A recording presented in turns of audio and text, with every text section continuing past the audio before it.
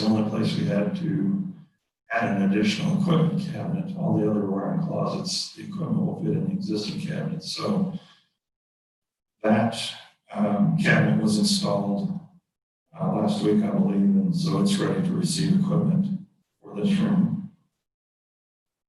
And the WT Coltrane staff were on site the week of the 7th to prepare for the video equipment and wiring closets and the cameras in the room. So they have all those codecs laid out downstairs in the committee room, and we're configuring those, getting ready for those to install in the equipment room. So that work is ongoing this week. And as I mentioned, the camera shelves are being installed this week also. We started staff training this week. So all of our KLS staff and lots of other legislative staff being trained on the use of these new systems. So overall, the project is going fairly well. Next section is project risk realized, and there are now issues, and the main one we have is the audio system upgrades. We had some delays on delivery of that equipment for the audio upgrades. That was supposed to be happening this week, so now that's not going to happen until the week of the 21st, which as long as we get the equipment in and get the teams working on it, WT still expects to have the project for the committee rooms and chambers completed by the end of the year. But that one we've got to watch closely to make sure that that happens. Will those audio upgrades mean new microphones or just stuff behind the microphone that's going to make things better? Stuff behind the equipment in the closets, the new amplifiers, and mixers that put all that audio together. So I was just thinking, when we do the Zoom, if sometimes you can hear the chair, you can't hear other people. And so that will fix that problem. Has nothing to do, these microphones are just fine. It's what's behind it. Is that correct? What's happening right now is we're using the microphones off the computers. We're having to take a microphone from the room and point it at the speaker of the computer. So it's not integrated with the audio system. That's one of the issues we identified early as the problem with the audio is we don't have a direct electronic connection from the room audio systems into the video conference systems. That's one of the main things this project is to solve and the reason we have to update those audio systems is so we can put the interfaces in those audio systems to connect to the video conference systems electronically and not have to depend on microphones and speakers for the transfer of audio.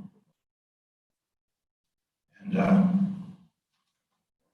WT Coltrane, they mocked that up in their labs before they've actually started working and installing it here. So we're pretty confident that that's going to work well.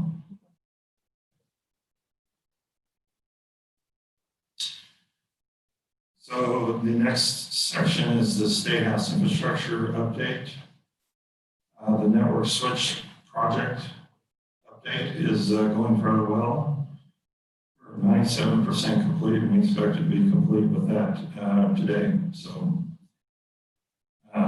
that was a concern early on, was making sure that all those network switches throughout the State House were updated, and we're almost complete with that project.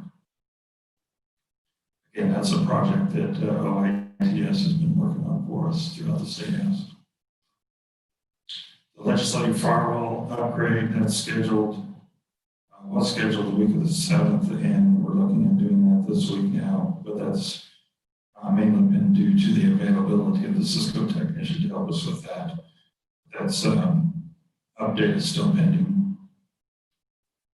And then, as I mentioned, the room audio system upgrades. We're scheduled right now to have that started on the 21st, and WWT working with Mission Electronics to complete that. So critical items to be completed is to complete the committee rooms and the chamber systems, complete the infrastructure updates, and then test the video conference systems and get ready for session. One of the other challenges we've had that I should mention is just getting availability in the rooms.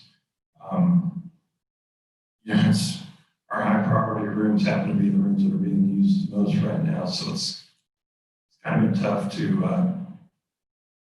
get the schedule and get the team scheduled around the meetings, and making sure we're not working next door to a meeting and creating a lot of noise that might disrupt the committee. So Terry, our project manager on this, she's been working well with the teams and getting them the room schedules to make sure that they know where they can work at each day. So that's the end of my report. I can stand for questions. Well, you shouldn't let the noise bother you, because pre-COVID, you know, we had Kansas Day, we had King Day, we're used to noise, so. I do have a question, the staff training. My concern is, are you guys gonna need more FTEs to operate? You're gonna have several rooms wired up to do Zoom, and I'm pretty sure Robin can't run to every one of those. First of all, we plan on having all of our information services office staff trained on the systems. And we plan on adding more temporary staff for the session to help operate the systems.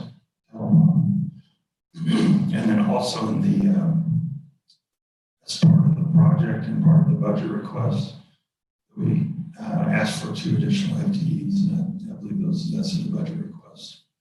Of course, that's not approved until the budget is Well, or now Tom walks in. You know, we have some money left over on the CARES, but I don't know how you can't build it because it's ongoing. We're struggling now to try to make sure we get everything paid that we're committed to by the end of the year. And you know, we need to look at our final costs and get that wrapped up by the end of the year. Representative Hoffman? Thank you, Madam Chair. We do have that, still some of that, of the 50 million Right. of our own money that we. I don't think we can use it though for ongoing staff, because it has to get spent.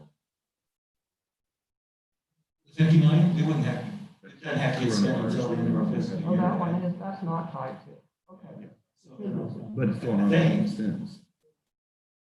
True, but we've kind of had a deficit situation in computer services for some time, because one, we don't pay them good enough and they leave.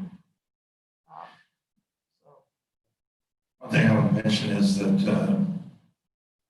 Tom and I were talking about what our ongoing costs for the operations of this will be. And so we'll be putting together documentation for that as we learn, you know, as we start operating these systems, we'll be able to know better what all of our ongoing costs will be. So we'll document that and be able to present to the budget committees. very good. Senator Hawk? Alan, thank you so much for your leadership in pulling this difficult task off in the timeline that Ed gave us with the CARES funds. I have to ask my WebEx question every time you present. So I got a question from a constituent about on Zoom, if you don't have a computer, you can use your phone, call in, and I know nothing about WebEx. Is that still going to be a possibility for patrons and constituents who want to testify? If we have Zoom committee meetings, will they be able to call in on a phone, or will they have to do it via computer and an app? The WebEx service does have phone capabilities, so you can call into it just like you do with a Zoom call. The services work very similar. They will be happy to know that. Just to follow up on that, and if you don't know, that's fine, but are there any huge differences that will make people uncomfortable using WebEx, or is it's really doable? It's just, you got to click on the left side instead of the right side. Over the past several months, I've used the most used big 3 right now: Microsoft Teams, WebEx, and Zoom, and they're very similar. Representative Waymaster. Thank you, Madam Chair, and Alan, this might be more of a question for Tom. I see him, just not getting sitting in the back. I guess my question, I don't know if this is the pertinent time to be asking this, but I was kind of wondering if there's been any determination on how we're going to handle session. I know that the Attorney General just outlined that we have to cast final votes, final action votes in the chamber. And I didn't know exactly if there's been any discussion. I know that might be up to the Legislative Coordinating Council on how we'll proceed.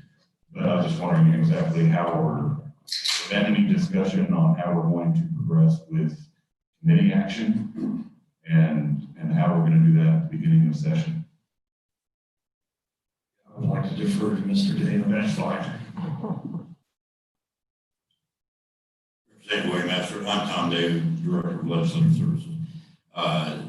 The discussions are continuing to go on right now between both House and Senate chambers, or both leaders, new elected leaders, as to how we are going to handle both chamber work and committee work, as well as all other types of aspects within the building. I'm hoping we'll have something this week. Okay, well, I was kind of, I was wondering how we're going to function. Would it be through WebEx or most of the committee members? I know we talked in previous meetings that possibly the chair, the vice chair, the ranking minority member will be in the committee room. Other members will be on Zoom or some other online platform, as well as those that are willing or wanting to be conferees. But I'm just kind of wondering, since the Attorney General did come back and say that we do have to have final action votes in the chamber, how we're going to proceed with committee hearings, because I think everybody's kind of wondering how we're going to do the state's business on a day-to-day basis once we start on January 11th. So I just kind of wanted to see if there was an update. Nothing at the moment, but I'm hoping we'll have more definitive answers by the end of the week. And committee work is recommendations out, so you don't have to physically be here, so. President LaForne. Thank you, Madam Chair. This question is for Tom Day also. You should have come in here. Didn't walk fast enough to get out of here. So I believe I know the answer to this, but everyone's been gracious enough to wear masks in this room. Will it be up to the LCC to decide whether there is a mask mandate? And is that the only group it's up to? I guess that's my question. Representative Wolfmore, I'm not sure I can really answer that question, or whether it would be up to leadership of each chamber for that definitive answer. Yes, it would be an LCC issue, but it could also be a leadership in each chamber issue. So I want to follow up, and maybe this is more a question for JG or someone else, but once the legislature is back in session, and the LCC no longer is charged with carrying out legislative action, could that fall to the legislative bodies to decide that? I believe so, and I think that's the issue that is existing right now. What happens once we hit January 11th? Thank you very much. Don't take the blame personally. Marcy sat over there yesterday. It's probably because you're just so close to that, so I apologize. Okay. Any other questions? All right, thank you, and thank you for all your expeditious work. We'll see how things look in January. So. All right, at this time, we're going to have a presentation on the Governor's Commission on Race and Equity Justice. This was a commission put together, and we're hearing it just so we can find out what it was all about and what all they learned. So, we have Tiffany Anderson, co-person of the CREJ and the superintendent of Topeka Public Schools. Good morning and welcome. Good morning. I'm here with my co-chair, Dr. Portilla. She will introduce herself as we prepare to present to you. Our report this morning will consist of my co-chair talking a little bit about the history and background. I'll share with you a little bit about our timeline, the sessions and the process that we went through to get these recommendations. And then co-chair Portilla will be talking about sharing a little bit about some examples of some of the recommendations based on the topics that I share with you. It is a privilege to be before you today, and at the end, we will answer questions. As we prepare to get started, I do want to share that unfortunately today, and sadly today, I have a kindergarten students memorial service that starts at 11 o'clock. So somewhere, if we are still in conversation and I depart, it is to travel to that today. But Co-Chair Portilla will continue the conversation and answer any questions if I have to depart prematurely. And again, good morning to all of you. Good morning. As Dr. Anderson mentioned, I'm Dr. Shannon Portillo, co-chair of the commission. I'm also Associate Dean of Academic Affairs at KU School of Professional Studies.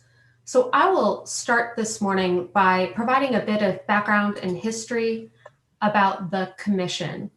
So our commission kicked off in late June of 2020. This started with an executive order from Governor Kelly. She asked the commission to study issues of racial equity and justice across multiple systems in Kansas, though first and foremost focusing on policing and law enforcement. So she appointed 15 commissioners from a wide range of perspectives and locations throughout the state of Kansas. We have folks from the justice system, education system, healthcare, and advocacy organizations who serve on the commission. This commission is not exclusively focused on criminal justice reform.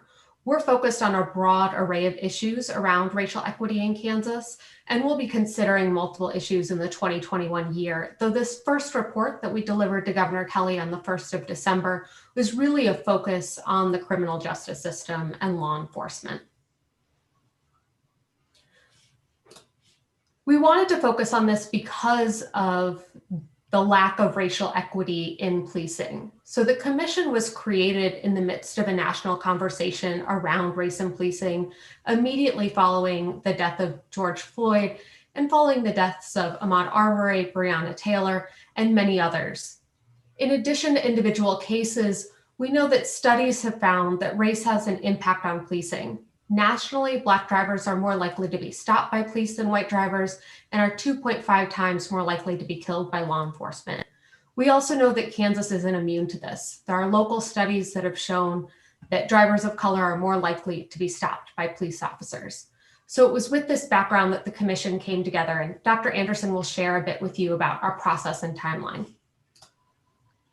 So in looking at the process and timeline, the commission is made up of people from across Kansas representing a variety of areas. And through that, we were able to coordinate 11 meetings for the full commission. We held those every other week since July. In those full commission meetings, we've heard from a number of experts on areas related to policing and law enforcement. Those individuals include, but aren't limited to, the National Governors Association, and they gave a report on the previous federal and state law enforcement reform reports and recommendations. The Kansas Law Enforcement Training Center, they really talked about law enforcement training in Kansas. We listened to individuals talk about tribal issues and law enforcement. The tribal interactions in criminal justice system and tribal jurisdiction were really explored through that. We were able to listen to the Kansas Commission on Peace Officer Standing and Training. So CPOST really met with us multiple times actually and talked about a lot about training and opportunities. We listened to Judge Arnold Berger on the Pretrial Justice Task Force report and the pretrial and bail reform. We also had individuals come and talk to us about the State Board of Indigent Defense Services and Federal Public Defender's Office. And they really had an opportunity to talk about challenges and make suggestions. The Governor's Grants Office and the Attorney General representatives talked about funding for law enforcement programs.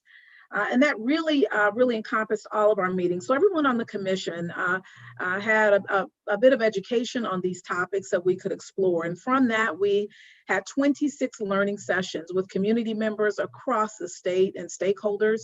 Those included law enforcement individuals, healthcare, education, municipal government, and academic experts. Those included community sessions in Wichita, Dodge City, Hutchinson, Topeka, and in KCK. We also had learning sessions with the State Board of Indigent Defense Services. We had a learning session as well with the Kansas Association of Chiefs of Police, the Kansas Sheriff's Office, the Kansas Peace Officers Association, the National Organization of Black Law Enforcement, also known as NOBLE, and the Kansas chapter of that.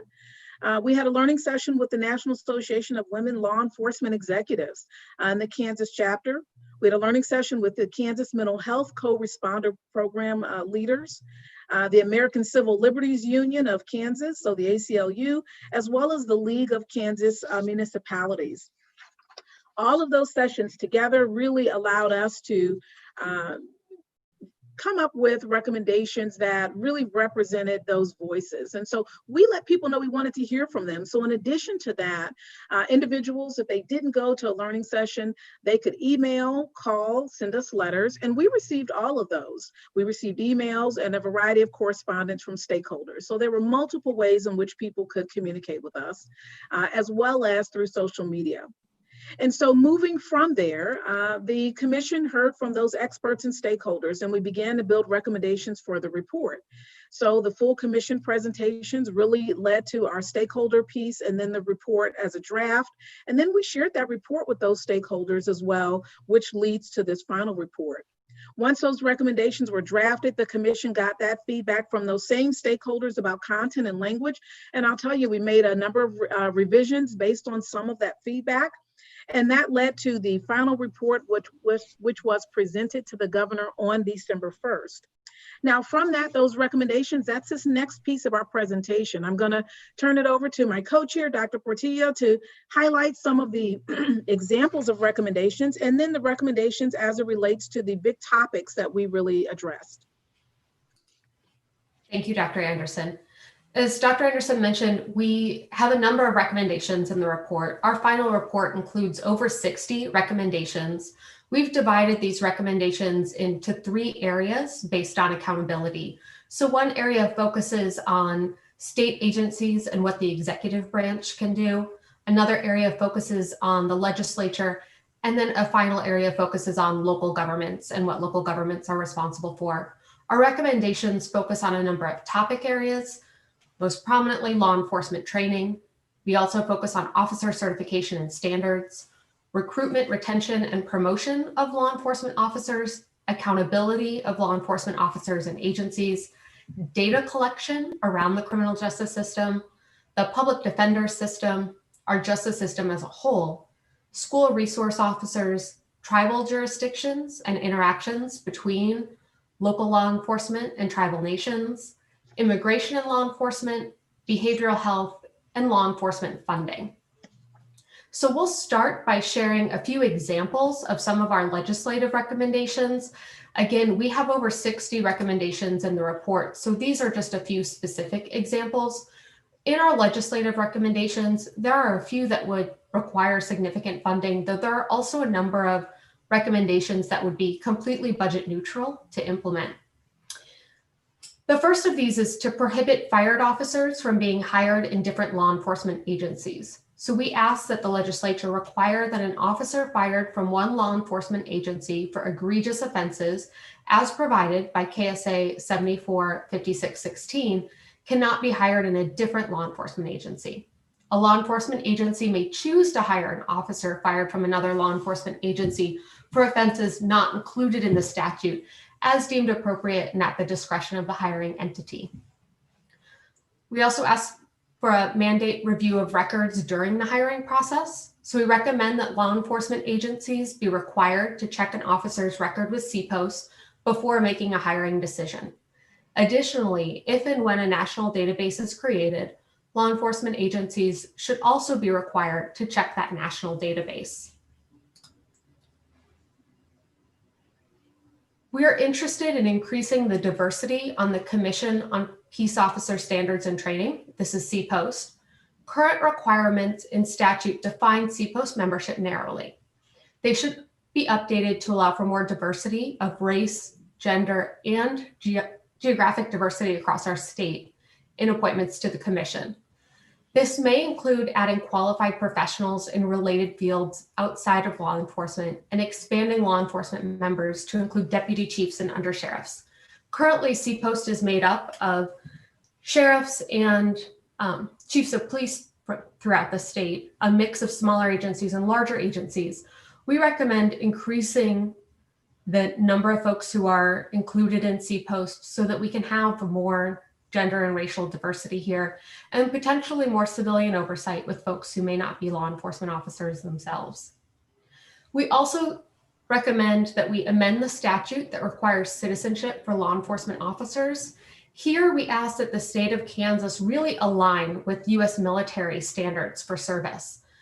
So Kansas law, KS 745605, prohibits law enforcement agencies from hiring non-citizens with legal status as law enforcement officers. This policy prevents agencies from taking advantage of legal permit residents, green card holders, DACA recipients, and other potential community members who may make high quality and committed law enforcement officers. We think that Kansas should really align with military requirements here so that folks who have served our nation can also serve as law enforcement officers. This would also help our communities in Southwest Kansas in particular to ensure that we can make up for a shortage of law enforcement officers in those areas. We also ask that the legislature review racial and bias-based policing policies and complaints processes for law enforcement across the state. So the legislature should review the racial and bias-based policing policies that were updated in statute in 2011 and determine if they're serving the intended purposes. Specifically, we ask that you address the process for filing a complaint of racial or bias-based policing or other complaints related to law enforcement, such as the use of force complaints, to ensure that the process is clear and accessible to all Kansans. We also ask what entity is most appropriate to manage the process of filing for those complaints, conducting an independent and thorough investigation and ensuring accountability measures as appropriate, and the availability of data related to such complaints and responsive action taken. So right now we see kind of a mix between the Attorney General's office and CPOST, and we just ask that the legislature take a look at that and see if there's an easier process for Kansans who wish to file a complaint. And then we ask that we expand public defenders' offices across the state. So we ask that Kansas require public defenders' offices in any county with a population greater than 100,000. Public defenders cost less than court-appointed attorneys. They're available for first appearances, and they provide continuity in case coverage and have more accountability within the criminal justice system. Having organized offices rather than contract attorneys also allows for training, mentorship, and professional development within the organization, similar to prosecutors' offices in the same jurisdiction. So this is a recommendation that would require an investment upfront from the state. Currently, the state is responsible for funding indigent defense, but if we organize public defenders' offices in our larger counties, we think that this could lead to a decrease in later spending on appeals and a more organized experience for indigent defense across the state. Those are just a few examples that we have from the legislative aspect of our recommendations. As I mentioned, there are two other areas where we made recommendations. The first is state agencies and the executive branch. Here, an example is that we've asked Governor Kelly to create a law enforcement supervisory training program. This would be through the Kansas Law Enforcement Education Training Center, KLETC, that they create a supervisory training program or academy. So all law enforcement officers who are promoted to a supervisory position should be required to attend this academy within 6 months of promotion. So the Supervisors Academy would really make sure that we have that continuing education as folks move up in their career from frontline officers into positions of leadership. And we think this would really help from an accountability standpoint for how leaders within that organization continue to develop and learn. We also have recommendations that go to the local governments.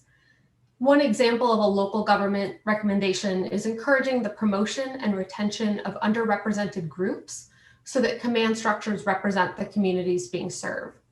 We know that law enforcement and policing works best when law enforcement agencies reflect the communities that they're serving. So we encourage local governments to take a look at their agencies and make sure that their agencies not only hire, but also promote and retain traditionally underrepresented groups. Efforts to retain and promote these groups is integral to ensuring the department at all levels of the command structure is reflective of the community that it serves and creates practices that reduce bias in policing. As I mentioned, our report has over 60 individual recommendations, so we won't go over all of them here, but we have included a final slide that has a link to the full report, along with recordings of all of the meetings that Dr. Anderson mentioned, our 11 meetings of the full commission, as well as recordings of some of the 26 learning sessions that we conducted. We also have available supporting documents and research that we use to develop these recommendations. So we'd like to open up now for any questions that the committee may have. Okay, thank you, Shannon. Appreciate you being here today. Are there any questions? Senator Hawk? Thank you, Madam Chair, and thank you for an excellent report and your work on this, and for the governor establishing this commission. One of my questions, and you mentioned in one of your early slides, this was not looking at the criminal justice system as a whole. I wonder if any of your meetings, there was a discussion about some of the laws that may actually have an impact on some of our populations more so than others. And I'm thinking of the debates we have often in this body on drug laws, particularly marijuana. Did you look at some of those laws and how they might impact both enforcement and how that may cause some groups to be overrepresented in the criminal justice system? Thank you, Senator Hawk. We did not take a specific look at criminal statutes, though we know that there are other committees that are taking a look at that. The Legislative Commission on Criminal Justice Reform, which I served as one of the members of the subcommittee on race for that group. I know that they took a bit of a look at that. So we haven't taken a focus on specific statutes, though we do support the work of the pretrial justice group as well as the Criminal Justice Reform Committee. And we will be taking a look in the 2021 year at health disparities and some of the ways that we may address that, though specific drug legislation was outside of the scope of what we were doing this past 6 months. Now, Senator, one of the items that was quite helpful for all of us with having, 26 learning sessions, it really gave us an opportunity to hear from some of the groups that you're talking about. So, for example, through the education, we talked a little bit about the school to prison pipeline, and that led to the SRO recommendations. Another group, we also had an opportunity to hear from the deaf and hard of hearing group, the immigrant population, and some of our individuals who don't speak English as a first language, the overrepresentation of people of color in the criminal justice system as a broad topic. So as Dr. Portillo has shared, those things really have helped us, one, give some initial recommendations now, but in 2021, we are hoping to have the health disparity focus through the social determinants of health. And that will allow us to look further into populations that perhaps are overrepresented in the criminal justice system, but also populations who have great challenges and are most in need and at risk throughout Kansas. So we're looking forward to that continuation through the social determinants of health moving forward. Thank you, and that's very encouraging, and I appreciate you taking that broader look at this also. Thank you, Madam Chair. All right, thank you. I have a question about the prohibit fired officers from being hired at different law enforcement agencies.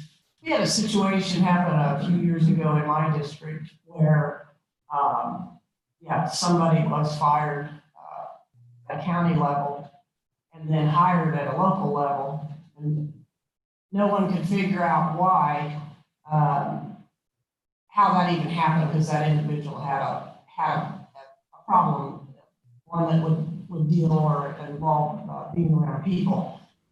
So I guess my kind of question is maybe for Jill. This statute, because I didn't look it up, clearly says that you cannot do that because the information was not passed to a local entity. Violation occurred at county level, and that individual was able to be hired at a local level, and no information was found. And they said, I believe, if I remember, something about you had to know and call all those different entities to find out if they had a record. So is the statute clearly saying what the way I see it is that that statute says that you cannot hire a fired officer. That has happened. I don't dispute that that could happen. I'm wondering if this person just falls through the cracks because yes, frankly, I think by reading the statute, their certification should have been suspended. They were violated this, that the commission can suspend, condition, or revoke their certification. So it could also have been an error on the lower local level because they didn't ask for a certification possibly. It could have been. I mean, I don't know the exact situation, so we'd have to investigate it or like find out what happened. It sounds like it fell through the cracks, yeah. Right, and I believe it's happened, I mean, at least to my knowledge in my area more than once. Anyway, I was just kind of curious from the committee's perspective, is this something that, you know, I know about it because it happened in my area. Did you hear this during the committee process happening across the state? Chairwoman, one of the things that we did here is that information sharing can be a bit difficult between agencies, and some local agencies may not know that they can contact CPOST and receive some of that information about fired officers. So part of our recommendation is really ensuring that local agencies are checking in with CPOST about some of the personnel records of individual officers and encouraging that information sharing between jurisdictions. So CPOST is the record database for that type of situation, and that's what they should always check with, or who they should check with. Yes. And Go ahead. in answer to that as well, we did hear something somewhat similar from law enforcement agencies in terms of that very issue that you just mentioned. And it's really part of the recommendations. You know, the example that Dr. Portillo just gave a little bit earlier about prohibiting fired officers from being hired at a different law enforcement agencies, it was born out of that particular issue being one that is a challenge, and ensuring that we have some verbiage that really addresses making sure the law enforcement agencies are checking not only the other areas, but also that anything that is truly egregious, as defined by the statute, that they're not able to hire at another level, as you've just described. And so, yes, that did come up, and it specifically came up from law enforcement agencies, and it's part of the reason why the recommendation is there. And then in addition to that, we've added the mandating the review of records during the hiring process as an added item. Thank you. And that kind of transitions into my next question. It sounds like the supervisor needs to be trained to know where to have access to information like that. And then, so your other question about the supervisor training, I would be curious, did you talk about the doability of that? Because I think of some of these little small cities may not have the money to send. I agree with the training within 6 months, the promotion, they need to have some training. But the 40 hours of continuing education yearly, I was just curious if the committee had anything about, is that doable? Should it be 20 hours? I don't know. I'm just asking. Maybe they already are required to do 30 to 40. I don't know. So we did create this recommendation in collaboration with the Kansas Law Enforcement Training Center around kind of the length of training and what that would look like for supervisors. We do recognize that for some of the smaller jurisdictions, it's always difficult to have officers leave to do training. We have also, in a recommendation that wasn't shared as part of the PowerPoint, but is in the full report, we've recommended that the governor's grant office include a new staff person to help local jurisdictions in seeking out grant funding and thinking about how we can support some of those local jurisdictions in continuing professional development and making sure that they have the resources that they need to continue to professionalize their forces. So we do recognize that this may be a big lift for some of our smaller agencies, but we think that it's an important one to ensure that we can really implement the kind of law enforcement that we need across the state. As an added component to training overall that did come up in the learning sessions was the challenge and perhaps concern from some in law enforcement regarding the quality and levels and the differentiation of training. And so when we talk about supervisory training, there's certainly some training opportunities that are already being provided, but they're the same thing every year. So we're really looking at how do we encourage continued training specific for supervisors, college attainment, but how do we also ensure that we have levels of training over time so that there are other experiences, and that may actually be budget neutral. It's just a matter of really ensuring that the quality and the depth of training continues to be enhanced in the future. Sounds like training needs to be updated with the times, with the needs at that moment. Representative Waymaster. Yes, we heard that, and then continued collaboration with some resources that are really out here right now that are available that could also complement what the training is that's occurring. So we're really excited about that. I think training came up in pretty much every session from certainly all of law enforcement and many of the other agencies. A question from Representative Waymaster. All right, thank you, Madam Chair. And actually, you were touching on two of the items that I wanted to ask about in regards to the hiring of a law enforcement officer who may have been fired and transitioned into another law enforcement entity.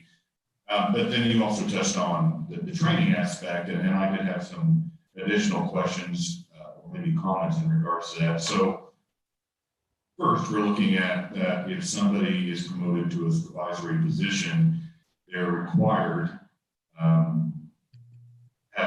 within 6 months to have the required continued education.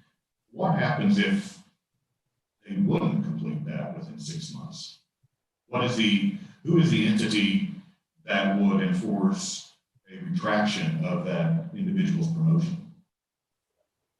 That's a great question, Representative Waymaster. And we can only present recommendations from the commission. This would really be, when we think about implementation, this would be a joint ask between local agencies as well as thinking about KLATC as a state agency being able to provide that training in a timely manner, but then local agencies really making an effort to ensure that their new supervisory hires and promotions have access to and are encouraged to take that training. We did not, as a commission, consider the potential what ifs if someone does not go through with that training. I just kind of ask because, in some cases, like the chairperson was talking about in smaller communities, there may be an issue or concern in getting that completed within 6 months just because of the workload that some may be experiencing. And if they wouldn't get it done within 6 months, what is the ramifications if they don't? It seems like we're denying to say, you have to have this done, but then there's no enforcement on the back end. Right now, absolutely. And Representative, I'll share one of the ways that it really reads is within 6 months of promotion. And so if someone is promoted, really what we heard, especially from the small agencies, is that funding is so limited for training. You know, some people have funding where they can really select to send individuals to national training, and others, especially smaller communities, don't necessarily have that.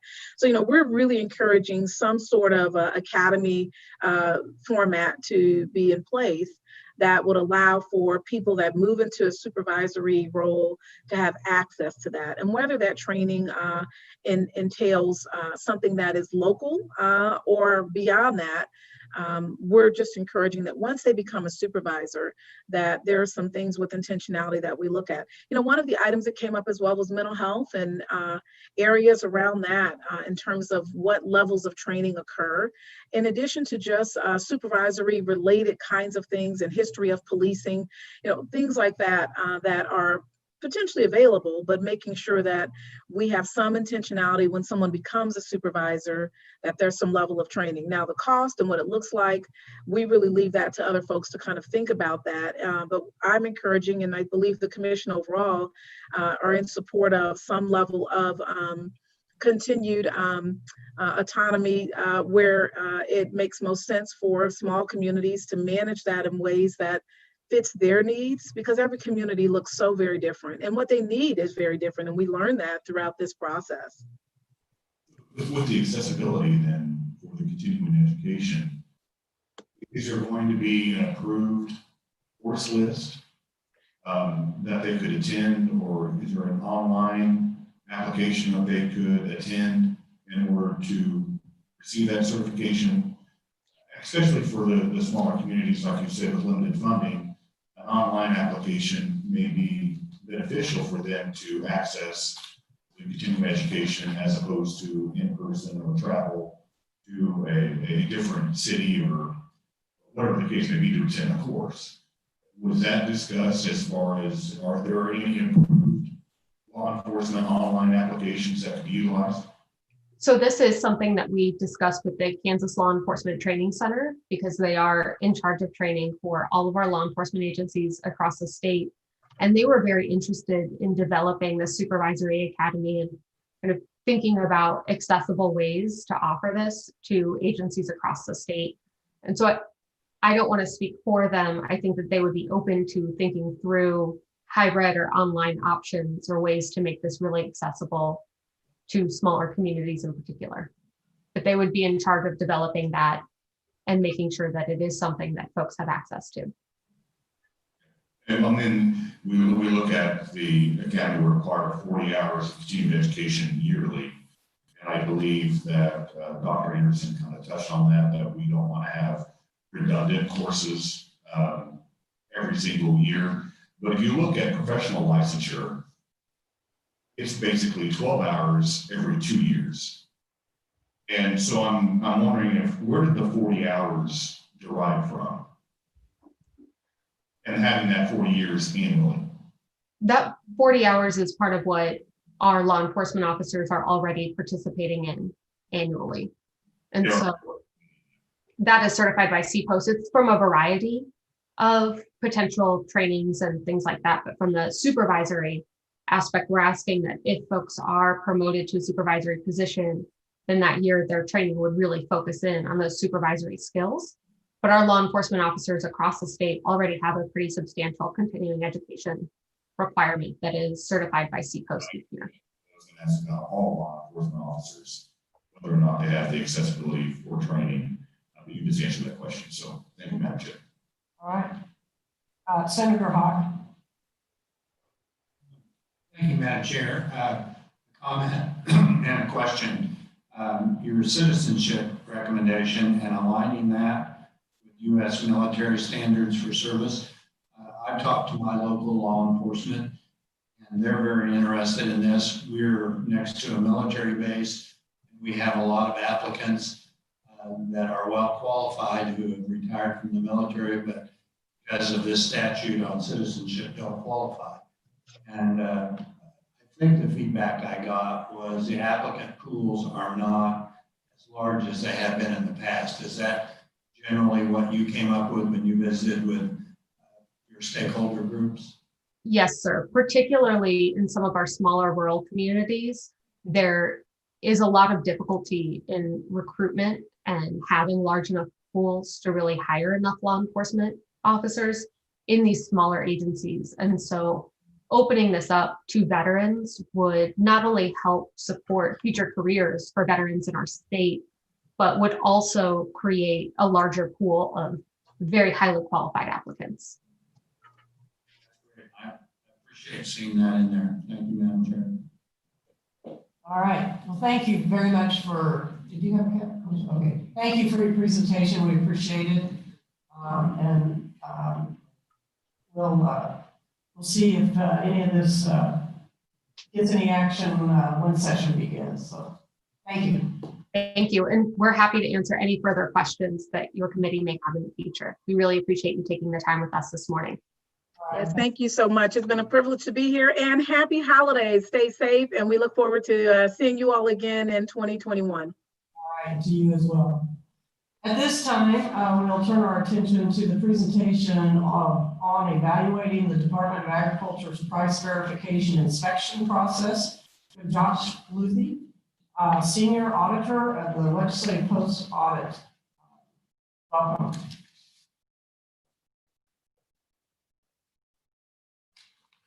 Like, is my microphone on? Yep. Sounds like. Yeah, as long as the light's on, it's on.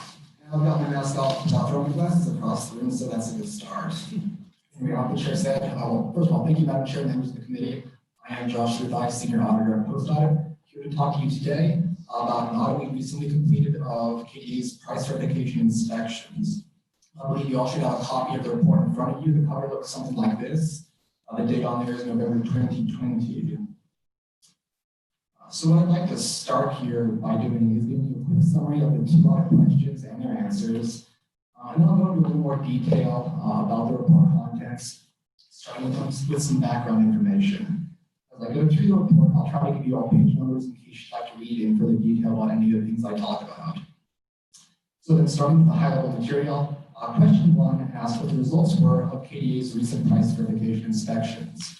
We looked at the inspections KDA did in fiscal years 2018 through 2020. And what we found was that businesses failed most of the inspections KDA did. They failed about 60% of those inspections. Additionally, we found KDA didn't always respond to those failed inspections as timely as they could have. Question 2 asked how other states ensure adequate coverage for their price verification inspections. The idea here being that in Kansas, coverage has some limitations, but perhaps we could look at other state strategies to get some ideas about what we ought to be doing. Unfortunately, based on the other 5 states we looked at, those other states don't have clear strategies or criteria for ensuring they get adequate coverage for their price verification inspections. So not a lot of inspiration there from other states. Getting into a little further detail, starting with some background information on pages 3 and 4 in the report, I think I've got about 4 broad points to make here. First point is that KDA has a program to oversee weighing and measuring devices in the state. Part of this program looks at devices like point-of-sale systems and scales. This audit focuses on KDA's oversight of point-of-sale systems, but it's important to remember that this program oversees more than just those systems. It's also looking at, like I said, things like scales and packages. And at the time of this audit, KDA had 4 inspectors doing these kinds of inspections across the state. Second, addressing what a point-of-sale system is. So a point-of-sale system is any combination of devices a business uses to figure out how much to charge customers when they buy things. So the example we're probably most familiar with is like a checkout register. These point-of-sale systems may include a scale, but they do not have to. Third, KDA oversees these systems by doing these things called price verification inspections. The purpose of these inspections is to test whether a business is charging customers at the point of sale based on whatever prices they advertise. Under state law, this is what businesses are supposed to be doing. If they tell you a candy bar is going to be $1 on the shelf, then you should expect to pay $1 at the register. If those prices don't match, then that's going to be an error for the business. So in all of these inspections, what an inspector is going to do is they're going to go into a retail business, and they're going to select either 50 or 100 items to test. For each of those items, they're going to look at the price on the shelf and take into account any sale advertisements, stuff like that. And then they're going to scan the item either with those price nuts or at the register. They're going to see what the point of sale thinks it ought to charge the customer. If the prices match, that's a good thing because that's what's supposed to be happening. If they don't match, that's an error. My fourth and final point here is that a business fails these inspections when more than 2% of the items in inspector tests have price mismatches. This means if we're talking about 100 item inspection, only 2 of the items can have price mismatches for the business to still pass inspection. So with that in mind, let's go ahead and move on to question 1, which deals with the results of price verification inspections in fiscal years 18 through 20. I've got 3 big points to make here. The first point is that KDE's inspection coverage was limited. This material is going to be on pages 5 through 7 in the report. To summarize briefly though, KDE's inspections covered only a small percentage of all retail businesses in Kansas. According to the U.S. Census Bureau data, there are about 10,000 retail businesses in the state. Based on the data KDE provided, it looks like KDE inspected only about 3% to 7% of retail businesses in the state in each fiscal year. We also found KDE didn't inspect businesses in all parts of the state each year. If you look at page 7, you'll see there's a figure that summarizes KDE's inspection coverage by county in fiscal year 18. The online report also shows their coverage in fiscal years 19 and 20. As you can see, in fiscal year 18, KDE didn't do any inspections in Southeast Kansas. These coverage issues are generally due to KDE prioritizing sale inspections over price verification inspections because of staffing limitations within a vacant position that can cause some portions of the state to go uninspected. These findings are consistent with our prior limited scope, which also identifies some concerns about the coverage of these inspections in fiscal year 18. My second big point here is that businesses failed most of the inspections KDE did. This material is going to be on pages 7 and 8 in the report. Based on our review of KDE's data, KDE did about 1,800 inspections in these fiscal years. Like I said earlier, businesses failed about 60% of those inspections. So in other words, businesses are failing these inspections more often than they're passing them. It wasn't uncommon either for businesses to fail consecutive inspections. There's some information about that in the report, but the example that stands out most in my mind is one business KDE inspected 9 times that also failed 9 times. That's not necessarily representative of what all businesses do. Like I said, it's the example that stands out most to me. Then third and finally on question 1, KDE didn't respond to failed inspections as timely as it could have. There's a lot of information here we covered on pages 10 to 14 in the report.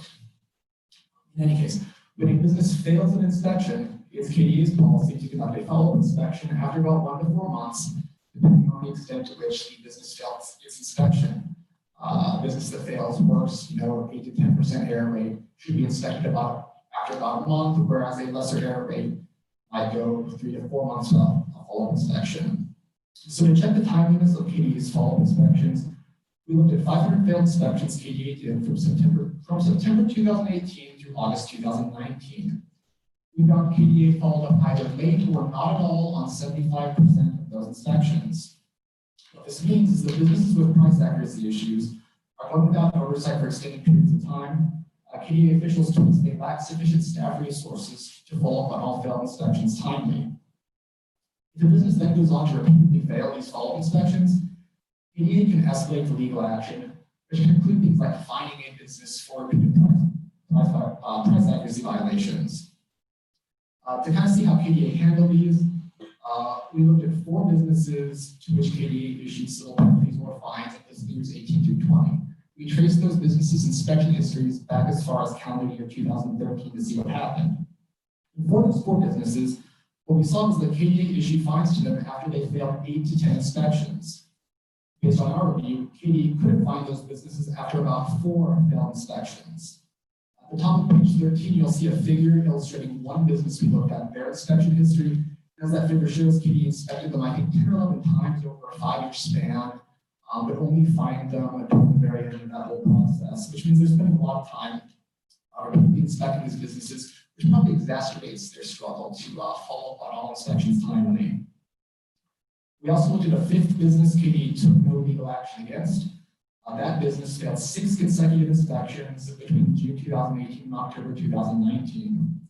KDE took no legal action against this business, and they also did no further inspections after that business failed its October 2019 inspection. Based on our discussions with KDA, these issues are again due to KDE having limited committed staff resources, not just in terms of inspectors, but also in terms of administrative staff. They also prefer to educate businesses and work with them to improve their price accuracy rather than penalizing with things like fines. But I should also clarify, KDA isn't required by law to do anything specific when a business fails inspection. State law gives KDA the ability to issue fines, but they don't have to. I think our concern here, though, is that if KDA isn't following up on failed inspections timely, they aren't consistently issuing fines, that's probably not a very good way to incent businesses to improve their price accuracy, and probably limits the effectiveness of these inspections. So those are my comments on question 1. Moving on to question 2, which deals with what other states do to ensure adequate coverage for their price verification inspections. I've only got one point to make here, and like I said earlier, it's that we didn't identify any processes that other states use to ensure they're getting adequate coverage for their inspections. This information begins on page 14 in the report. So we looked at looked at 5 other states: Colorado, Missouri, Oklahoma, Ohio, and Pennsylvania. We looked at those first 3 because they are neighbors, and we looked at Ohio and Pennsylvania because their programs have features we were curious about and wanted to learn about. So for example, Ohio works with its local governments to help do these inspections, and we thought that would be an interesting thing to learn more about. We also reviewed industry standards to see what they had to say about inspection coverage. But unfortunately, none of the 5 other states we looked at or industry standards had clear guidance about how many price verification inspections states ought to be doing. We covered that on pages 15 and 16 in the report. The officials in the other states we talked to basically told us they relied on more subjective measures to ascertain adequacy, such as the number of consumer complaints they get and the extent to which businesses pass their inspections. We also heard about some other strategies those states use, like I said, working with local governments and private businesses to do inspections. We outline those strategies in the report on pages 16 through 18. They don't, however, say anything about how many inspections the state ought to be doing. They're just ideas on how Kansas could potentially do more inspections. So I'm not going to go through them in detail here. So that's all I'll say on question 2 at this time. But to put this all together, KDA is only getting limited coverage with these price verification inspections. But unfortunately, it's not clear how many inspections KDA should be doing. Like I said, there are no clear standards, and state law doesn't say how many of these inspections KDA should do. Additionally, the inspections aren't likely as effective at getting businesses to improve their price accuracy, perhaps due to issues with KDA's follow-up process. We did make 3 recommendations to KDA as part of this audit. You can read those on page 19. KDA's response to the audit is on pages 20 through 21. And they provide some additional information and context on pages 22 through 25. That's going to conclude my prepared remarks. I will be happy to stand for any questions the committee has. All right. Questions for Josh, Representative Hoffman. Thank you, Madam Chair. Does the law say how many? Does the law say they have to inspect so many times a year or so many businesses a year? Is there any criteria at all? There is no guidance in state law. It suggests that they should do these inspections, but it's not clear how many. Okay. We do not have. So we don't have any. I'm looking on page 17. Pennsylvania has some sort of a kind of private partnership type deal. We don't have anything like that in this particular program. That's correct. Not with price verification inspections. I know that when I had my gas station a few years ago, for a while we had, and I know this wasn't part of it, but it kind of goes along with this. We had an inspector, a private company would come out, inspect it, and tweak it, they would work on it, and then they would inspect it, certify it. Well, then several years into when I owned it, all of a sudden they got changed so that now we have an inspector from the state come out. If it wasn't working quite right, then I had to call and have the other company private company come in, work on it, and then KDA had to come back out again and re-inspect it, which to me made no sense whatsoever. And so I think that doing some sort of a partnership with the policing themselves would probably be something that we ought to look at. Well, I thought we did use private for like the larger scales and some other things like that in this situation. We do use private inspectors to oversee sales. KDA checks some of those inspections. I'm not familiar with the extent to which petroleum inspections are privatized. Yeah, I think mine was just petroleum, so there may be something different on the other, but, so, was there a reason that they gave for not doing anything in the eastern part, or the southeastern part of the? I believe that situation specifically was due to an open inspector position at the time. KDA assigns its inspectors geographically, so if a position goes vacant, that can create coverage problems. So was this map just for 2019? The map in the report is for fiscal year 18. Like I said, the online report will also show you fiscal years 19 and 20. Okay, well, all right. Thank you, Madam Chair. Other questions for Josh right now? Okay, there may be more, so you might want to start. Oh, I'm sorry. Representative Whiteman. Thank you, Madam Chair, and I know I followed this up with the Attorney General and also with Jill, and so Jill can correct me if I have some of the information wrong, but I had a situation, and actually I have the company itself that has been going to merchants and basically supplying credit card servicing, and the company's name is VisiPay. And I don't know if this actually pertains to the weights and measures, but according to the law that we currently have in the state of Kansas, which was passed in the 1980s, is that when credit cards started becoming a more prevalent use of a transaction when purchasing, that you cannot put the surcharge on to the customers where the credit card processing company charges the merchant for accepting credit cards. And this particular company has been going to merchants throughout the state and basically saying that if you pay cash, you get a 4%, or if you use a credit card, you have to pay the 4% surcharge, which increases basically the pricing for an individual who is wanting to purchase something at one of these merchants. And under this current statute, that's illegal. And so I'm wondering how this company is going around and talking to merchants across the state of Kansas saying that they can charge a surcharge for accepting credit cards and a cash, basically they're putting it as a cash discount if the individual would have to pay cash. I've got many. Yeah. And so I'm wondering, is there any type of, what's the regulatory authority for this credit card processing company that's going out to merchants and selling their services, but yet if the merchant is actually, I guess, in a way sued by either a customer because this is illegal according to the Kansas state statute, the merchant's on the hook, not this credit card processing company. And they're saying as long as you have this signage by your cash register, it's legal. And like I said before, I've checked with the Attorney General and I've checked with Jill, and it's not. Unfortunately, that's not something we looked at That's not something we looked at. as audits. KDA officials may be able to correct me if I'm wrong, but I don't believe that would fall under the purview of what the program does. Okay, well, I'm just kind of wondering because, like I said, there's many merchants who have fallen victim to this company saying, "Oh, this you can do this," but according to our state statute, you can't. Whoa. Lost your.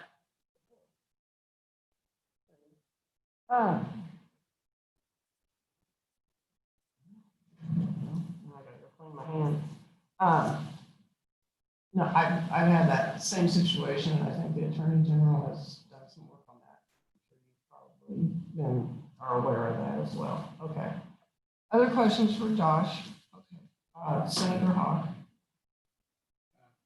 Seemed like similar reports on this since I've been in the legislature, and it always boils down now, I look at your recommendations, that we don't have enough staff to either conduct the number of inspections we want to conduct or to follow up where we find errors.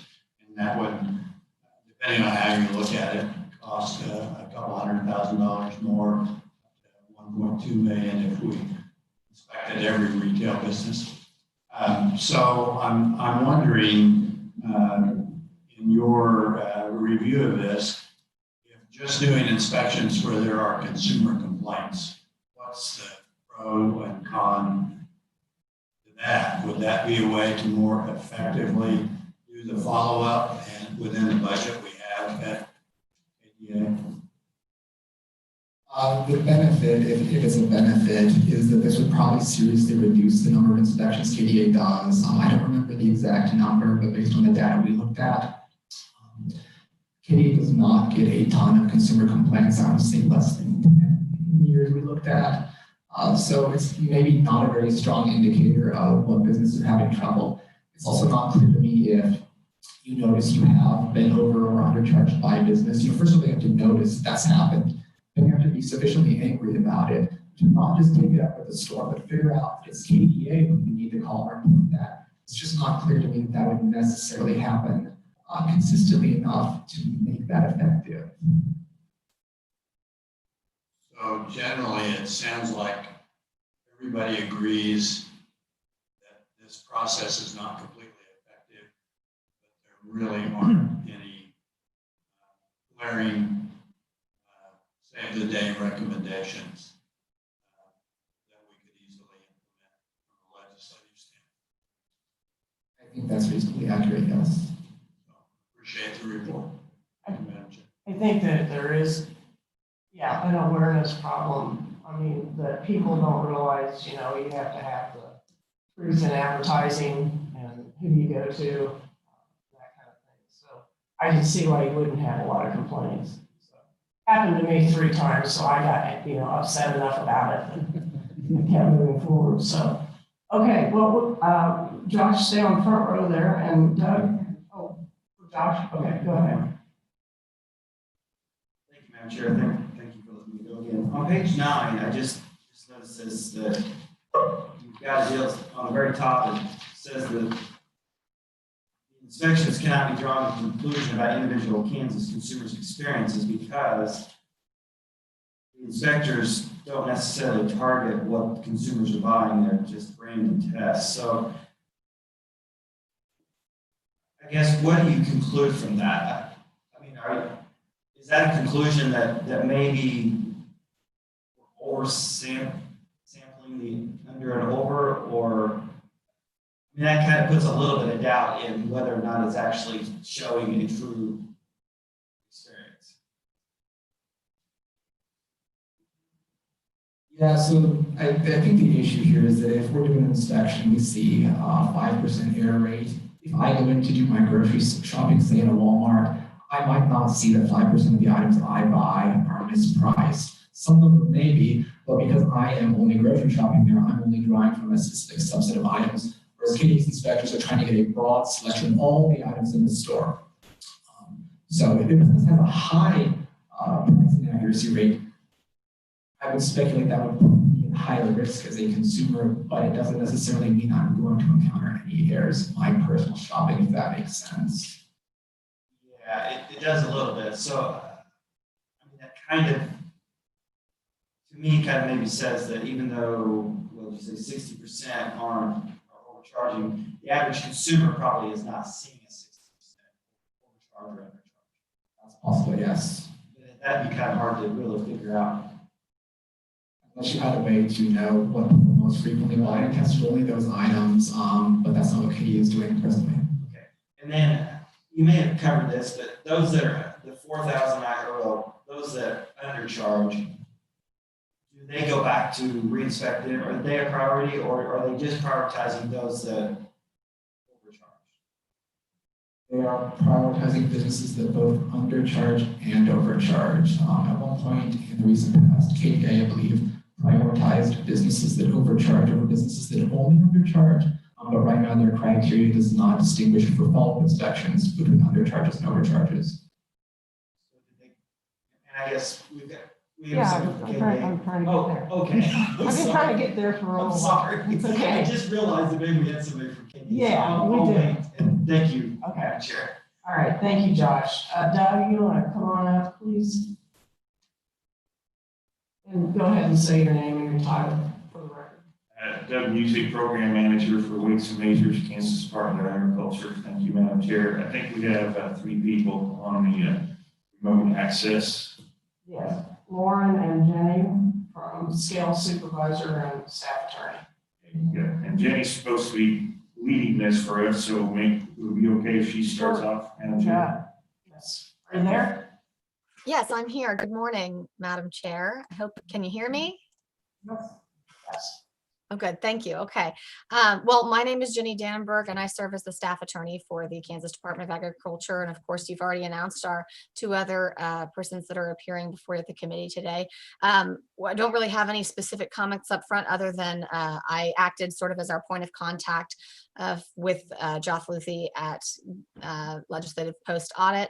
And so if there's any questions, I guess, about how materials were presented, that would be appropriately directed to me. But otherwise, Doug and Lauren are really your subject matter experts. So if the chair is ready, we are prepared to answer any questions that you may have with respect to this performance audit report. Back to Doug. Thank you. Thank you. I don't have any prepared remarks, but I can give some insight to some of the questions or comments if you'd like to start there. I'll just kind of start with the last one there, Representative Hoffman. As far as the items, we go in and do basically a random selection of 50 or 100 items. You could go in and start looking through a whole bunch of items and try to find, oh, there's one that's wrong, there's one that's wrong. And we did that. Probably every business would have a very good chance of failing. We'd be closer to 100% failure rate. We don't feel that's fair to the business. So the random sample is to get a feeling, an insight into how they're managing their system.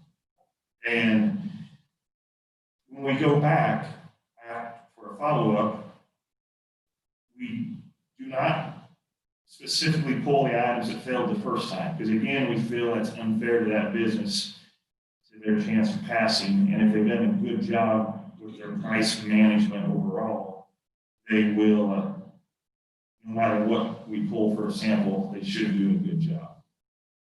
We will, in the case of a complaint, look at that specific item, or maybe items, usually it's one item that a consumer let us know about.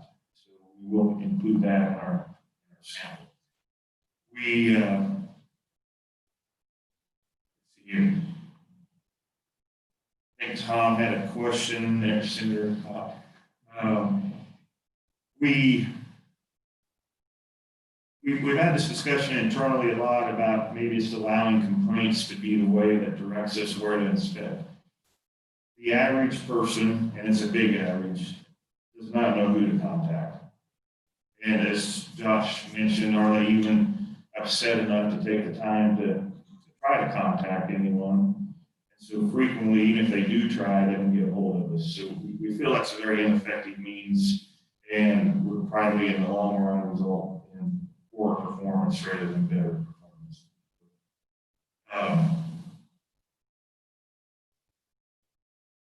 The Representative Waymaster mentioned something about the surcharges.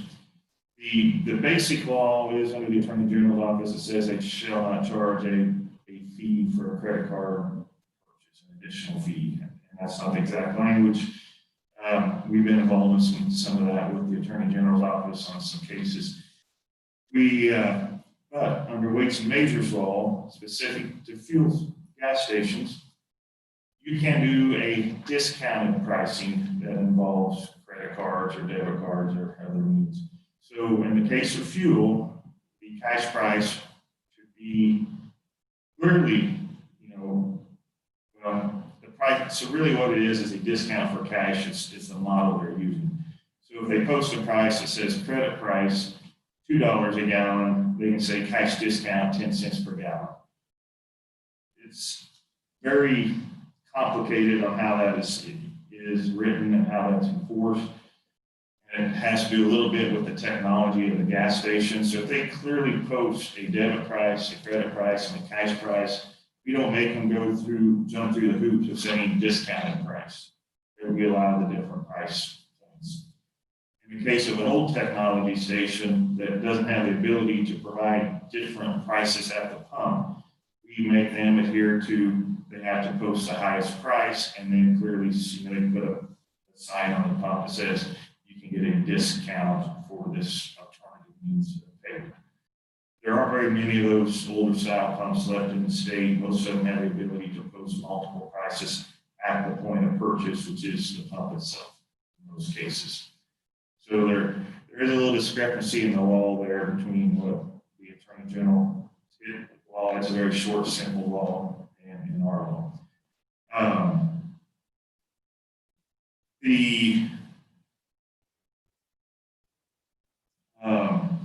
Question on that. This gets a little bit off topic here, but the question as far as the gas stations, Representative Hoffman, as far as, yes, the state, we try to do 100% inspection on gas stations as the state of Kansas, ADA.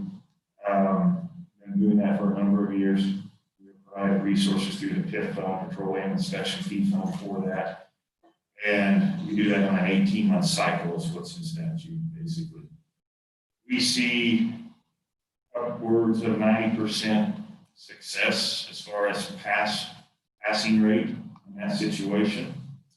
For a while, for a period of time, the state was not doing 100% inspection, and we saw percentages drop, and so they went back to it. On the scale side of things, we have essentially the same model where we license private companies and technicians to do inspections on behalf of the state of Kansas. We go in and do our follow-ups and scales. We're seeing 50–60% failure rates, depending on which pool you're looking at and what time period you pull the data. So I don't consider that very effective myself. We go into many businesses where a private third party has been in, who has been hired by the owner of that business to inspect their skills, and they were not inspected properly or in compliance with state standards.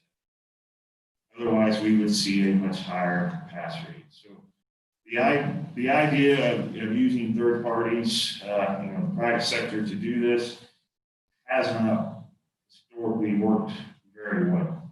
And so we're a little reluctant to go more in that, to move more in that direction. I don't have anyone else to say about that, but it has not been a very real successful. So, Doug, we did the mini audit and I had you come before the Ways and Means Committee almost 2 years ago this spring. Mm-hmm. And, it kind of was this, we don't have enough employees to do it. Then I look at this map in 2019 and none of Southeast Kansas was taken care of. I'm a little surprised that Johnson County and Wyandotte populated areas didn't have very much inspection for as large a county as it is. But I think the part that I'm really concerned about, because when you say you don't have enough employees, the part on the bottom of page 9 going on to page 10, which has to do with, no, that's not, I'm sorry, page 11 and 12, has to do with no legal action against these businesses. So there's no fines. To my knowledge, it doesn't sound like you fine very much. Not very much. Our ability to fine is tied to the civil penalty process. So we have to do full-blown legal documents. They're several pages long. They're very detailed. Take hours to produce. We have one person that does the majority of those, and that's Sherry Turby for us. Because of the complexity, we don't have the ability to assess a fee, a penalty per se, on site, kind of like a traffic citation. We don't have citation authority. So it has to go through this full-blown process. I think it's under KSA 77, if I remember. That really, it makes it difficult to get to that point. We also have, this is something we can change, and we talked about changing on the follow-ups, because we do have a challenge getting back in a timely manner. So sometimes when we get back, it may have been 6 months after the last previous failed inspection. And we could at that point say, well, let's not go back, let's go ahead and escalate through the legal process. But we don't feel it's necessarily fair to a business that may have taken some good measures, some action to improve their situation and have improved their situation because we haven't been there to look. So we kind of have what we call a 60-day period. It's not set in stone. But if something got, we call it stale, if it gets stale on us before we have issued orders, we will like to go back and make sure the business is either, it's not still doing poorly before we escalate. Because if they have taken good measures, have improved, and maybe are doing the right thing now, and we come on and issue this penalty, I think that's bad for everybody. I don't disagree with you, but I would think though, if they failed and you did get back within 60 days, 3 months, whatever, and then they fail again, if it's, oh darn it, we failed again, and there's no penalty, well, why should I improve my system? Yeah. And I feel like when I read this, I feel like you are allowing, KDA, not you, KDA is allowing this to happen. I think if you look at page 6, figure 2, I think this illustrates it graphically very well.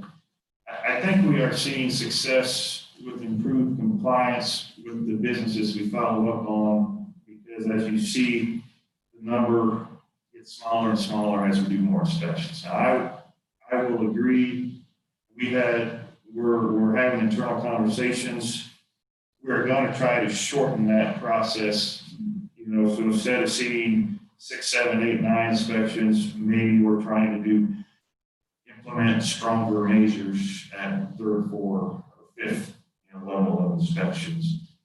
One thing to keep in mind is if a business fails with undercharges, we will not escalate. We will not move to a civil penalty only undercharges. So some of those that get stretched out may be in that situation that have maybe had multiple inspections and had only undercharges a time or 2. There's also some instances where some of these businesses have gone out of business. So they may never get followed, and they may never show up in our database as being followed up on because they're out of business. We had a large chain, I wouldn't say their name, Shopco, they're out of business. They were under a lot of scrutiny with us. We've gone to a lot of their facilities. We had issued civil penalty with them.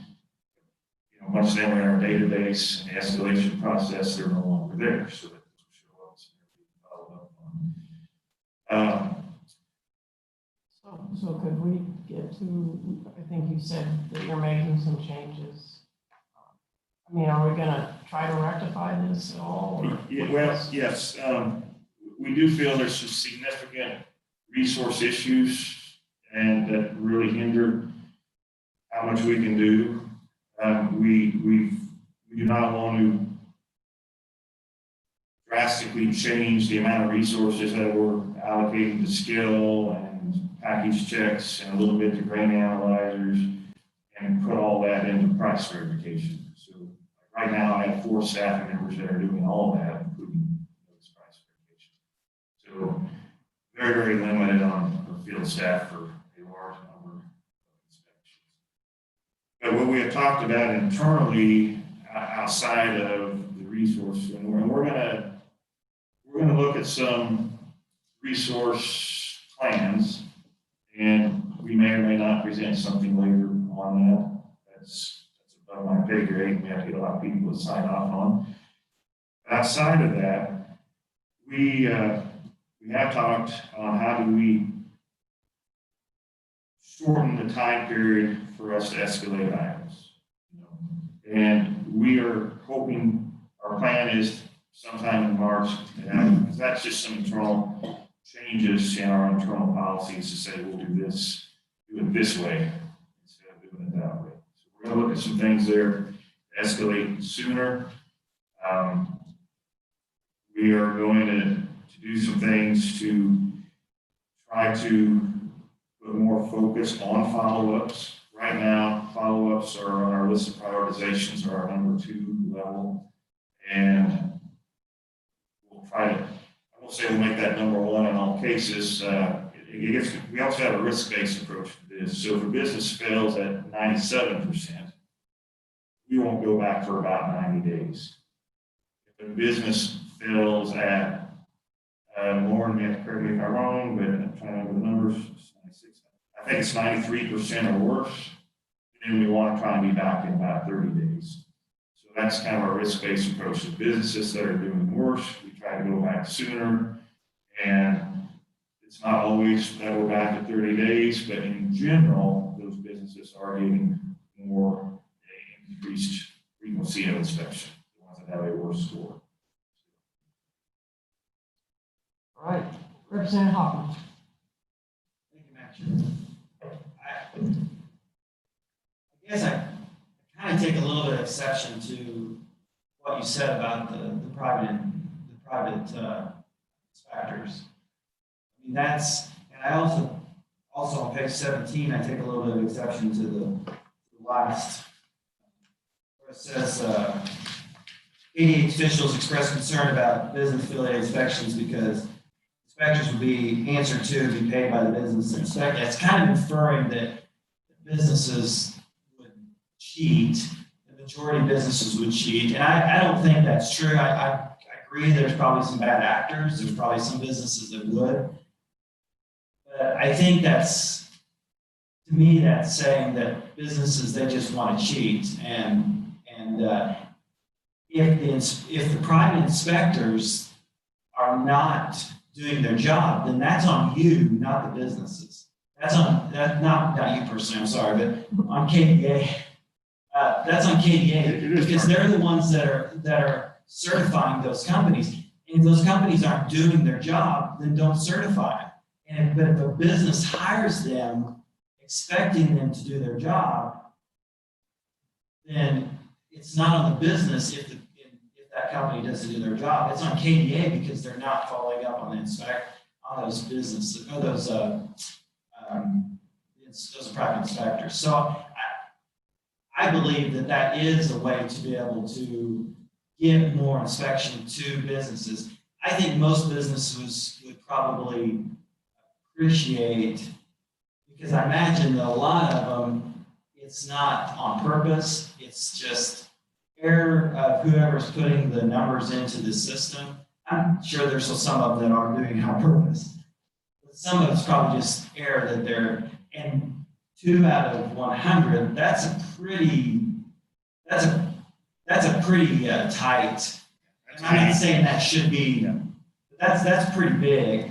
You know, I mean, only 2 items can out of 100 and you fail. That's pretty high expectation. So I believe that looking at some sort of private inspectors is a way to better get these facilities inspected, because I know probably what you're going to do. You're going to want more money to hire more inspectors and more fees and all that. So I take exception to the idea that it's that 17, that just makes it sound like to me that, well, that if business is paying for them, they're going to want them to cheat for them. And that just, as a former small business owner, that just really upsets me. Keep in mind, we didn't write this. So but evidently that is kind of what you. No. And I'm sorry, you're the kind of the blunt of it. That's fine. Yeah, that's fine. And I agree with you. I find the vast majority of this is unintentional. Any of these mispriced items, it may be lack of management, it may be lack of effort, but it's not that they're intentionally doing this, and it's very hard to improve intent anyway. So that's a tough bar to begin with. So we don't enter into this thinking that, oh, they're out there doing this intentionally. But what we have seen over the years is it used to be pretty common for large stores to have a pricing person that did do some internal audits, so to speak, and some training and some management of the staff.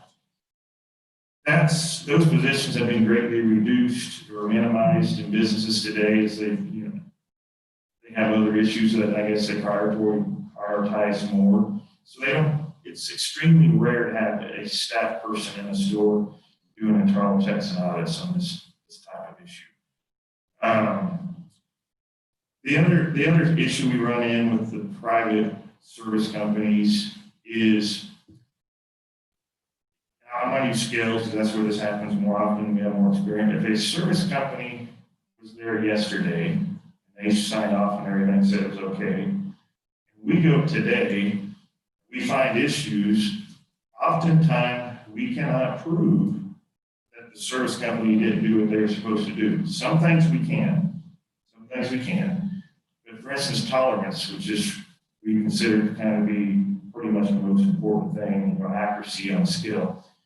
It may have been accurate yesterday when that service company was there. When we get there today, it may not be accurate. And there's a number of reasons why they're legitimate. So we do take our action against the business owner in that case for not having a device which performs as required. Now, we have taken some action against service companies for certain things where we can prove it. But that's one reason that makes this third-party system very, very difficult. There's too many. Now you have, did they not do their job or did the owner not do their job? So now you're trying to sort through where the fault lies. And honestly, a lot of times you can't. You just can't. So then things just continue to go on and go on and go on. So that's the real challenge with that, I think. Right, but I think it gets back to what the chairwoman was saying, though. If you're not gonna, if there's not any, if they don't get charged for anything, if there's no penalty, then there's not gonna be, when I had my gas station and I had older equipment, there would, exactly that would happen, at times, I would have been inspected and it would be working, well, 6 months later, the gear might not be quite right, and they'd have to replace the gear because it wasn't quite right again. But if there was not something saying you got to spend that money or we're going to fine you, then I can see some companies not spending the money to fix their equipment. And I know we're going, that's in measures. This is a little different where a lot of it's just. Yeah, you get the human psychology of it, and I think it is some of the same, whether it's a price verification or fuel accuracy or skill. You're right. We get asked sometimes from store managers, my management won't do anything about this. Can you do something stronger to get their attention? And we run into the other opposite thing where the store manager is hiding the results from their management. Because sometimes their bonus or whatever is tied to it, so they're not sure they want to look at it. So we do get into that situation, and it's not easy. I mean, a lot of times when we get to another thing, we are talking about maybe skipping the summary order. We try to almost always do a summary order before we do a civil penalty, very similar to a legal document. One has a penalty, one's just a document. Skipping that.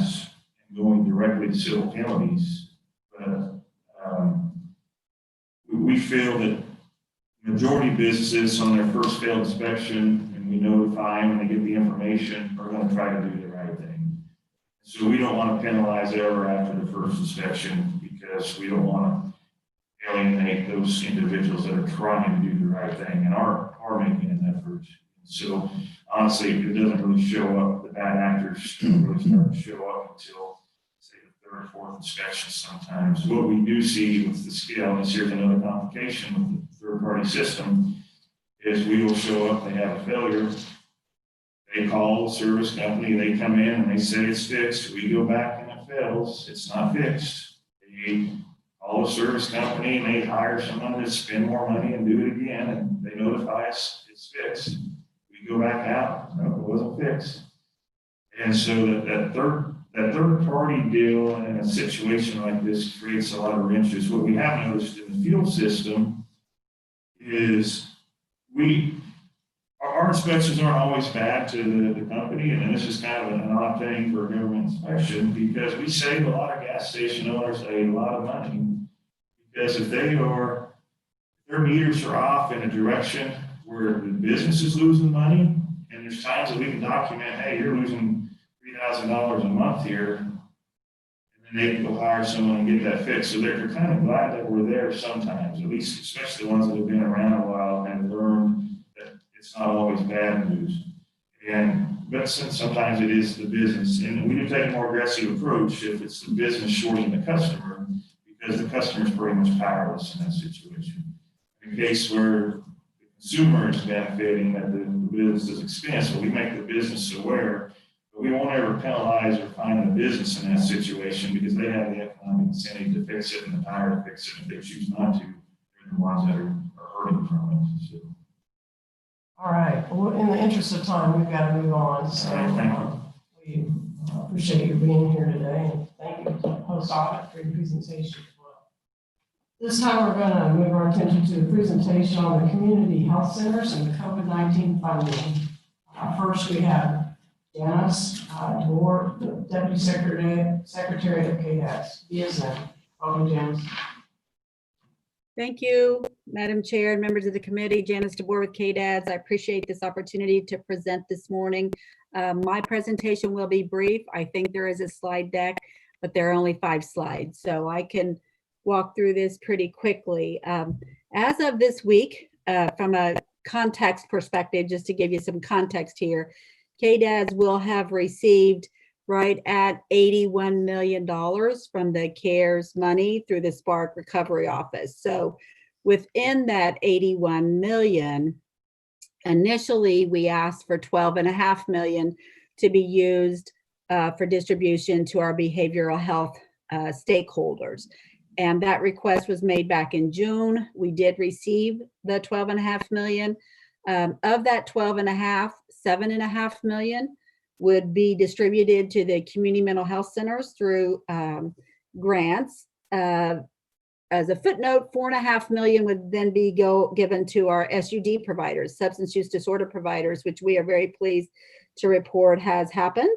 450,000 of the 12.5 was distributed to Joyce Grover at the Kansas Coalition Against Sexual and Domestic Violence.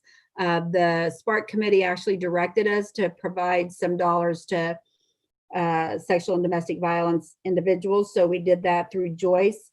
And then 50,000 of the 12.5 was provided to our, what we call our SHIC network in Kansas. And these are our providers who help with Medicare enrollment during open enrollment. So we did that. So of the 12.5 million, 7.5 initially was given to the CMHCs. Since then, since October, we received 2 additional transfers from the Spark Committee that we then provided to the CMHCs. When I say provided, we're still in the midst of getting the dollars to the CMHCs, but I think we're getting closer day by day. So the first distribution was the 7.5. The second distribution was 5.2 million. And then just this week, we are hoping to get an additional 1.5 million out of the CMHCs, which will provide them with a total of 14.2 million of the CARES/Spark Recovery Office dollars that we have distributed to the CMHCs. So my next slide just simply is informational that shares with the committee members, excuse me, the expenditure categories. And this is based on the Treasury Department's expenditure categories. And I just simply pulled this through from some of our reporting requirements that we're working on with the Recovery Office consultants. So you can see that the categories are fairly broad. But we do have to pick a category with every dollar that we spend. I think there's a next slide, Matthew, also that shows, oh, there we go. So there are 18 different expenditure categories. From our vantage point, we expect the CMHCs to use the small business assistance category, which does accommodate business interruption. With a footnote that business interruption is not an option for county-based or state-based affiliated organizations. So For me, Madam Chair, that is my presentation, unless there are questions. I think Kyle and Walt will add a lot more to this discussion, but I just wanted to give you that framework. All right, thank you, Janice. And actually, I'm sure I had to step out for a little bit. So, are there any questions for Janice? What was the amount that has not been expended that was approved by Stark and the State Finance Council? I think 1.5. 1.5, we just received the word to go ahead and get that process this week. So we are working on it. That last 1.5 million is still in process, and possibly even the 5.2. I'd have to double check with our accounting folks and with Kyle, but I think the 5.2 is maybe already been distributed and the 1.5 is on its way. And that'll be basically spent by December 30th. Yes, has to be. Yep, has to be. So we are cutting it close. I will share that with you. We are cutting it close. We are hustling. Let me tell you, Representative Waymaster, we are hustling. Senator Hawk. Thank you, Mr. Chair. Do you know if any of the counties awarded funds to community mental health centers, or if there were any other federal CARES dollars that came outside of the Spark? It's my understanding that some of the CMHCs did receive some of the county's money, which was round 1. All of our monies have been round 2 that we have distributed to the CMHCs. Kyle can probably speak to that better than I can on the counties. For us, Senator, we have been receiving round 2 and round 3 dollars. We did not obviously participate in any of the round 1 money that went straight to the counties. I should have made a footnote of that on that slide. Sorry, Senator. All of our money was round 2 for this particular 12.5 million plus the additional.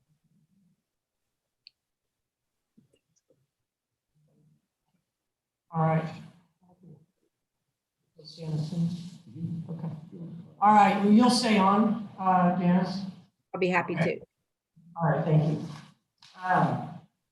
Next, we have Kyle Kessler, the Executive Director of Association of Community Mental Health Centers, Kansas, via Zoom. Welcome, Kyle. Good morning, Madam Chairwoman, members of the committee. Thank you. And I am Kyle Kessler, Executive Director at the Association of Community Mental Health Centers. We appreciate the opportunity very much to join you this morning to discuss the effects of the pandemic on the state and national behavioral health of our citizens, as well as the operational and financial effects of it on our CMHCs. You have our testimony, and I'm going to be brief with my comments so as to really focus on the presentation provided by Mr. Hill at High Plains Mental Health Center. He's got 20 counties in Northwest Kansas that he sees the impacts of this on day to day. The pandemic has triggered symptoms associated with anxiety and depression, and a study in August by the CDC really bore that out. And the numbers are through the roof, tripling and quadrupling in cases of anxiety and suicidal ideation since last year, this time. And really, one of the comments they make is that the symptoms of anxiety disorder and depressive disorder increased considerably in the U.S. during April through June of 2020 compared with the same period in 2019. And the pandemic has been associated with mental health challenges related to the morbidity and mortality caused by the disease and to mitigation activities, including the impact of physical distancing and stay-at-home orders.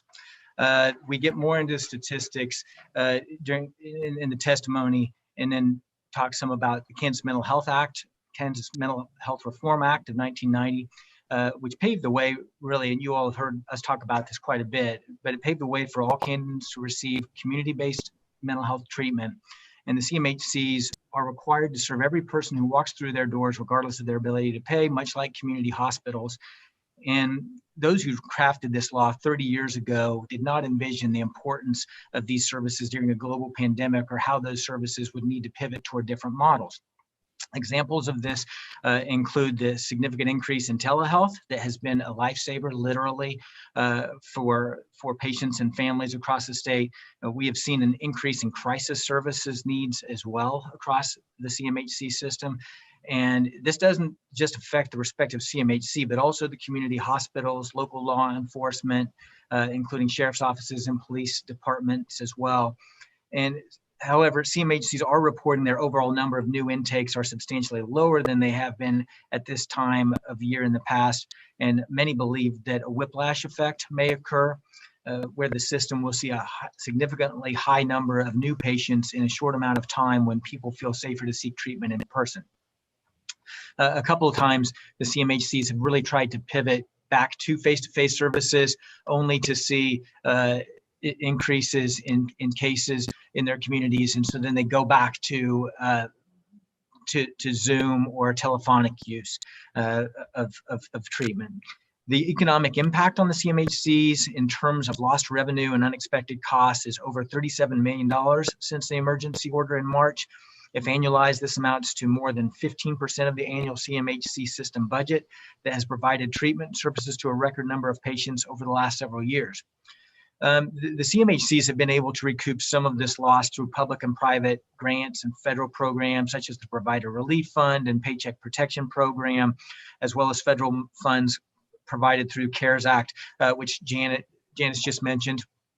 And I think Senator Hawk asked a question about the county's engagement. And again, Walt will be a good source on this, but it really has ranged. We've got 3 of our 26 CMHCs across the state that are county-based and county-run. So they would not have qualified for the PPP program or the CARES Act money that's being distributed by KDADS and the Recovery Office. And I really can't say enough in appreciation for the work that's been done directly with us through the CARES office and in conjunction with Janice and Secretary Howard and their staff.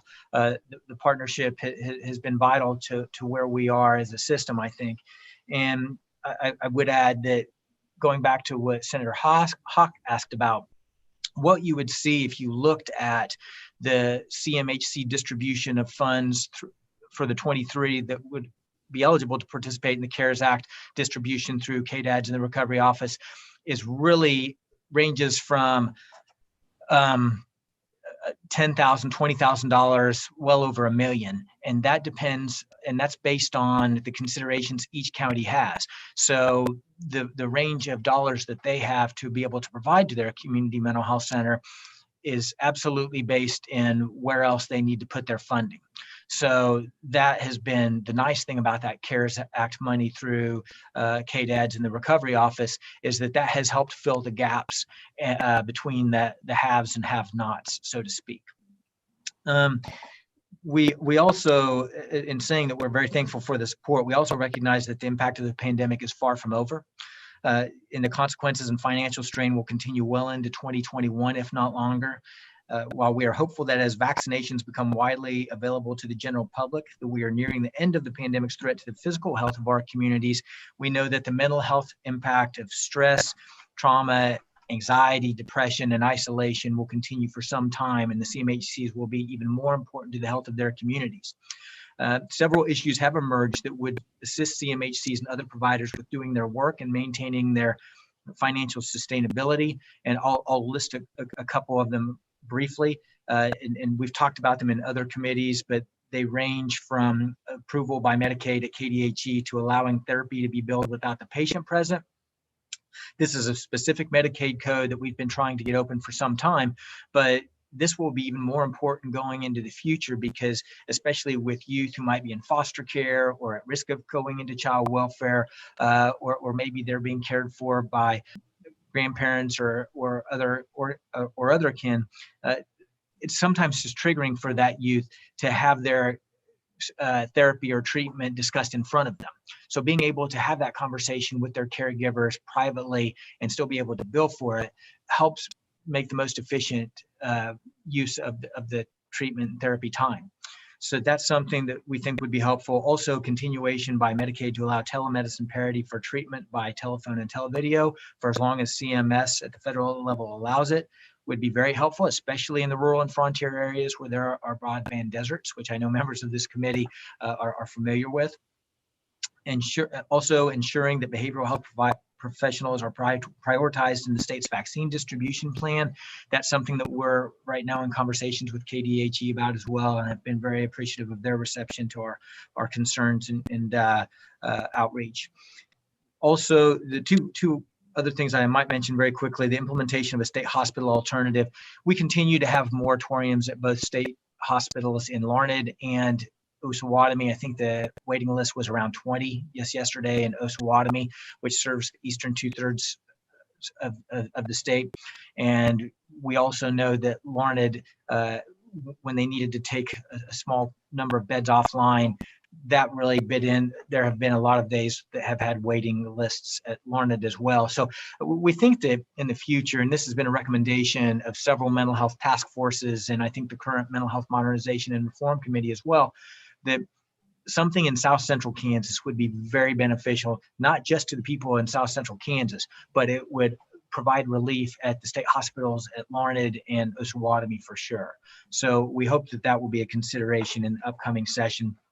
And lastly, supporting the participation opportunities to expand the certified community behavioral health clinic model in Kansas. I think Walt will talk a little bit about this, but that would be a game changer for us and really put us on a level to provide more integrated care in line with where we would be behavioral health focused and be able to connect with FQHCs, and FQHCs may be primary care focused, but they can do behavioral health. This would be something significant for our state. We've wanted to work in this regard for some time.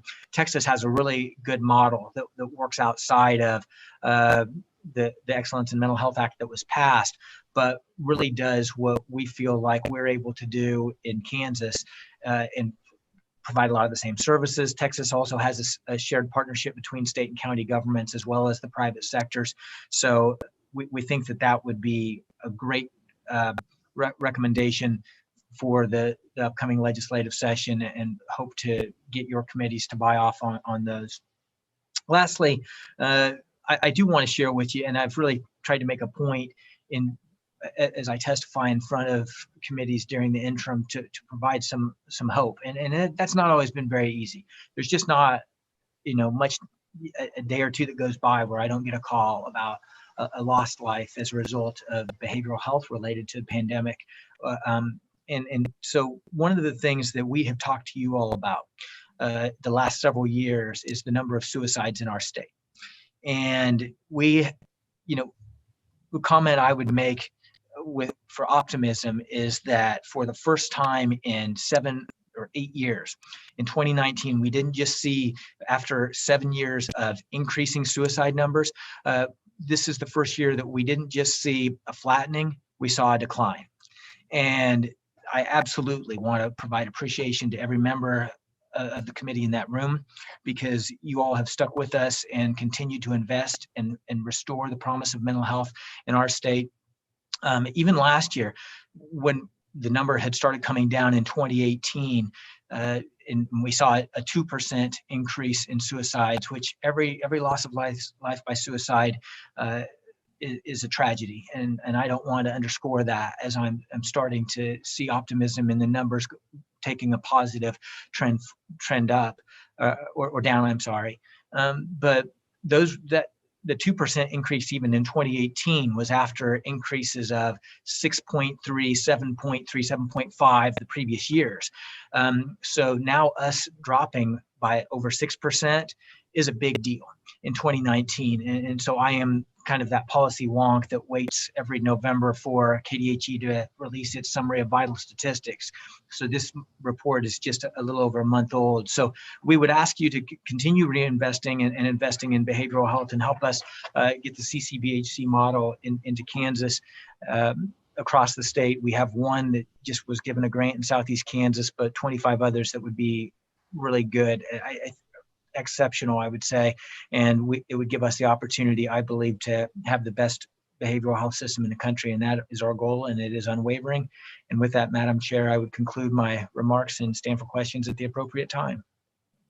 All right, we have some questions now. Representative Wilmore. Madam Chair, thank you for your presentation, Kyle. I have a couple of questions. So just to be clear, great news on the decrease in suicides across Kansas. So it's always important when we see that to recognize what you think were the factors that helped us go in that positive direction. Do you think, and I'm asking, a big part of that might have been the school's connection with the community mental health centers? Is that what you believe is having an effect on that? It's one thing. I don't have any doubt about that, but I would also mention several other factors. The Community Crisis Center model. Walt has probably the oldest one of those in the state, but has just started receiving state money in the last, I think, year or so. But then RSI, which that model has served our state very well, and also the suicide prevention campaigns that are occurring in areas like Zero Reasons Why in Johnson County and Wyandotte County, Yellow Ribbon Campaign, the investment in mental health first aid for trainings around the state, that this was a legislative initiative, I believe, that started in House Social Service Budget Committee in 2017 or 2018. And then you all conferenced, and it's, I think, $130,000, but it pays for some free trainings, a lot of them around the state. So I think that the money that we're putting in treatment is key, but the money we're putting into prevention is peripherally important. So I think the school mental health program has certainly been a part of that. So it hasn't just been, I don't think, just one effort, but several efforts and several partnerships that have started to make a difference, Representative. Thank you. Is it different from the suicide? Because I'd like a follow-up. Yes, it is different. Okay. I just a question on the suicide rates. Can you tell me whether or not, like, did the trend change based on age or gender or anything like that? Did you see anything differently this year? Yeah, I think that the numbers that we have seen, ages 15 to 44, there's a couple age groups there that blend together. Those numbers were what I was really sounding alarms about a couple years ago. And those have started going down some, and that has been a big deal. So it does kind of go back to crisis centers, school mental health programs, suicide prevention campaigns, and things. But yeah, Senator, Madam Chair, I think that you're right in terms of looking at the numbers more closely, and the number of young people, and we can get you the specific breakouts if your committee or you would like that, because we keep track of those. And to see those numbers really going down has been the key, because for several years in a row, well, over the 5 years from 2014 to 2018, there was a 50% increase in those numbers. So if we're seeing overall age groups, it was 25%, and in that age group 15 to 34 was over 50%. That tells you we had to make some significant inroads there in order to see the overall suicide rates go down. Thank you. Kathy Woodward, Representative, sorry. I have another question. So I happen to agree with your comment about the whiplash effect. I think there's going to be a lot of people who didn't take advantage of telemedicine or telehealth with the phone calls or whatever the proper terminology is. And in addition, I think that we're going to see people in the system that we've never seen in the system before, for obvious reasons, stressors that you referenced earlier. So I have two quick questions, and you answer both at the same time. You've got a list here, which I think is great, but you're going to have to guide us on what you think is the most crucial for us to get done to serve that population. And then I imagine there's not with the transition going on in Washington, but all the talks about federal money, I have not heard anything new directly to aid mental health efforts in states, like we missed out on that excellence in mental health grant. Are you hearing anything federally that might help with these efforts? Thank you. Yeah, absolutely, Representative. I think there are a couple pieces. The current administration has been supportive of, in Congress particularly, has increased the dollars to SAMHSA, and the Substance Abuse and Mental Health Services Administration is part of the U.S. Department of Health and Human Services, and they haven't, I don't know that they've had a strategic plan on how to get that to the states. And Janice and others have heard me complain about this some, because I think we had 12 or 13 CMHCs that applied for CCBHC grants, and we just got one. And I know some of the states that even got 2 and 3 and 4, and I would know enough about them to say that I would put our state up against any of the surrounding states in the Midwest. And that's the biggest difference between us and Missouri right now, is that Missouri has taken advantage of, especially the Excellence in Mental Health Act, and really done a lot with their Medicaid agencies. They are one of the states that has the code open to allow treatment for the child without them being present. In order to work with caregivers. So I think that that's one of the pieces. And certainly my hope is that the new administration will continue the current policies of CMS as it relates to telemedicine, because any access is better than no access. But we also know, and I visited with legislators recently about understanding that there is some amount of burnout that comes with Zoom and other virtual platforms, but again, it's still better than nothing. And so my hope is that the money that will be coming down from Washington will allow the states to be flexible in pursuing certified community behavioral health centers, or the CCBHC model. Thank you very much, Kyle. Thank you, Madam Chair. Thank you, Representative. Other questions for Kyle? All right, I don't see any right now. You're able to stay on, Kyle? Just a little bit? Yeah, yes. All right, thank you. Next, we have Walt Hill, Executive Director, High Plains Center, Zoom. Welcome, Walt. Good morning. Thank you, Madam Chair, members of the committee. Appreciate the chance to visit with you. High Plains serves 20 counties in Northwest Kansas. I think some of you have had the opportunity to visit here on the mental health bus tour. I must say, I've never seen anything quite like the experience that we've had with COVID, with the impacts on our communities. Fortunately, we've had some counties that have even had national attention for their rates of COVID and COVID death. It has been very challenging. It's a struggle financially for us. It's a challenge for my staff, who have done yeoman's effort to hang in there to provide services. We've seen increased, as Kyle mentioned, levels of anxiety and depression. We've seen the trauma that has come through people experiencing the deaths of loved ones. We've had several nursing homes where 10 or 20 residents have died. That's impacted my family personally. We had at our center, for example, our consumer board member died from COVID. He was vice president and was next year going to be in the position of president of our board. So these impacts have come very close to home. We have about 5 to 10% of our patients have COVID. Last I looked, it was 183 of our 2,000 current patients are currently in the KHIN network showing a diagnosis of COVID. Over the years, we've used telemedicine pretty extensively to reach the 19,000 square miles in our catchment area. We're very fortunate that we were positioned about halfway to being fully independent outside of the office with technology to serve patients.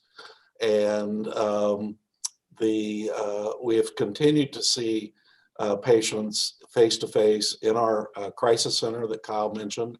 We've kept that open. For example, we disinfect with a disinfecting fogger every 8-hour shift so that we can stay open and be safe so that people can come in crisis. Westside School has continued to serve kids who are at the highest level of need, who otherwise would be in foster care or state hospital types of settings.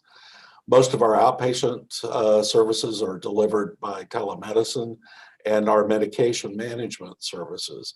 There was a point in time, and my written testimony, I give you several graphs that showed at one point we were up to 96% of our patients were receiving services virtually.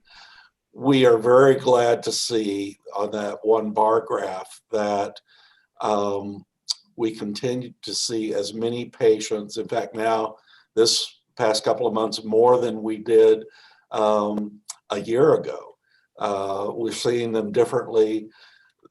We see some whiplash effect that you'd mentioned, the ups and downs of people calling for services. And I fully expect that once things appear to be safer, there will be an influx of folks contacting us. A lot of people are just hunkered down right now.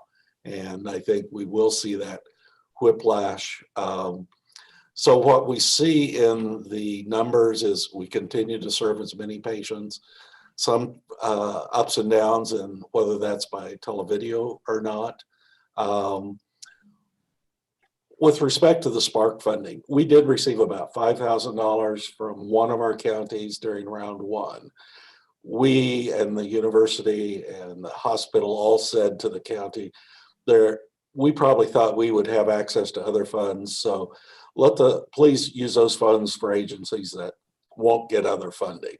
And so our Ellis County directed most of the funds to other entities that couldn't access other sources of funding. With respect to the Spark funding from the state, we took we focused our efforts to build capacity to do as much service as we could virtually and in safely transporting patients. We have a fleet of 50 cars and travel about 750,000 miles a year. So we traded out cars for vans and used Spark money to help us make that change. We basically upgraded our whole information system so that we could operate for a year without staff coming into the office, both clinically and our business systems with electronic accounts payable, invoices, our electronic medical system, record system, so that staff could access that from home, and I think 100 Zoom accounts with iPads that we had started buying, but then added on. But that took huge increases in our server capacity to do that. And we really invested most of the Spark funding in those kinds of infrastructure developments so that we could continue to operate, keep our staff safe, and that has turned out to be very successful. There were times when we were $600,000 in the red several months. That has bounced back because we continued through that infrastructure development to be available to deliver services, and didn't see a fall off in services in recent months till the last episode has hit. But we really use those funds to invest for the future. Some agencies took a little different approaches. We did have access to payroll protection funds that we are using to help for future rainy days, which I'm afraid we may continue to see. When you were talking about suicide, I think that public awareness campaigns have also been very effective in identifying for the community the importance of responding to suicide. Last year, we had a special initiative for the agriculture community called Hope in the Heartland. With telehealth now and the COVID crisis, our focus has been that people know we're still available. So we've done a great deal of advertising, social media, radio, various newspapers so that people know that we're still available. And I think that that is one of the critical issues, both with suicide prevention, but also in the people of Kansas knowing they can still access help and hope in the midst of these dark times. A challenge that we've really bumped up against is the lack of capacity of the state mental health hospitals for adults and kids. With the moratorium in eastern Kansas and the COVID bed reductions at Larned, we're now seeing patients waiting in emergency rooms and police stations for sometimes several days to get into Larned State Hospital. It's really creating challenges for law enforcement and our local hospitals. And we still believe the importance of having local inpatient psychiatric care for children and adults in Northwest Kansas, and continue to work with KDADs and other partners on the potential to develop that kind of capacity here in Northwest Kansas, so that families see that they do have an option for kids when they need psychiatric care. Kyle mentioned the Certified Community Behavioral Health Center. Had we been in that system, we would have been receiving cost-based reimbursement for many of our services, and frankly would not have seen months this past year where we were $600,000 in the red, because our costs would have been adequately covered for the services we delivered. I would very encouraged to see that Kansas may be able to move into that system, and that I think that that is where our future lies, so that we are also not as reliant on state funding and these kinds of emergency funds when bad things happen. Workforce is a huge challenge for us. We find it harder and harder to recruit professional staff. And virtual services, I believe, as Kyle mentioned, are going to be critical going forward, that we still have the ability to deliver services virtually. A third of our patients would much rather receive services virtually. A third are just fine. A third don't want those services. And having that kind of hybrid option to deliver services in our area is going to be critical. We have fairly good broadband coverage in most of our areas, but to really deliver services to the frontier and rural areas of the state for all sorts of industry and services, and for families to remain in touch, broadband expansion, some of the things the state is doing are going to be critical. I'll stop at that point. I'd be glad to answer any questions at appropriate time. All right, thank you, Walt. Questions for Walt? President Woodmore. Thank you very much. Someone else didn't have a question, but Walt, thank you for your presentation. That was very helpful. So I guess I'm not as familiar as I should be with the Certified Community Behavioral Health model, but it sounds like that would be enhanced Medicaid reimbursement. What are the barriers to that happening, or what do we need as a legislative body to do something to implement that? Kyle is probably in a much better position to address those systemic issues of moving ahead. And this is Kyle, if it's okay, Madam Chair. Yes. So a couple things. Now, historically, and Representative Wolfmore's question is a good one, because initially this was a pretty shut or closed process, but states like Texas and others have started writing Medicaid waivers or state plan amendments to allow the payment process to work. So it would be, if you're familiar with the term FQHC lookalike, it allows an FQHC or a safety net clinic to bill for the services or the member, the encounter rate, but then they don't get access to the grant money. FQHCs as a whole have access to the prospective payment system, as well as some additional grant dollars. A lot of that comes down, ironically, for behavioral health. But for CMHCs, our funding sources are some through the county, some through the state, and then a lot of private pay or commercial insurance. So this is something that prospective payment system would be invaluable to CMHCs.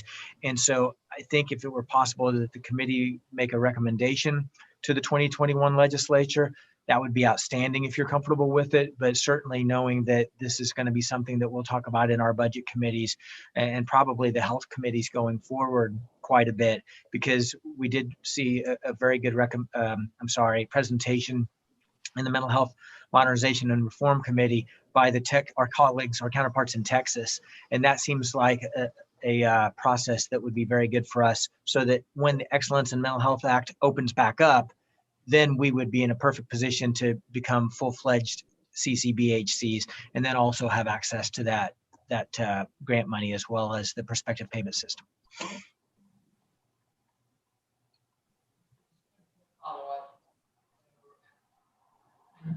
So implementing this there's no cost to the state to implement this, is that correct? It would be caseload related. I mean, so it depends on, we would expect there to be some costs, but the significance of the federal match and then looking at what the long-term cost would be, this would mean that we would be able to not continue asking you all for state general fund to continue going into or increasing the CMHC contract or grant dollars. All right, other questions? Yes, Representative Whitemaster. Hey, Madam Chair, this question is for all. Yes. Last year when we did the mental health tour across the state of Kansas, we toured your facility, and you had briefed us that in that particular time that the agriculture community was seeing an increase in needs or services, namely in suicides or for mental health. And I was kind of wondering, during the time of the pandemic that we've been experiencing, what have you been seeing for High Plains mental health? As what age group or what demographic of the population is needing the most services in regards to mental health? Thank you, Representative. I think, not to discount the agriculture need, I think children are really facing some of the greatest challenge. I hear more and more about children that are struggling and their families. You know, this is a very difficult time for families to have kids at home, not being able to go to school, not having normal routines. And but it's really an across the board issue that people are struggling with, not having hope, not having usual structures in their lives, increased substance use, which we have some concern about in the agriculture community, and rates of suicide. I think things have kind of plateaued out, but I'm concerned in the agriculture community, what's going to happen with commodity prices, costs of production coming up, and you know, the isolation that our farm families still experience. So unfortunately, I hate to say I don't think there's a darkest place in this. I think they're all pretty dark places. And our focus is to be available to anyone who needs help. We are continuing the agriculture awareness campaign. The Schmidt Foundation gave us an additional $50,000, and we're going to increase the radio, TV, particularly radio advertising campaign for the agriculture community about the importance of seeking mental health care. And that's the Hope for the Heartland, Hope in the Heartland. Yes. Thank you, Madam Chair. Any other questions? All right, thank you all for presenting today. We appreciate it. We'll hope for better days ahead. Thank you for all you do. Thank you, Madam Chair. Thank you. Right, committee members, Amy, do you have the? So Amy's gonna hand you the summary sheets that you can take a look at if you have time over lunch. Also look at the minutes. But we'll work off of the purple sheet, lavender sheet, when we start putting together our committee report. So we'll see y'all back here at 1:30.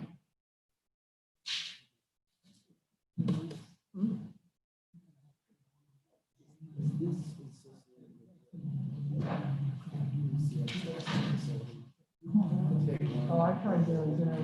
See? You can't, it just doesn't work. So you understand this? So when we get, what's not on here is our, well, there it is.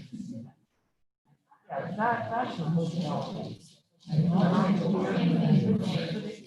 have to come in and like, yesterday, you did put it on, you put it on the one yesterday, that's the one.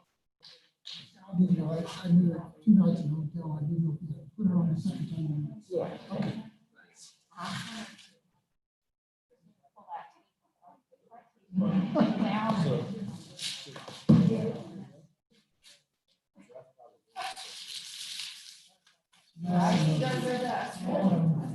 don't think Rick might have a better. Those were PRTS days. What, at Hayes? Yeah. They were PRTS.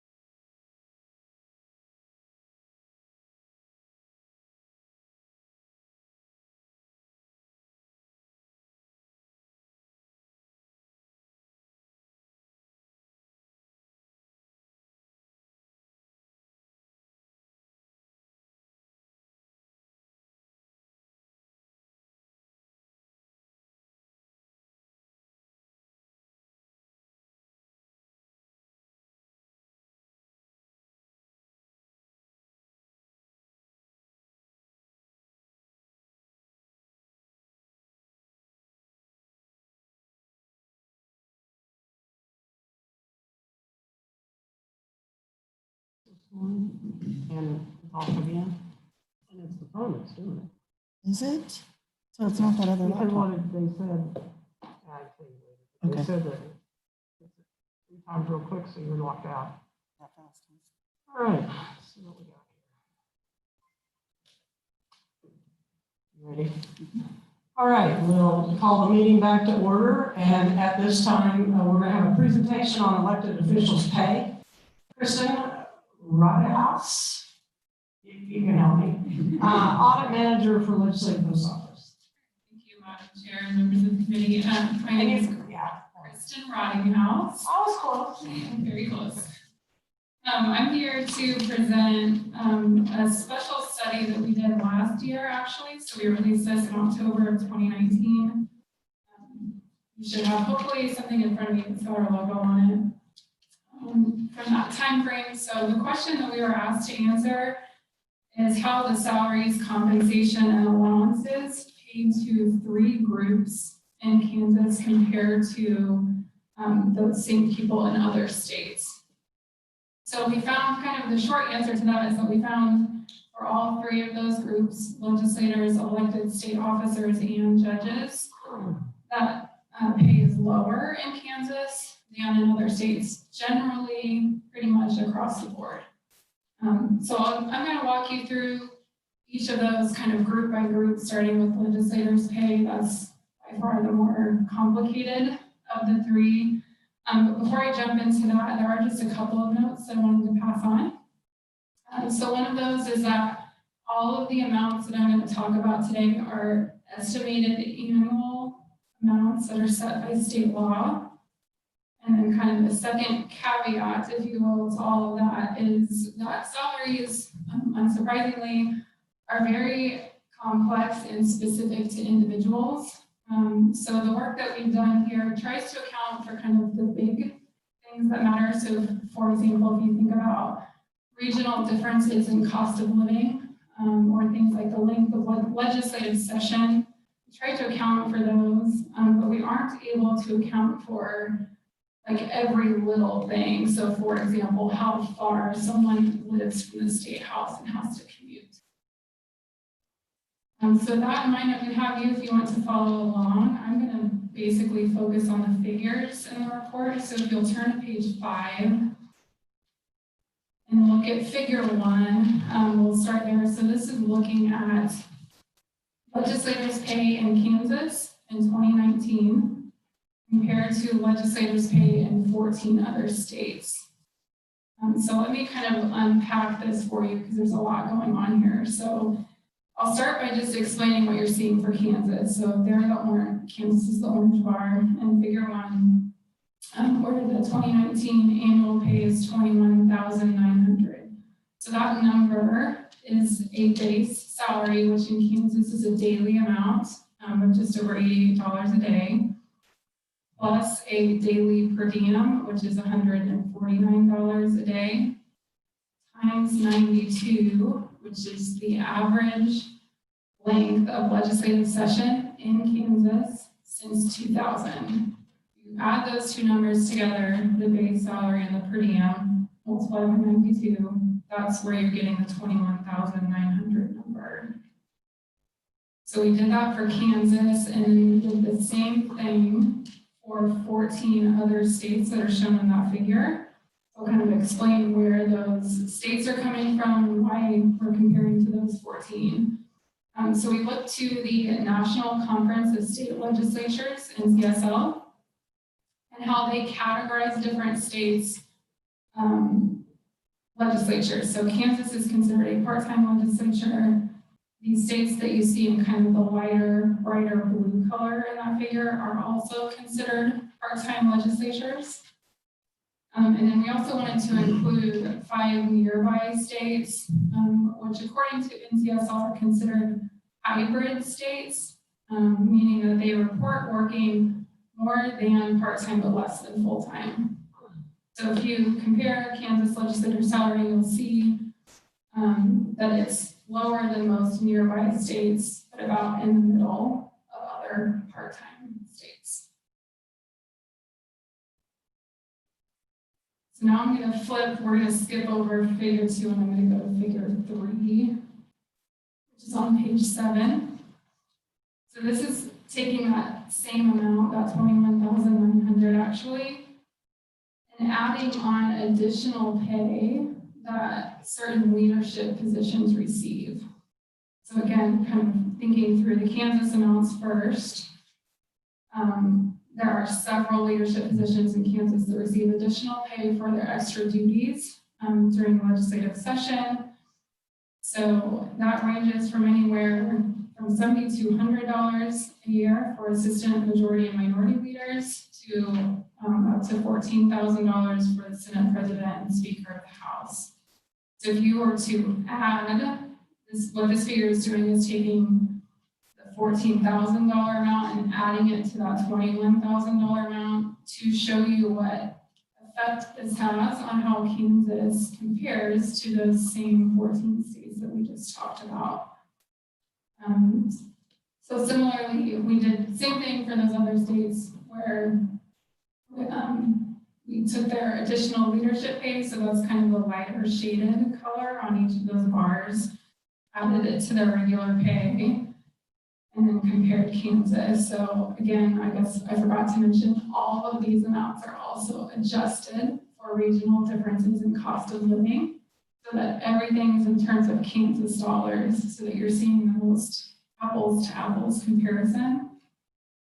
So when you do that, what you see is that even though legislative leaders in Kansas receive higher extra salaries than many other states, it has little effect on how Kansas compares to those other states in terms of total pay.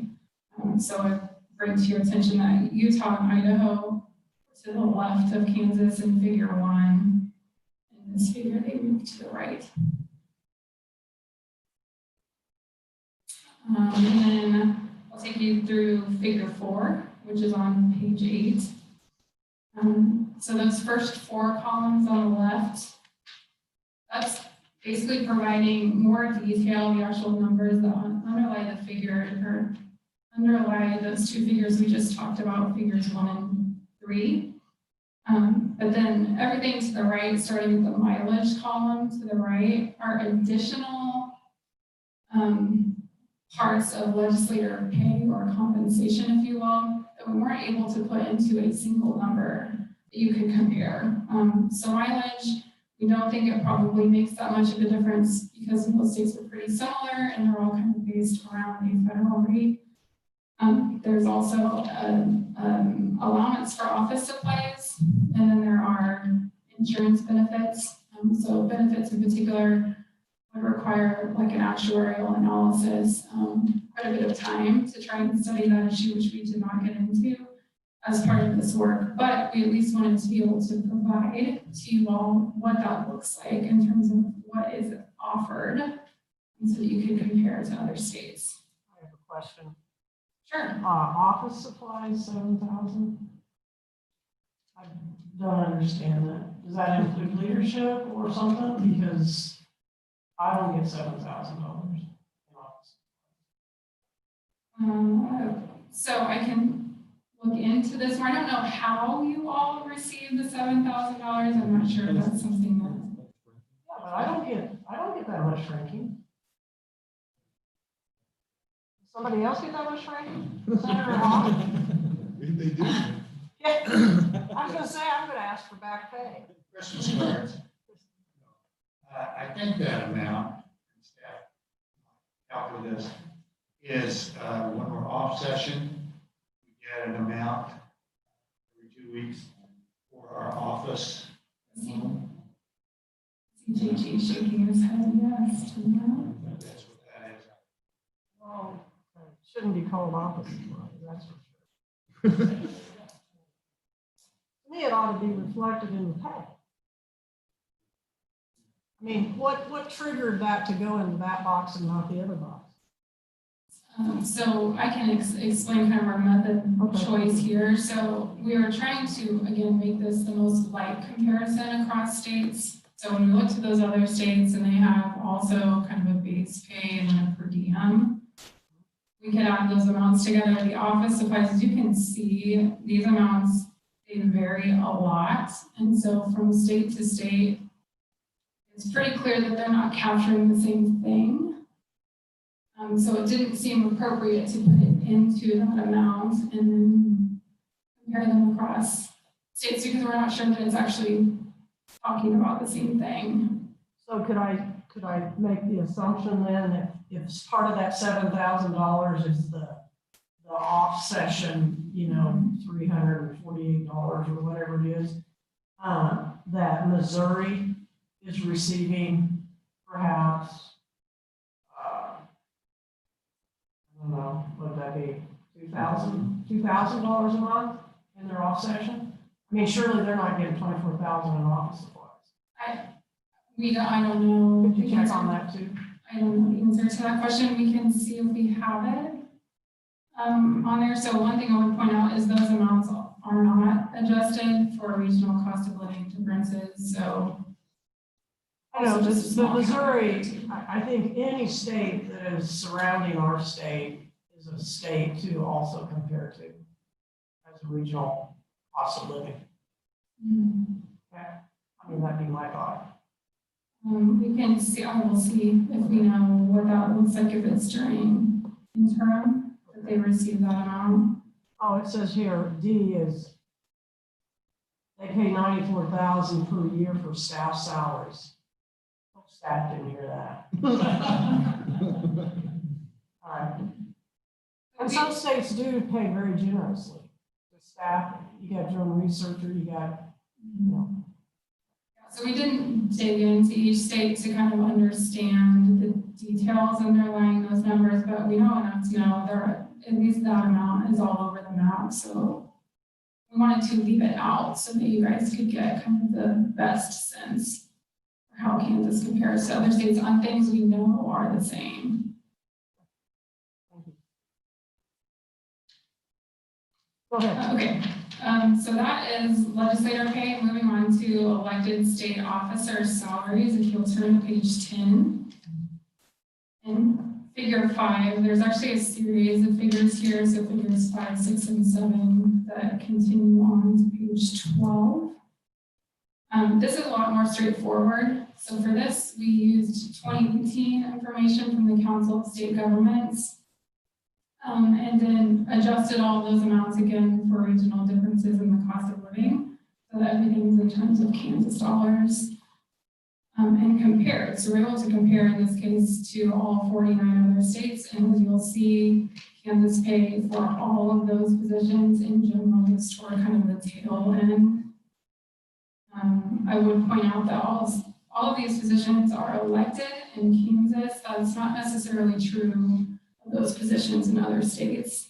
So actually I have a little bit more information on that in Appendix B, which I'll touch on in just a minute. I also call to your attention that the lieutenant governor salary, which is on page 10, that is the actual salary that the lieutenant governor received. That's what we're showing in the figure, because we found that that salary fluctuates quite a bit from year to year. So we wanted to show you all that depending on the year can affect exactly where Kansas falls on our ranking. Quick question for Jill. But because we looked this up, I don't know, a number of years ago, the lieutenant governor really only makes about $16,000. At least last time I looked, unless that changed. And the only reason is because they get another job. They get another appointment or whatever that pays them. So, I mean, to me, I think we should have that they get $16,000. And then maybe a note that says plus. You can look them all up. They all got some other job so they can get an extra bit of salary. Slightly more than that by statute, but it is that. Yeah, it's 16, what is it, 17? 18?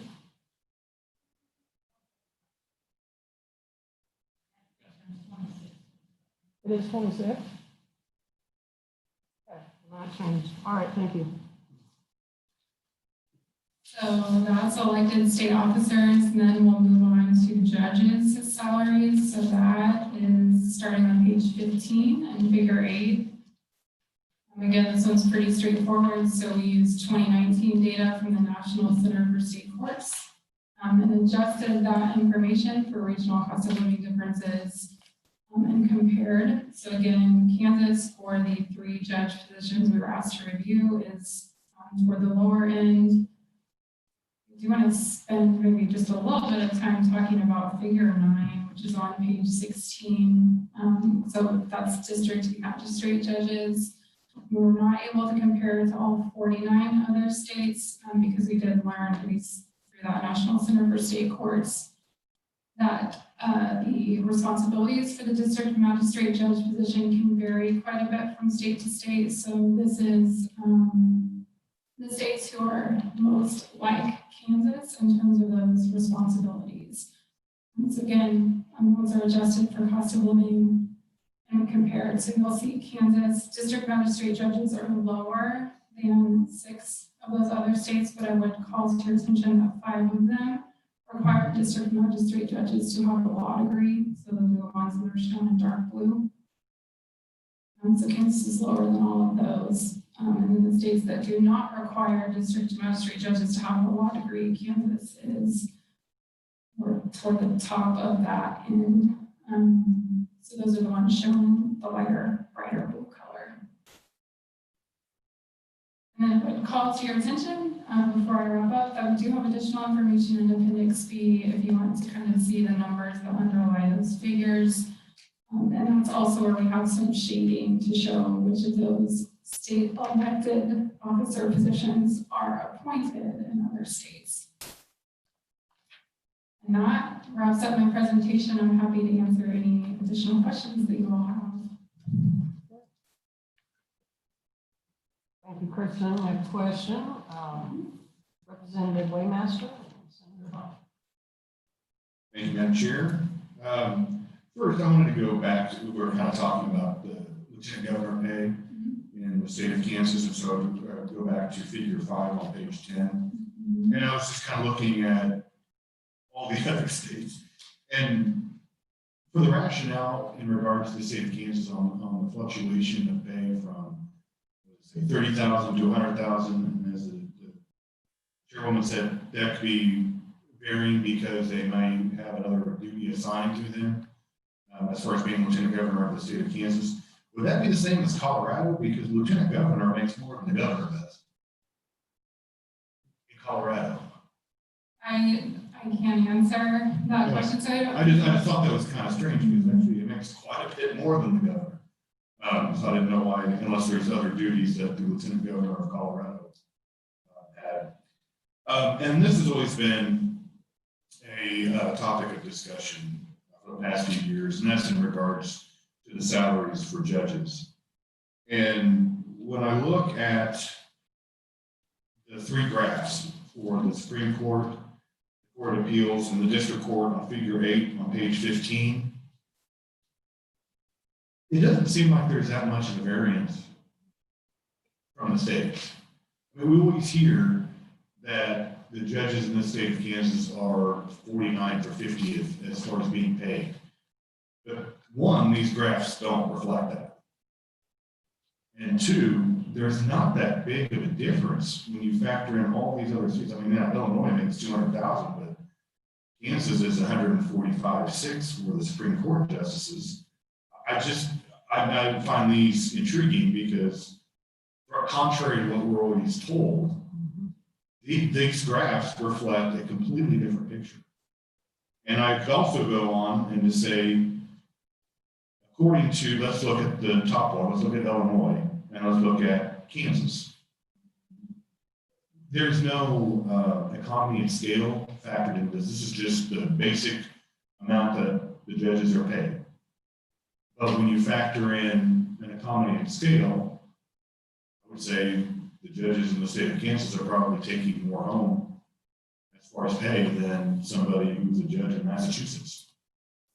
So if by economy of scale, you're talking about the cost of living differences, so those are factored in here. So that may be, I don't know exactly where the other information that you've gotten is coming from, but it's possible that some people are looking at, like if you just went to the National Center for State Courts and looked at those numbers, they will look different than the ones we're presenting here because we adjusted for cost of living.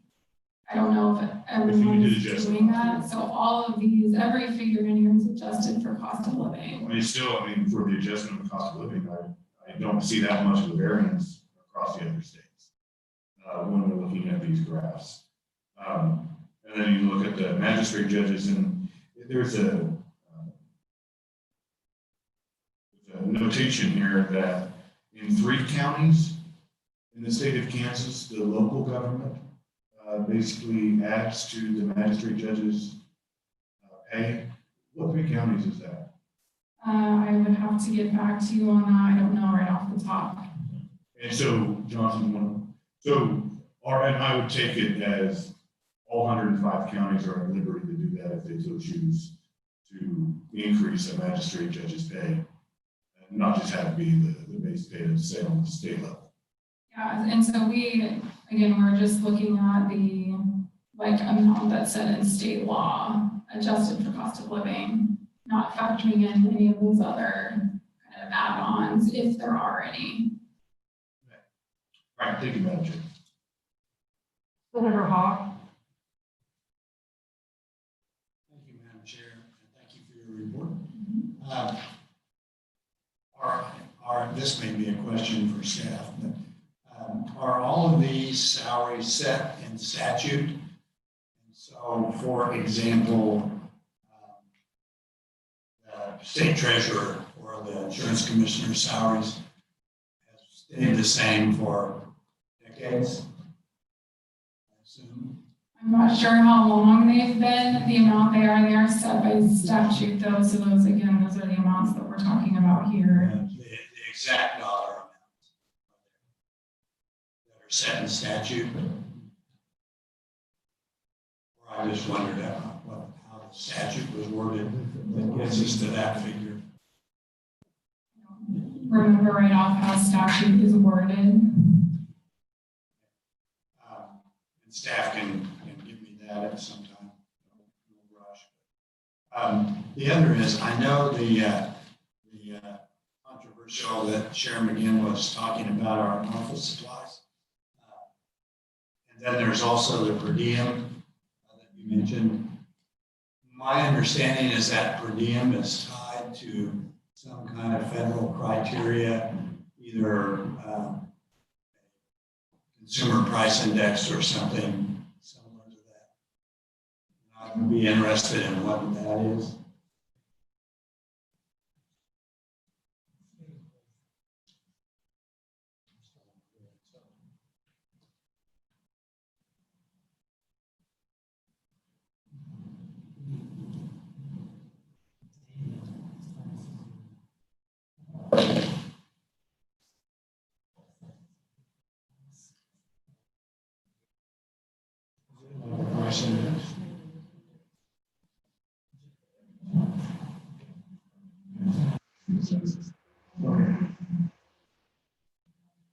Gotcha.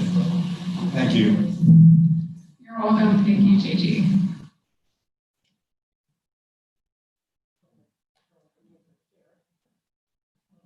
Any other further questions? Senator Hawk. I do, Mr. Chair or Madam Chair or fellow chairs. I have some comments and suggestions of what we might do with this and whatever the appropriate time is. Yeah, I would like to see that whole office supply thing reevaluated, and if that's, to me, is, because you could say, oh, well, it's paying for my gas to drive all over my district to see constituents, which is not an office supply. But anyway, I just, and then,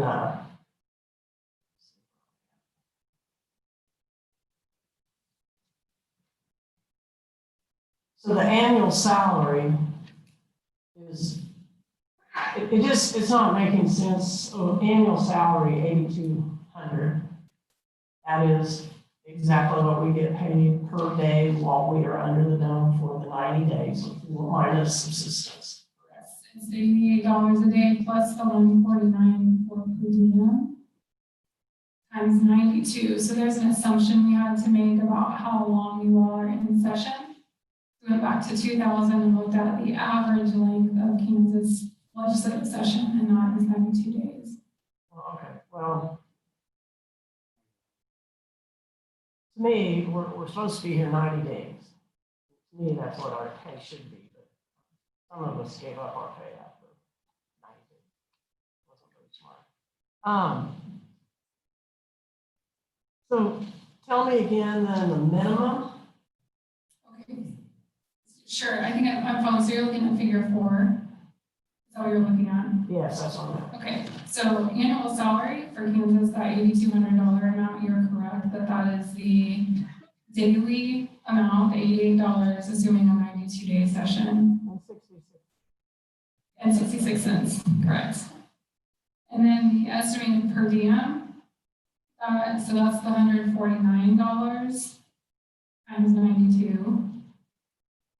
And when you add those amounts together, you're getting the total estimated pay of $21,900.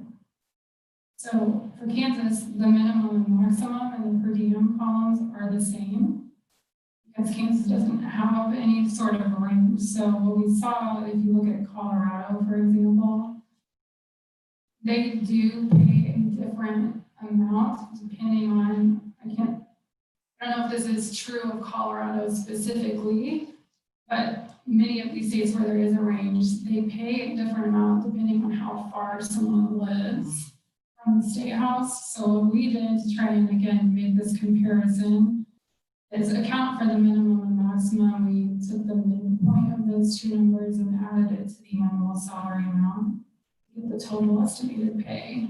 And that's what you're seeing in those figures. So you are or are not including mileage? Not including mileage, which is in that separate column then to the right. Could you say that Colorado perhaps is paying because you got more time, you had more time on the road to get there? I'm not sure what the logic is All right. behind it. All right. Any other questions? Clear as mud. All right. Thank you very much, Kristen. Appreciate it. Amy, you have something for us too?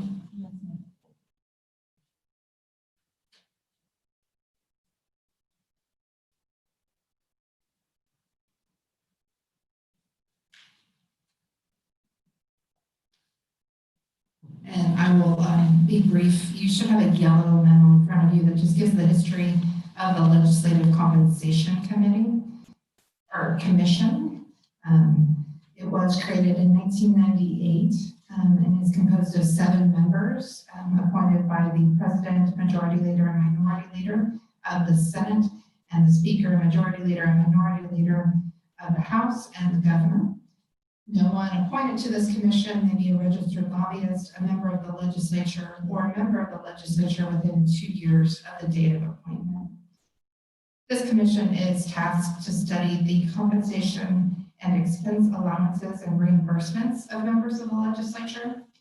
It statutorily is scheduled to meet in even numbered years and submit the report of its recommendations to the LCC and the Governor no later than December 1st of even numbered years.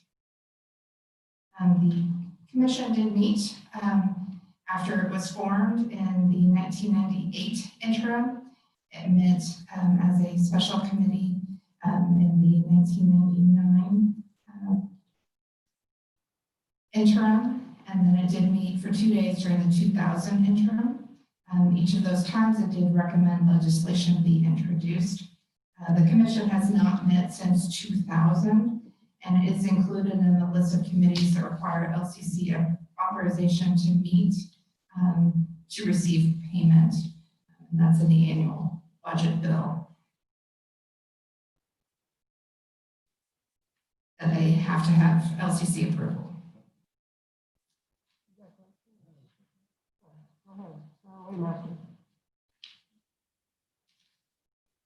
Thank you, Madam Chair. So this is theoretically included in the budget? Yes, no? To clarify your question, that they will meet is included in the budget or is not? I'm sorry, if you'll rephrase. Like, the last comment that you said about something about me included in the budget. If I could rephrase, there's a proviso included in the budget bill in recent years that requires certain statutorily created committees to have LCC approval before they can be paid to meet. So was this a grades administration initiative? Because that's what time they met. I mean, that's when it was created, and they met in 98, 99, and 2000. And then I guess what occurred to where they didn't meet after 2000? Madam Chair, I apologize, that predates my legislative service, so I'm not sure I can speak to that. No money yet. I mean, we did have, 2001.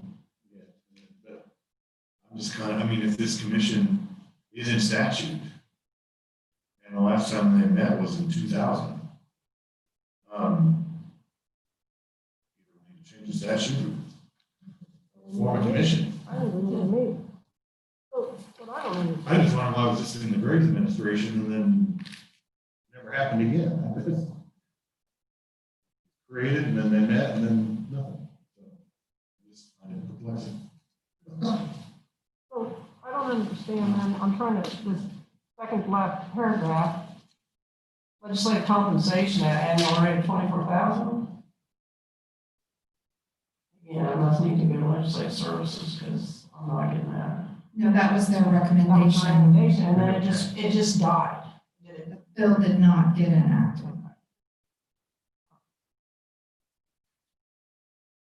I would note that every time the commission met, it made recommendations.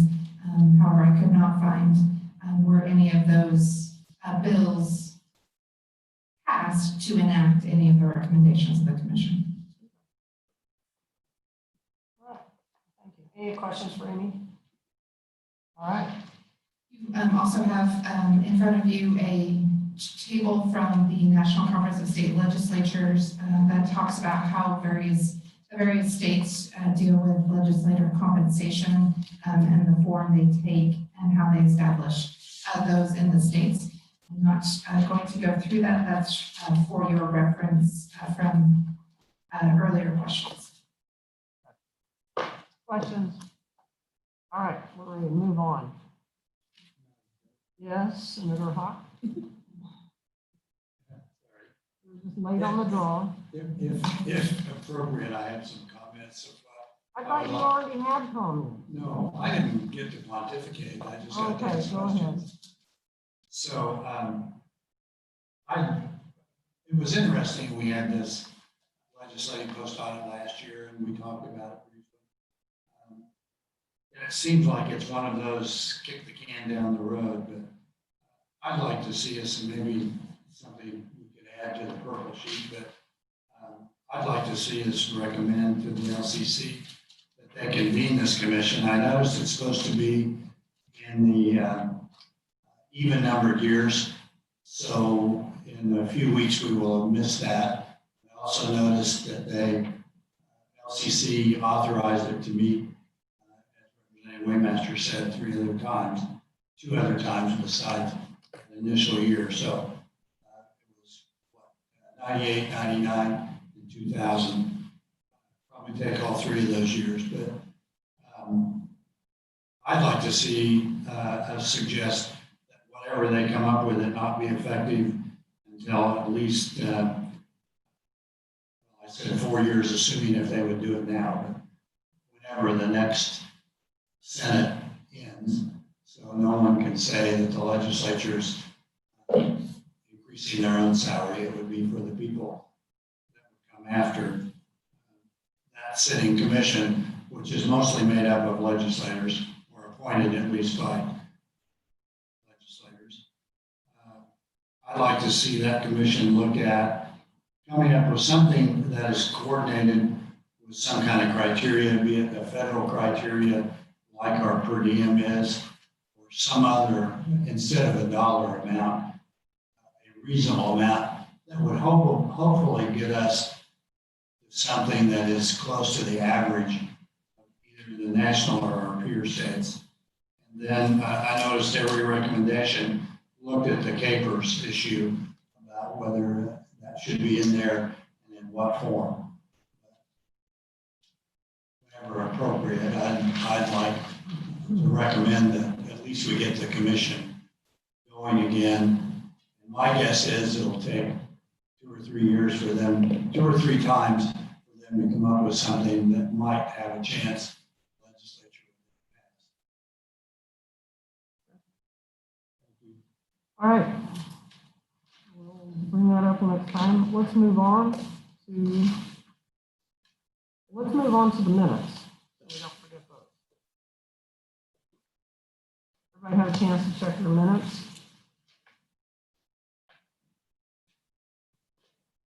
Representative Waymaster. Madam Chair, I move that we approve the minutes from the December 1st meeting. All right, I have a motion. Second by Senator Hawk. Discussion. Seeing none, all in favor, say aye. Aye. Opposed, no. Motion carries. All right. Now we're going to move on to committee discussion and recommendation. So please refer to your lavender sheets. I think number 1 was informational. Are we going to put everything in, or only what we decide to put in? Okay.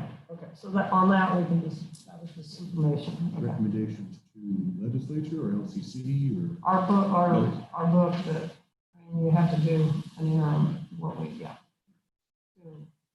and we can decide whether it goes LCC or legislature. All right, CARES Act funding review. We did that. Is there any comment, discussion on CARES Act money? So that'll be part of the summary. Division of Budget Recommendations Committee decision on requests to expend the $50 million, and I think Amy handed you all the green sheet.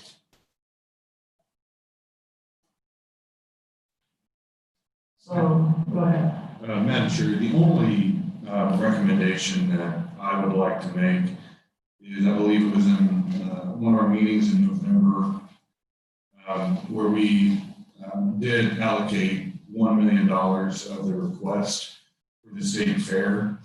And we did that with the intention, after having a conversation with Governor Kelly, in hopes that the $1 million would assist the state fair, and that something would happen in Congress as far as passing another relief package, which who knows exactly if that's going to happen or not. And so I would like to make the recommendation of the full request that the state fair came with, which is an additional $1.3 million out of the coronavirus relief account that we passed in the budget bill, because we have a balance remaining almost $19 million in that particular account, not subject to the legislature's decision on what to do about the allotment regarding that fund. But the state fair needs this money because they need to maintain their staff in order, in hopes that we have a 2021 state fair. And they need to, this is the amount of money that most likely they would have made, because it was based off of the 2019 state fair. And this is a loss of revenue. And so I would like to make the recommendation of having the $1.3 million additionally given to the state fair from the CRA. So I have a question about that.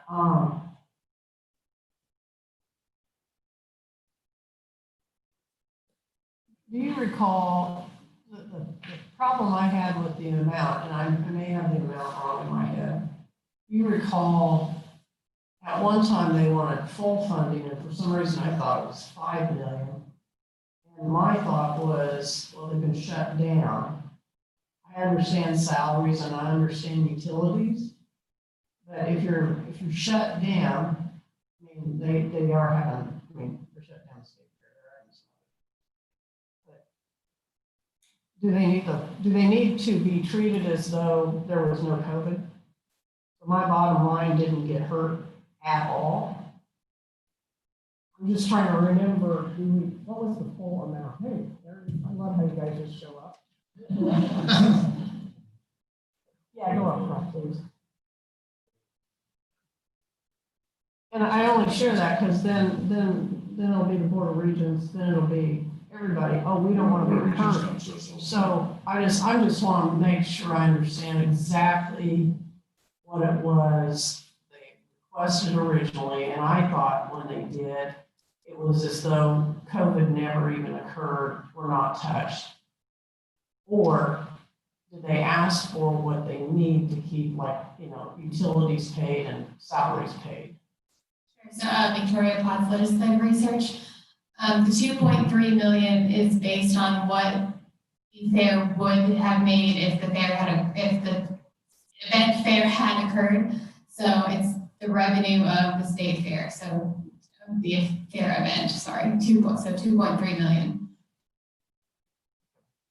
So, but where's, you said there's 5 million? No, for some reason I had 5 in my head, and I thought that was the number that said, oh, there's no COVID, we're not touched. It's the 2.3. That's what that's what I needed to understand. Mm-hmm. So, 2.3. Well, I don't want to get confused or anything, but 5 million we gave to the job creation fund. But I always thought it was the 2.3 with the analysis that what they made in 2019 as revenue.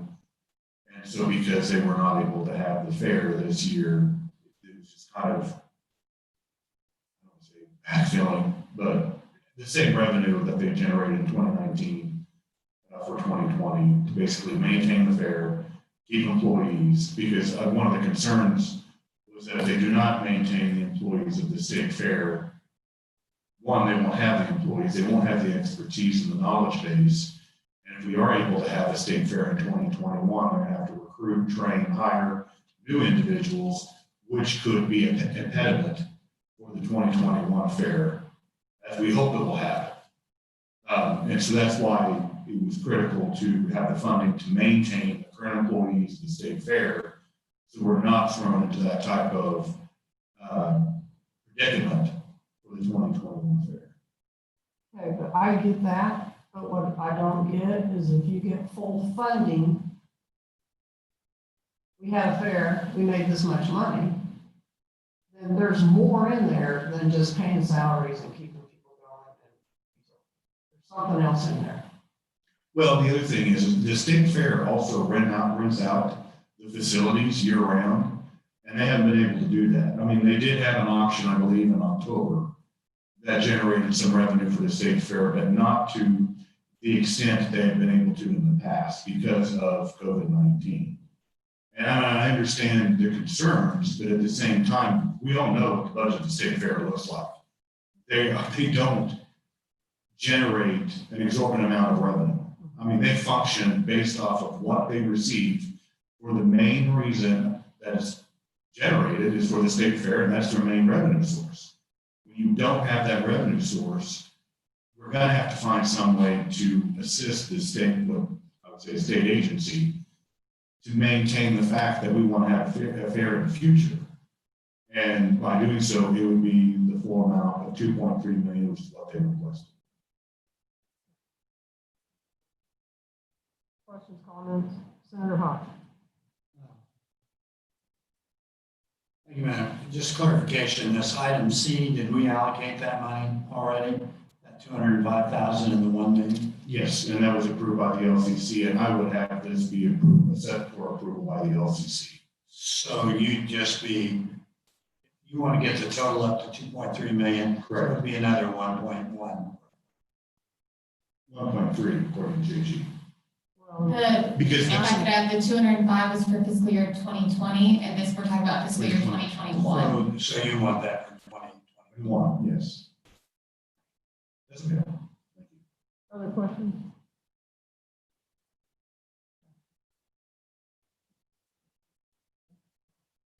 Right, thank you, Madam Chair. So I move that for fiscal year 2021, we allocate 1.3 million from the coronavirus relief account, subject to approval by the LCC.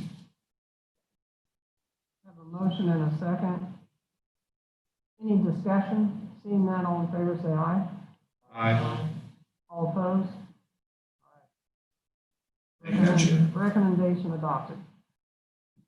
All right, let's see.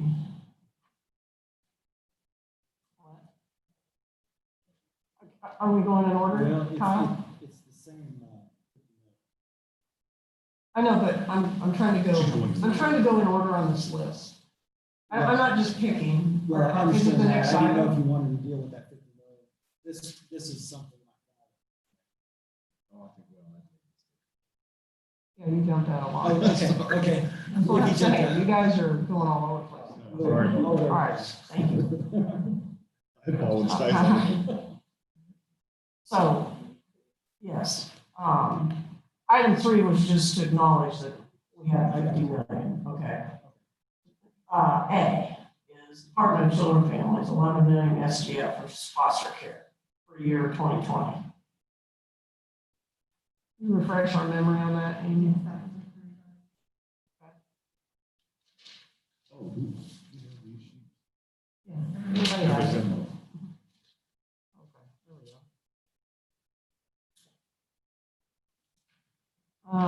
Item B, Health Department. Was approved. So I would like to go back to that one. I mean, after we get through the list. It's my understanding that a lot of our local health departments are stretched to the limit. And I remember this from our previous meeting. We had a bill out there that was going to give them more money. Did that fail because of the coronavirus?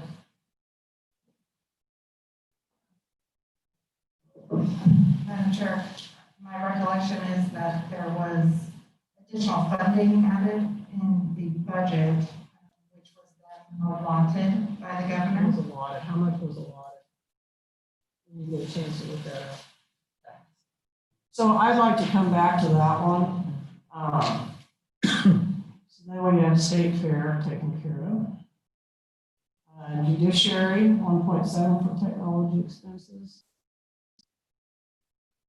See it on the list.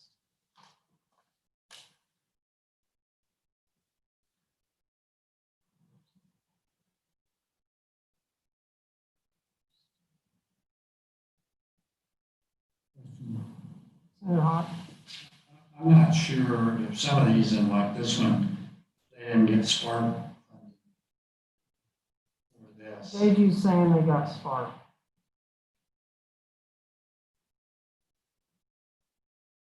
Okay.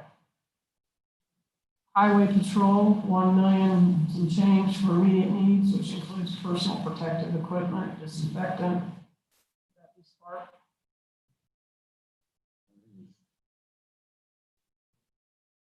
Highway Patrol, it's on our list. They got money, so they're done.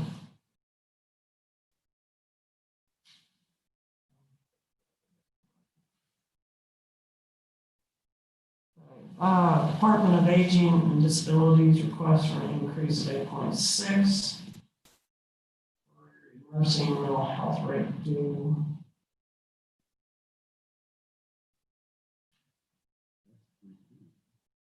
Did all of it?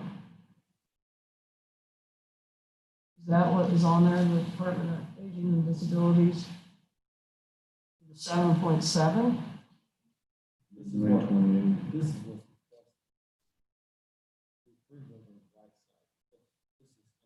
Oh, that's right. Oh, That's the. okay. Well, they did not. But again, How much, it's hard for us to know though, how much of this did they got through Spark though? yeah, that's why, did they get Spark money? They, ks did get Spark. Did the Highway Patrol get Spark money? local health department, the allotment was $900,000. 900,000? Yes. Okay, well, then I'm gonna make a recommendation to give the health departments $1 million out of that, the local health departments. Is that a second, or you want to talk? Okay, okay, a second. And it's because I have heard that they have been stressed. I don't know if you've read some of the articles. They have lost people, some due to incompetence, some due to retirement. So there's just been a lot of changes in our local health departments. And so we did have a bill, and it did make it through the budget process to help get them a little more money. They have not had an increase, I believe, for, I want to say, 20 years, 15 to 20. Anyway, that was in the information that we had during the budget negotiations. So I have a motion and a second. Any discussion? And this would go before the LCC. Yes. That was one of my questions, is going to go with the LCC or the recommendation for rescission or supplemental bill. So is it going to be spread equally? There was a formula. I apologize, I don't have that. I actually think that some of the smaller communities proportionately do better than larger. So there is a formula. There is a formula Okay. that was in that. That was my, I was wondering how it was going to be distributed. Thank you, Madam Chair. Thank you for asking that. Okay, so any other discussion? Did you have a question? I'm sorry. Madam Chair, is this a temporary increase, or is this an increase that will go forward every year? Yeah, it almost has to be a temporary. Until we come back and try to pass that bill again. So it just help them get through the next year. So that's part of your motion then? Okay. I'd be fine with that. Yeah, go ahead. So is a million theoretically enough to really impact, when you're talking 105 counties? I'm just wondering if, with that formula, how, you know. I'm okay with coming back with that because I'd like to have that formula in front of me. Okay. So we may have to take a break so I can go get my notes. All right. Yeah, because it worked out. I mean, it was what they asked for. And so. A million was? No, just the formula is what they're asking for. A billion? I think they have gold-plated process. Madam Chair, I think they actually did get smart funding in different ways. They did, through the counties. We don't know through the counties, but I seem to remember them getting some through those phase 2 or phase 3. I'm not sure. Who is the analyst on this? Megan is? You guys let Megan know where she's listening. And then my other question is your million for 21? Mm-hmm. This one says 20. Right. Because I'm not going to be able to. Yeah, we're done. Right. All right, we'll get just a little more information on that. Okay. Highway Patrol, Department of Aging.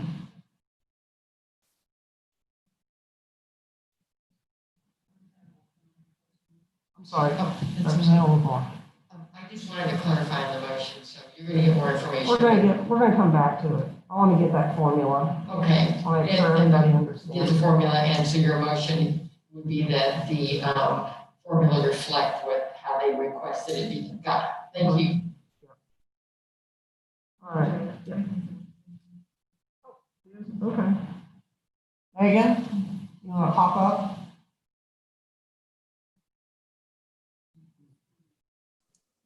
I get her to zoom in. I see her. Yep. There she is. There we are. Megan, can you give us just a briefing on the formula on that, please? Sure. So there's currently a state funding formula, and it divides what right now I believe is $2.2 million amongst the health departments, and it's based on population. I thought there was more to that formula than just population. Let me pull it up. I thought we had like a fixed amount in the more urban areas.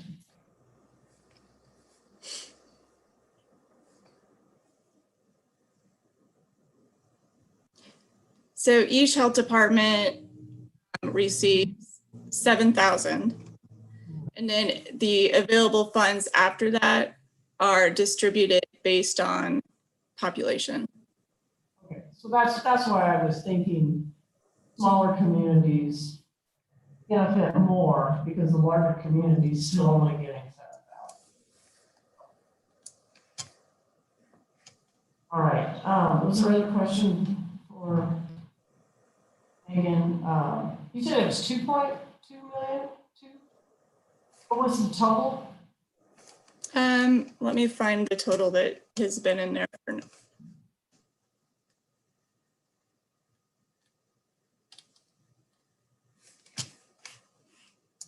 Just give me 1 minute.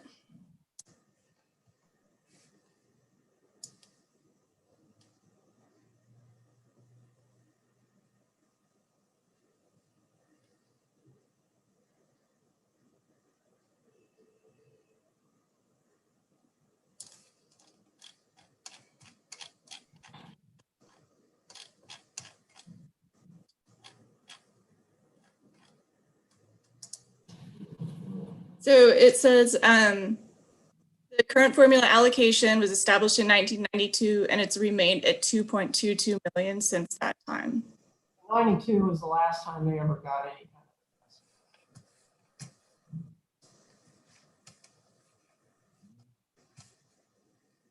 That's why it was adjusted.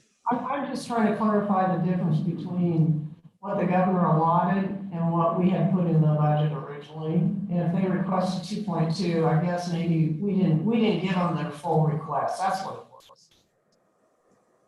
We only allotted what we approved in the budget process.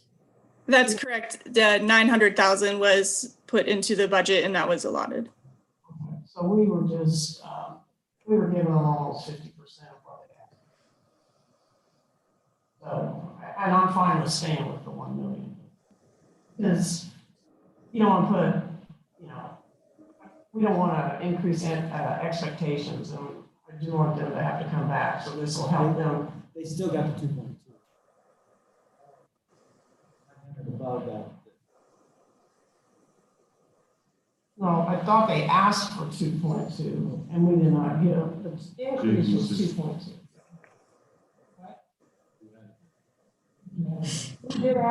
So did the governor only allot half of it? No. Right. Okay, so what's the 2.2? That's their base they have already? Okay, so what we're trying to do. The 2.22 million is what has been in the budget since 1992. Okay, that's the base. 100,000 was going to be on top of that. We're back to the increase that we tried to give. So, okay. All right. Thank you. Yeah, there's still a lot more. So did someone say that this also will have to go to state finance or? It has to go to LCC because this money has to go. LCC is what I meant. Yeah. Okay, so this won't be a done deal, in other words, until they approve it. They have to approve it. Thank you very much, Madam Chair. Okay. Is any other questions from Megan? All right, so just to clean things up, so my motion was 1 million, seconded by Wolfmore. And everybody was okay, I believe, right? Next item, Did we ever decide about the highway patrol? I mean, they don't have it on this sheet, but did they got spark money perhaps? Thinking everybody got PPE spark money, okay. That went through the agency. There Madam was an Chair, agency a lot. I believe that the highway patrol received $975,000 fiscal year 21 from coronavirus. Okay, so they got, and then Department of Aging, we decided they probably, that was all through the coronavirus. Yes, the KDOT received approximately $58 million from the CARES Act. So they got a little more. For this item specifically, they received the $23.6 million, and then the other money that we discussed earlier for the mental health. All right. KBI. I'm assuming CARES.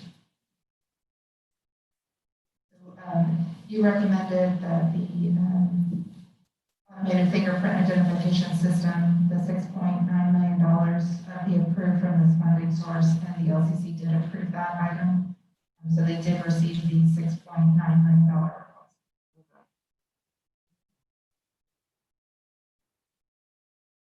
All right. Kansas Commission on Veterans. For reduced enrollment.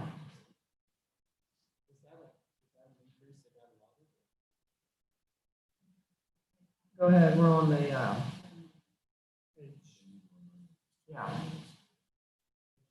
H.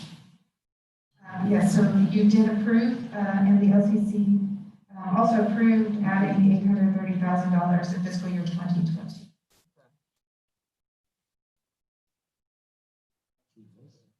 Huh? What was approved?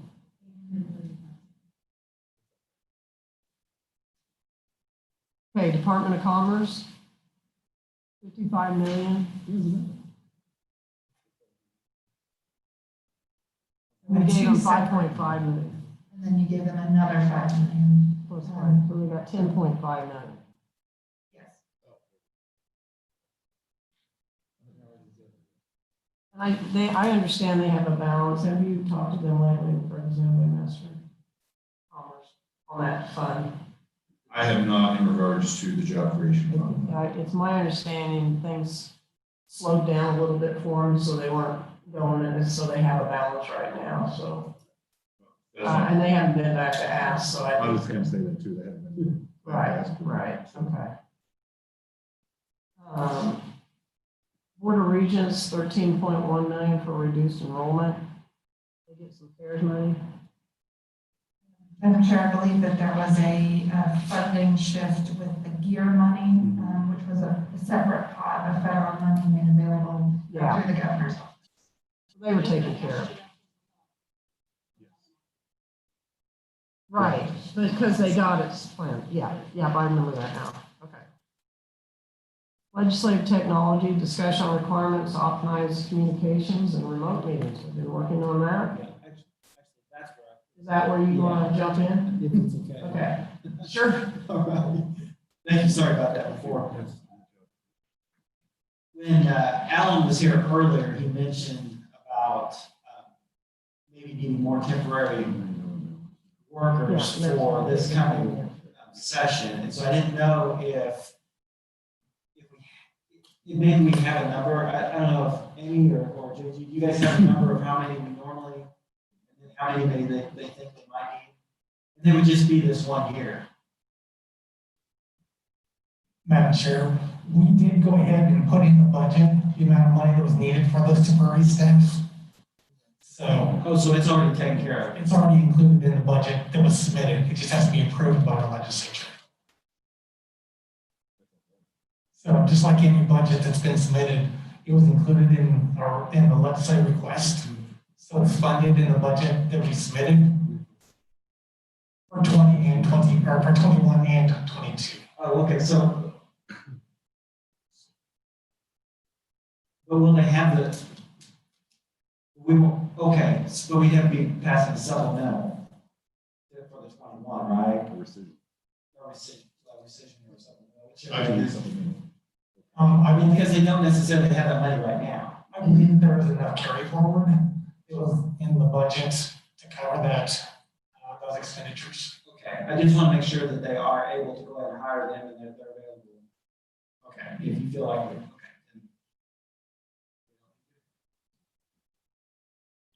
okay. Okay, anything else on legislative technology initiatives? Updates on the request for proposal of a new video conferencing system and funds allocated for that purpose. We did that, so we'll go ahead and move on to COVID-19 response.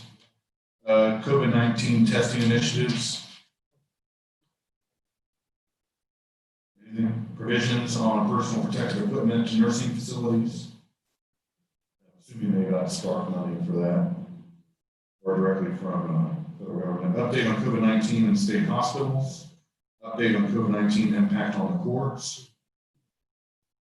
Any discussion there? Presentation of staffing report and update on impact of COVID-19 on the board bids.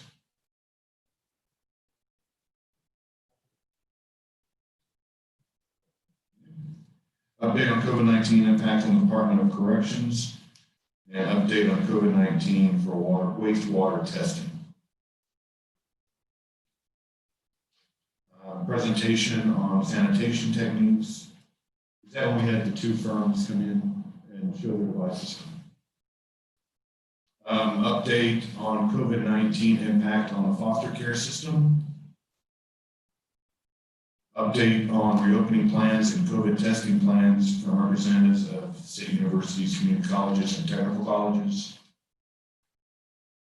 Vaccine distribution plan. And presentation on community mental health centers and COVID-19 funding. Representative Warren. This is the appropriate time. I wanted to make a motion on the presentation of community mental health centers and COVID funding. Is this the right time to do that? It is. So we heard the presentation earlier on the certified community behavioral health clinic model in Kansas. That is what Walfield talked about, and that's a way of drawing down additional federal money. So we're always trying to raise the rate, get an increased rate for our mental health centers for Medicaid rate, and unfortunately that amount that we did last time had to be allotted. So this is a way that we would be able to achieve that. So also the motion would say that we would support participation opportunities to expand the certified community behavioral health clinic model in Kansas when opportunities arise. And what that is basically is the federal government is willing to give an increased match for communities. They've already done this in Southeast Kansas, that will work together in the communities, provide this array of services, and that includes, especially for veterans. So you're getting an additional federal match for that. The Mental Health Modernization Interim Committee that just met also recommended this. So my motion would be to take advantage of these opportunities when they arise, and also that we might have presentations at the budget committees when we start sessions, so we'll have a little better understanding of these. Everybody in agreement with that? Yes, Representative Hartwell. This would be I don't like the caseload stuff that we do every year appropriation where we increase the Medicaid rate at one point, and then that kind of snowballs forward forever, right? This is not a temporary increase on the rate for Medicaid paying these facilities. This is an increase forever. This is a federal increase, that the federal Medicaid rate, we get enhanced money. It could, you're right, it could cause us to have enhanced caseloads, because the idea is that you reach out to our people and make sure everyone's getting the mental health services that they need. But the offset is us not needing to ask for that rate or other kinds of other things that mental health centers might need for us. So it's a way of using more federal money to fund some of our programs in Kansas and taking a little bit of the budgetary weight off us in Kansas is the idea. Vote to make the federal dollars come in, but it won't affect the state budget at all. We don't have to put more money in to draw down those funds. I don't believe so, but maybe someone else can help me answer this.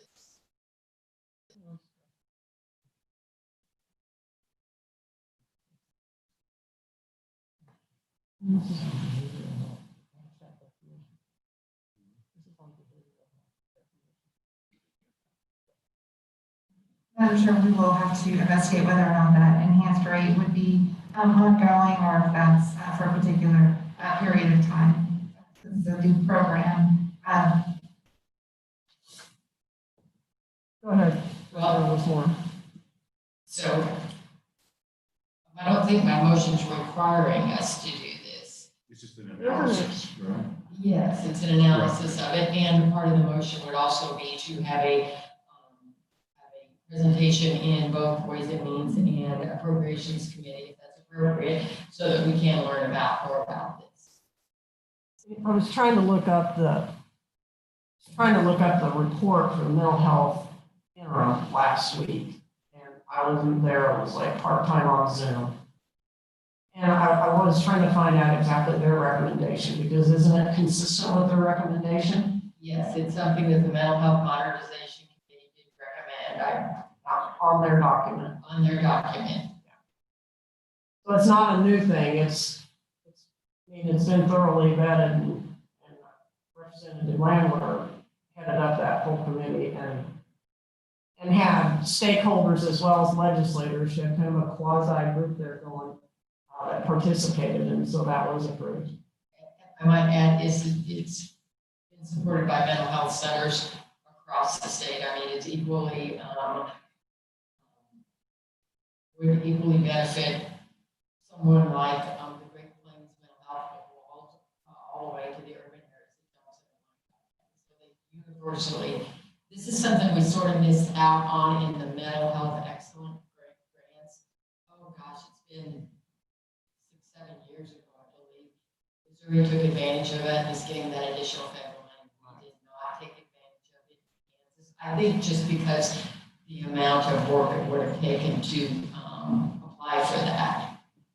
And I remember Representative Landwehr being very upset about how we did not take advantage of that. So I think that this would be maybe a nice little, it'd be consistent, because I think that whoever takes up any legislation that comes out of the healthcare or the mental health interim, maybe a couple of different committees would also be looking at it as well. And then I think we could get back to those numbers to answer your question for sure. Absolutely.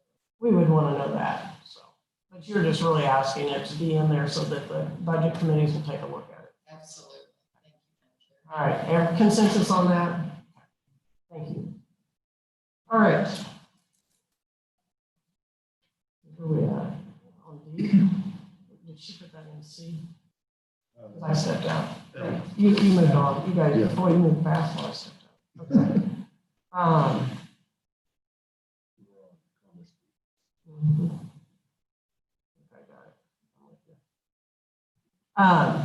Update on job creation fund, we've had that. Overview on broadband proposals. That was very much an overview. We didn't take any really action on any of that. That was just informational only. Presentation on Commerce COVID-19 Economic Development Assistance. I think we've taken care of that through Spark. Update on unemployment insurance modernization, review of the fraudulent. Go ahead, Representative Hoffman. Thank you, Madam Chair. On that, I think it's a good place to maybe insert. I'd like to see us, we have a joint committee on information technology. It's actually meeting tomorrow. And I serve on that. One of the issues that we have with that committee is that it's a committee that's supposed to be looking at whenever agencies upgrade their systems, but it's always too late. By the the time the information comes to that committee, it's already been led, it's already in the process. And so I'd like to see us maybe put in some language that says relevant state law should be modified to require state agencies to submit technology plans to the Joint Committee on Information Technology prior to any technology-related requests for proposals being issued by state agencies, much like the building committee structure that is in there now. IT is becoming huge. Usually, whenever we do an IT project, it's a lot of millions, and it's actually almost any more than a building in some cases. So, if that was something that we could just say that we'd like for this to be looked at, it'll require change in statute. So it's got to go through the whole process of deciding whether or not that is. Help me understand. So you said to make it more like a building committee where everything is reviewed before it moves on. Why can't you guys do that on your own? Well, what's your problem, Kyle? Evidently, right now, we don't get that information until it's already been let. Oh, I see. And the project's going forward, and then we just get, well, now all of a sudden it's in trouble. And so we'd like to see it, and it's gonna take a change in the statute because it's gotta be so that they say they have to come to us. Like I said, it's gonna take some changes, but I think it will be one of the recommendations that we do in our joint committee tomorrow. I'd just like to see us throw it in here too, just to give a little bit more. I think it's something important that we need to look at. Senator Hawk. Thank you, Madam Chair. No, I think that's a good idea. I see one potential problem, and maybe this wouldn't be a problem. The money that it's going to take on this item number 7, which is the UI system modernization, is probably going to be federal dollars, as I understand it. And there are a lot of states in the same predicament that we're in. And I would want to make sure we didn't get hung up in our process where we couldn't take advantage of that, because I think our unemployment system really does need to be upgraded, both in terms of hardware and software, so it can be more responsive. Hopefully, we'll get through this period, but the next time it happens, I don't want to be caught like we've been caught this time. Right. A lot of the IT projects they do have federal money in them, though. This is, and like I said, this is going to have to go through the process of changing. I don't, even if we get it changed this year, this modernization may be already going forward. I just think for future, I'd like to see us put something in place that gives the legislature a little bit more of an eyes on these projects before they go forward at the beginning. By the time his idea gets through, we're already going to know if there's any federal assistance. I think you're right. Yeah. I just don't want us, if we get slowed down, I don't want to. Another example is what we've done to try and get the audio video upgraded in this system. We use the Spark dollars to do that. But we really, in your committee, I don't think really gave approval to that. Right. Well, we couldn't because we didn't have the oversight on it. But we got the same. I've heard David in many different committees. So, it wasn't a surprise. Yeah.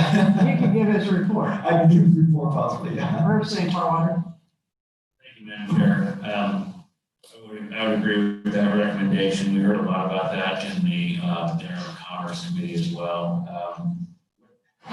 The thing about these dollars, the legislature sold $26 million in bonds, I think, for a new system in 2004. And then 2 years later, the feds gave us another $24 million. 3 years later, we got a report on what we needed to buy, and they sent all the money. So we've got a $50 million report around here somewhere that we could look at to see what we needed back then. Probably no different. Also with the federal dollars on the CARES Act fund, if another state invests CARES Act dollars to have a new unemployment employment system, they have to share it with other states because they use the federal dollars. And so my hopes that some of these other states that have kind of gotten out in front of this a lot quicker than we have, once they have it figured out in the next month or so, or once these programs are starting to run, we should be able to capitalize on that and spend a lot less dollars. So it should be something that everyone should look at, and not just one little committee that will just repeat the same year we did last time. So. All right, well, finally some good news out of that committee. That committee has frustrated me for years. It's frustrating beyond. All right, thank you. Appreciate that recommendation. All right. 8, budget, that. State fair, somebody already jumped ahead. 10, update on transportation program. We received that information. Veterans Claims Assistance Program. Update on the assistance program. Overview on the Water Authority budget recommendation. Update on K-12 year and expenditures.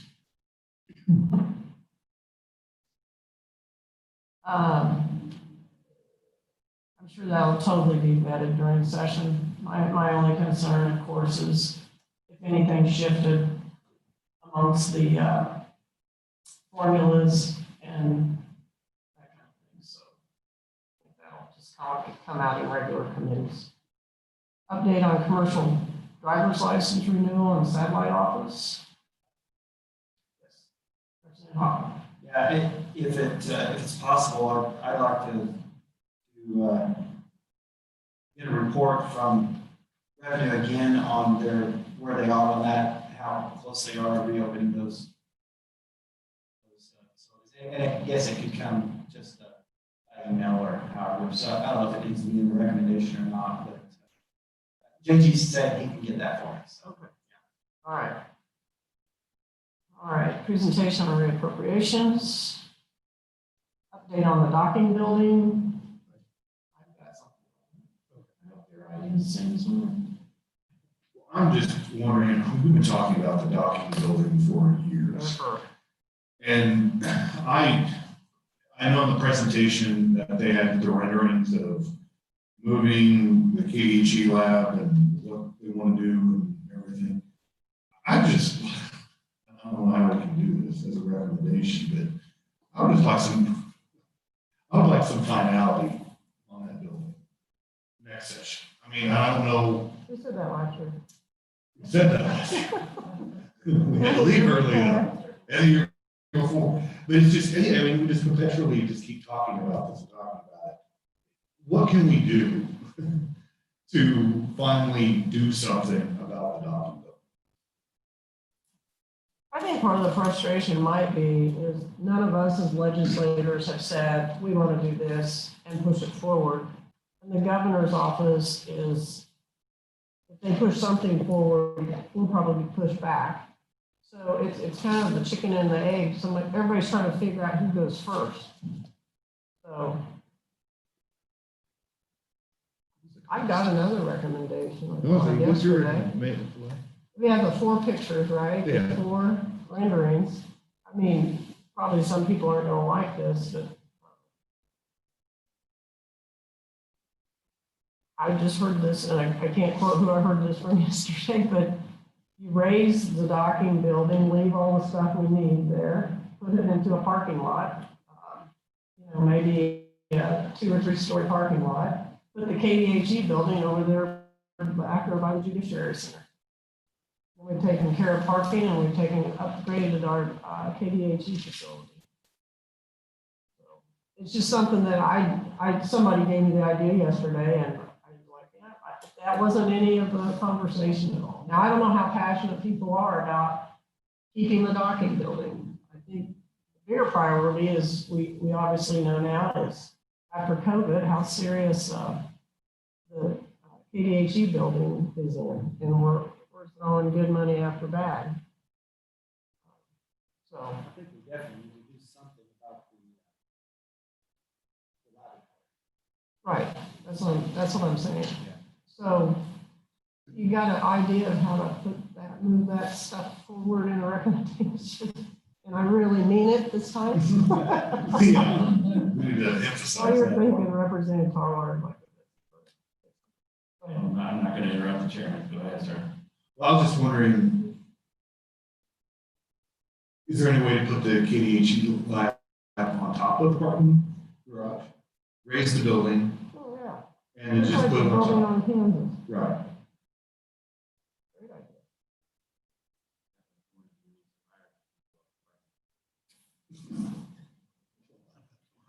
But I was just, Yeah, I mean, a lot of your larger commercial buildings are that way, with the parking garage is on basically what I say the main levels, and then the building itself is on top. No, we're And not. we'd be more efficient, we wouldn't be taking up square footage of land mass. Because, So- and I mean, that's the one, I just throw that out there as just a different thought line. Anybody interested, I'm just serious, to try to move this forward, anybody interested in throwing that out there as a fourth idea or a fifth idea of, We have a cost. no, we need to get it, so that'd be in our recommendation. Like a 3-floor parking garage with the KDHE lab on top of it. And then that way we take care of all the problems we're having as far as cooling and. I'm fine with that. I just want. Representative Wolfmore?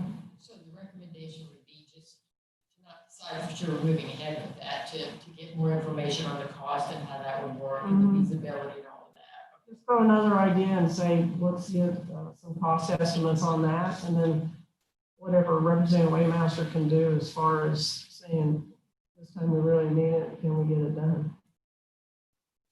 I'd like to get it done. I would too, I'm tired of talking about it too. Senator Hawk.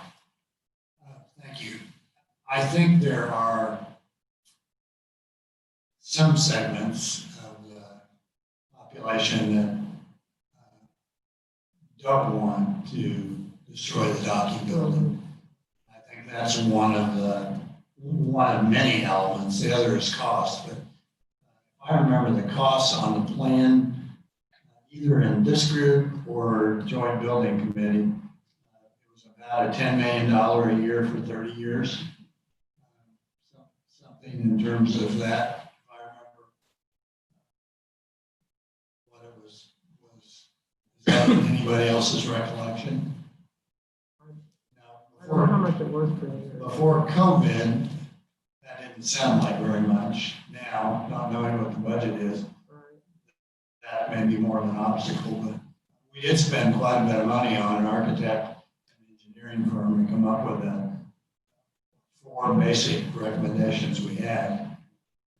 And I don't think the one with the lab is very, I think it's a fairly logical solution.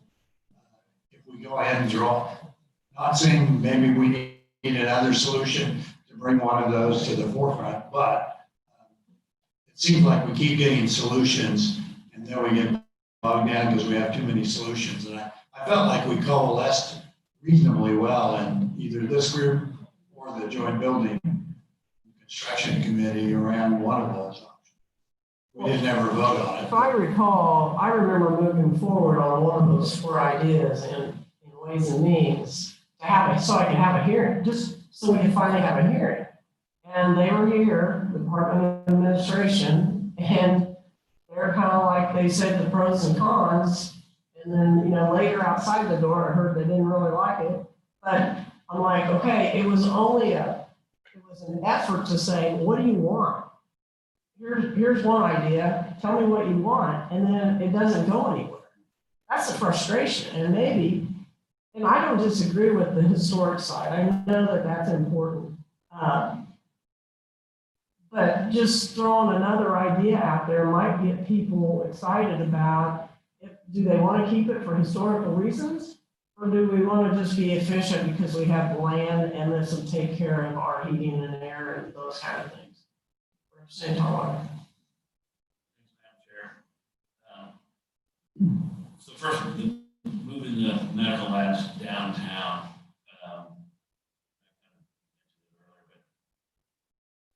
with the, with this pandemic that may have started in the medical lab somewhere, there was some push. We heard all this stuff kind of when the pandemic was starting. There was some pushback in the appropriations committee whether or not that was the right place to move it because of the population. Secondly, it would make more sense to move that facility over to Manhattan, where all that stuff seems to be happening. Tremendous amounts of growth in the area. This kind of a better fit. Lastly, I agree with you. We need to push something forward to at least get the discussion going and pull the trigger on something. But they never came. We spent, what was it?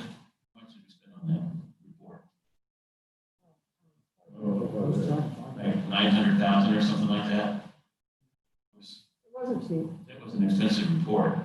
And one of the items that we asked for in that report was we wanted them to look into PPP, public-private partnerships, in order to possibly see if it was they were able to put maybe restaurants or living quarters over there, and get that building back onto property tax payrolls.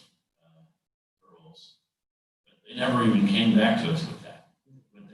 We never asked them to give us a proposal on moving the medical facilities there. That's just something they did on their own somehow. We didn't ask for that. But we did ask for the public-private partnership. I'd like to get the report that we paid. You want to go ahead and share that? I think that's important. Yeah, I don't know if it was when we had the presentation during the interim, but there was some feedback in regard to turning that into a private public building or a private building itself from I believe it was the Topeka Development Council, because they have so many vacant buildings on Kansas. They don't want to have another commercial building.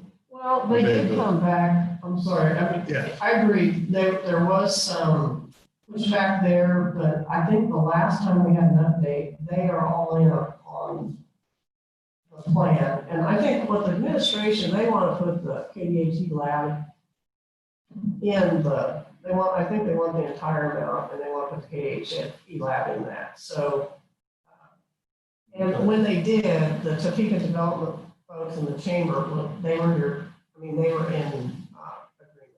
They were For a public building. Public. For the government. Public building, yes, I'm sorry, they don't want the private. They didn't want the private because, look at Kansas now, there's all these restaurants that are now vacant. Buildings are vacant. And that was a concern about having to be a private building, just add more commercial real estate space. And they would prefer it stayed as a governmental entity building as opposed to a private. So they did come back and express that to the committee. I would also say in regards to docking, and I think we had a conversation when Secretary Burns Wallace was in talking about the different renderings and the different plans, is whatever action we do make today in regard to the docking is for the analysis to be done of lease agreements throughout. And if those are coming to an end by the contract sometime at the same time when we finally do get docking renovated or whatever happens over there, that they utilize that space first as opposed to looking at other real estate throughout the state of Kansas, because we'll have that building renovated and have the agencies move back into that building as opposed to another rental agreement. And I'm not 100% sure, but I think they said Department of Revenue, they're spread out all over the place. If that was one entity that they thought they could start moving back in there because of that. So, do we want to add whatever strong language the chairman can come up with for Amy, and then just I guess throw out there in addition to the 4, look at it as a parking garage with a lab on top. I know it's so So if that does offend those people about the historic preservation, then maybe they'll come out and be strong with their voices so we can move forward. I think we're just trying to move it forward. Senator Hoffman. Madam Chair, thank you. I'm fine with moving it forward. And actually, some of the remodeling was going to tear down part of docking, put that lab in there Right. anyway. Right, So right. maybe it's the docking, lab and parking garage. There you go. I mean, I don't know that it may destroy the traditional character of the building, but it might still be able. But you could save some of that. I mean, just, okay, looking at the elevators, what if you save the marble down the parking garage all the way up? And some of those other things you can implement into that are around the building that has some historic whatever, wall statues or whatever they are. Now, for the record, I personally would like to pick one of the four. I had the one I liked, nobody else liked as much. I'm willing to go with what the consensus was and move the ball down. And JG reminded me that my $10 million a year figure, which I think is still a doable figure in terms of taking care of what is a huge problem in terms of our campus for the Capitol building. But if it moves it forward, I would like nothing better than to reach a decision and move forward this next session. Amy, why don't you wrap up some language and we'll kind of pass it around and see if we hit on everything. What's that? Oh, Jill Silent put through. So I said, I was just talking to her about introducing a bill. Let's let Amy draft to see if she has figured out what we all just said. And then once that has happened, then we'll work on the bill. If we have some agreement, we'll work on the bill draft, okay? All right, thank you all.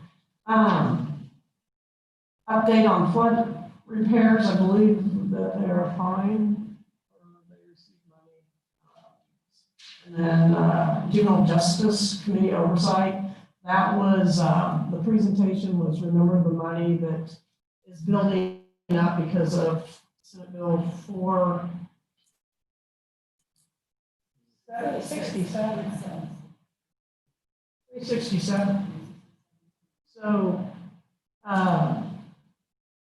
in trying to, I know that we have tried to use that money in the past for some other things. I would just say we listened to the report. We really didn't have any action items on that day. We just, case loads, heard all those reports. What comes to mind on bids? They're always in a deficit situation, but yet they haven't been asking for money. Madam Chairman, and this was on the first page as a separate item also. They submitted their study to you. That was a 3-year phase initiative that they requested funding. So can we put something in there, I mean, in that report, so that we can at least earmark that somebody hears their 3-year plan? Maybe their 3-year plan, well, make sure it goes to the 2 budget committees and that they hear it. That'd be our recommendation. Okay. Education caseloads, K-Tracks, seems that they've figured out a solution. Deferred maintenance at state universities. So I would like to have Shirley come up and give us a little bit more information on this. There's a lot of confusion about, in 2007, I believe, when we passed the deferred maintenance bill, or was it 7? Anyway, right around when I was new. We put in there that if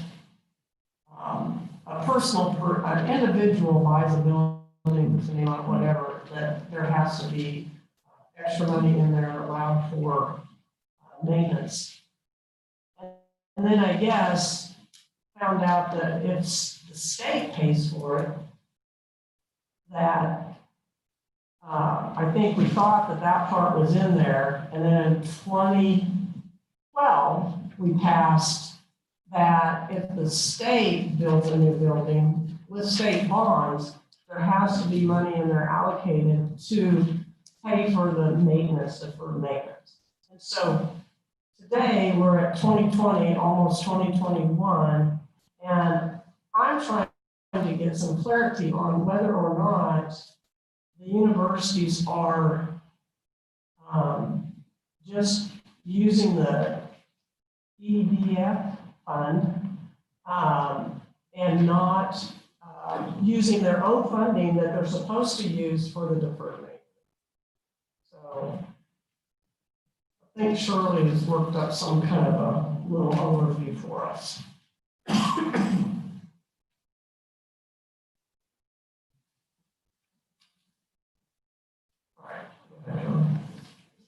Thank you, Madam Chair.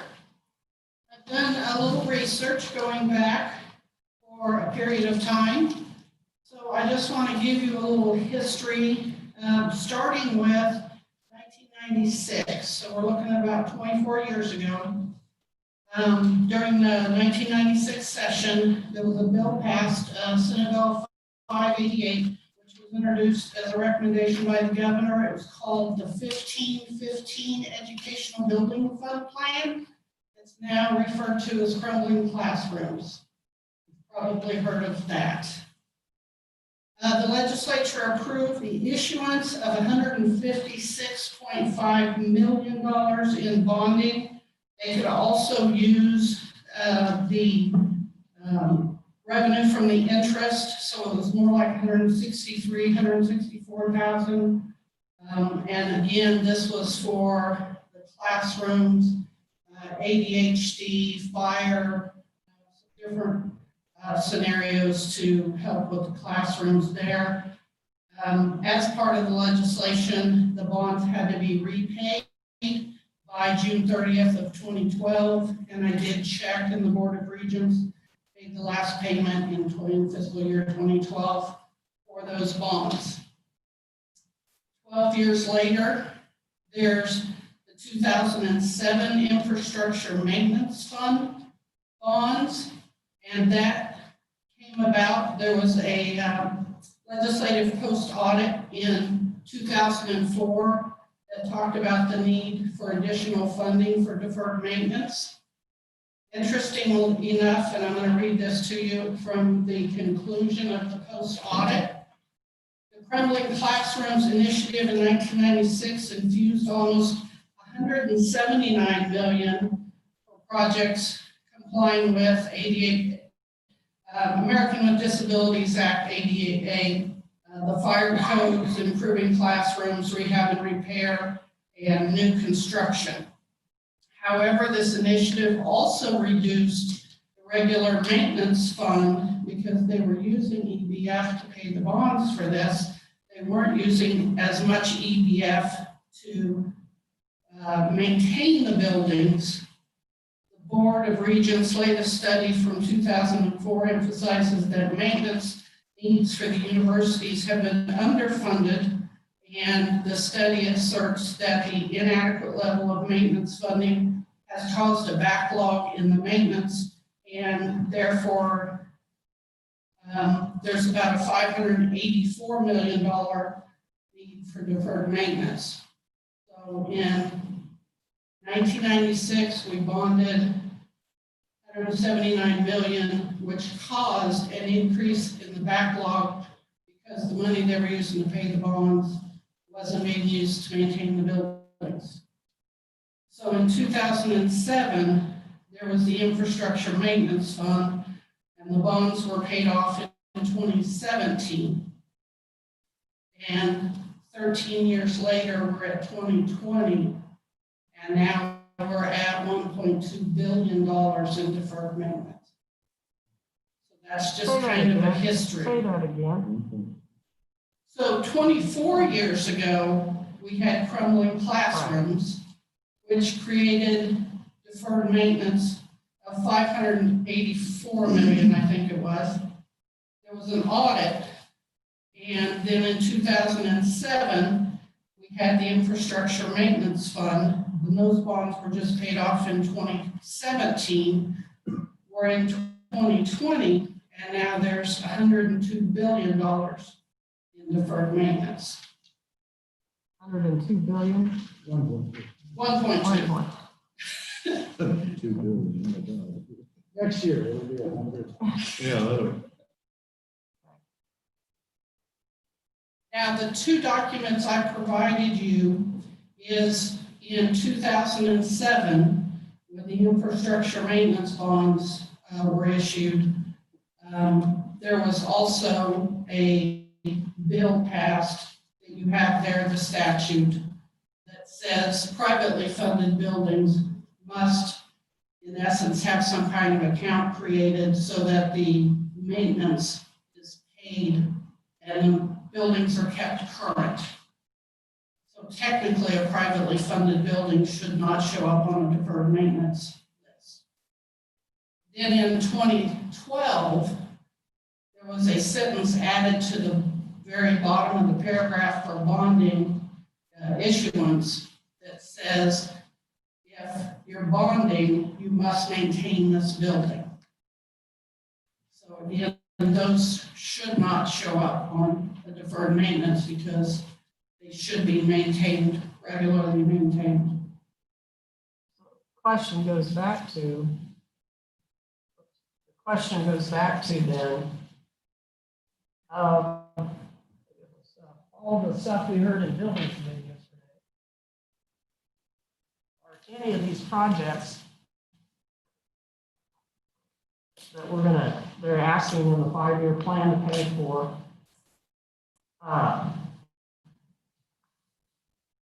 built since 2012, or any parts of them? Because it sounds like perhaps, Seton Hall sounds confusing, but they're adding on, the add-on, and then we're basically saying, oh, it's still pre-2012 thinking, but we've added on. That, After 2012, we added on, but we're applying for deferred maintenance pre-2012. That's the architect. that building technically is two different pieces, is the way it's explained. The architecture side is the east side and the engineering is the west side. They bonded in 2015, they bonded $60 million for the architecture side. And the project that was introduced yesterday in the Joint Building Committee was a project for the roof on the west side. Where the confusion might lie is when the bond allowance language in the bill, it says Seton Hall will be maintained. So there's a definition difference between, is it east side, west side, is it the building? Any clarification on that? If it says Seton Hall shall be maintained. Well, I think the language actually says the project. So I mean, to me, but even if it's a separate project, your problem is if they take the money in Shirley's example and completely renovate east side and then take a portion of that money to do the west side roof, you're still in the same pickle of what project is that? To me, it's ultimately up to you guys as appropriators if you want to give them the money for X. Or say you should have been setting aside money for that under this sentence. You should have been making provisions for the maintenance of that under this sentence, and no, we're not going to give you any money. Or we are going to give you $20 million to do X, Y, and Z.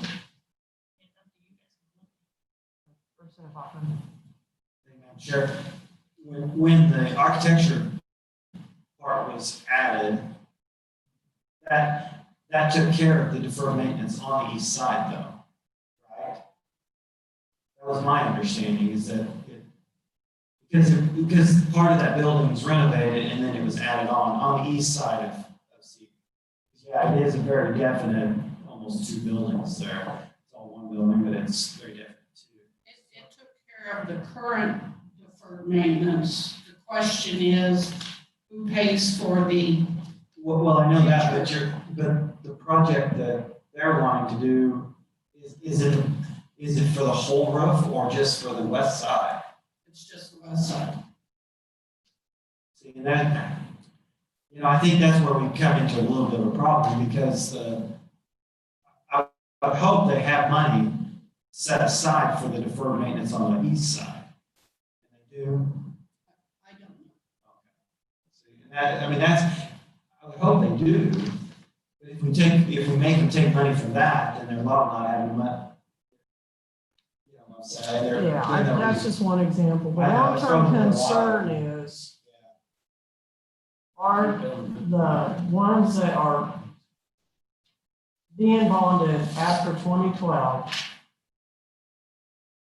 coming back, are they doing what they're supposed to do and use it out of their own funding to restore those buildings? Because we're not getting ahead. We keep getting further behind and deeper in the hole.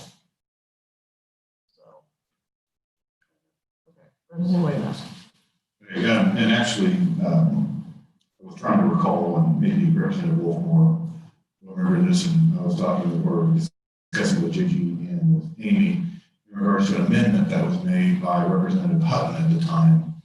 I believe it was in the 2015 legislative session in appropriations, where we were doing some bonding with Seton Hall, but we're trying to figure out if it actually made it to the entire process or not.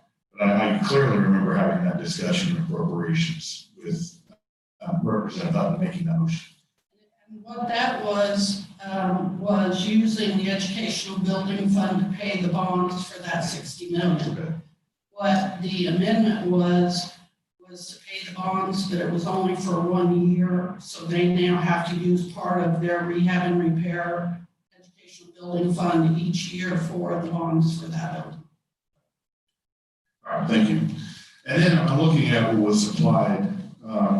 It was in our file folder today. It was compiled university responses to deferred maintenance question. I'm assuming. That's in response to your question that you asked during the presentation. Right. And these are all basically written by the universities. And pasted exactly what they said. The only thing is you have a few universities that are actually pretty specific. Some are very vague. I'll look at, Pittsburgh, State University says, well, we're going to contract with a consultant to help us analyze. Shouldn't you already know what buildings need deferred maintenance? K-State is the same way. And K-State actually has more buildings that I would say are in needing of maintenance. And their response is, we're going to review the detailed information. They should already know this. And that's what makes it a little frustrating, is when the Board of Regents will come to us and ask us for money. And then we have a specific question back to the universities for information in regards to what buildings you need to address. And then we get a response back, oh, we'll get back to you later. I'm not very appreciative. And it's not a huge issue. I'm upset with the universities that did not have specific information detailing what they're going to do and what buildings need to be addressed, especially when we know deferred maintenance is an issue that's been going on for quite a while. And for a response to come back and say, well, we'll get back to you, I think it's insufficient. If I could just comment on that, I can kind of explain. And Chad Bristow is, I believe, on it and can answer some of this. But when he came before you and presented the study that was done, that study was just recently completed, and some of the universities were not aware of what was in the study, the specifics of the study, and had not really looked at it. And that's why I think a couple of them said we'll get back to you, because we need to look at this study and understand. But at the same time, they shouldn't there should be an analysis done on the entire campus, and they should know the structures and what needs to be addressed. They don't need to wait for a study to come out. They should be aware and appraising all of the buildings on their campus and know exactly the status of every single building, regardless if a study was done or not. That's what I'm getting at. I mean, I know the status of all of the property that we own. The university should be able to do the same thing. And not only the status, but where they go from here with those. Some of those buildings, do they need them? They need to be redone. I can't believe that they don't already have that information.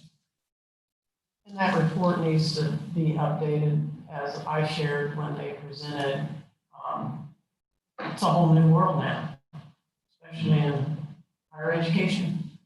Maybe we don't need all those buildings anymore. I think they need to think differently, and I think we've been trying to say that for at least 3 years now. So, Senator Hawk.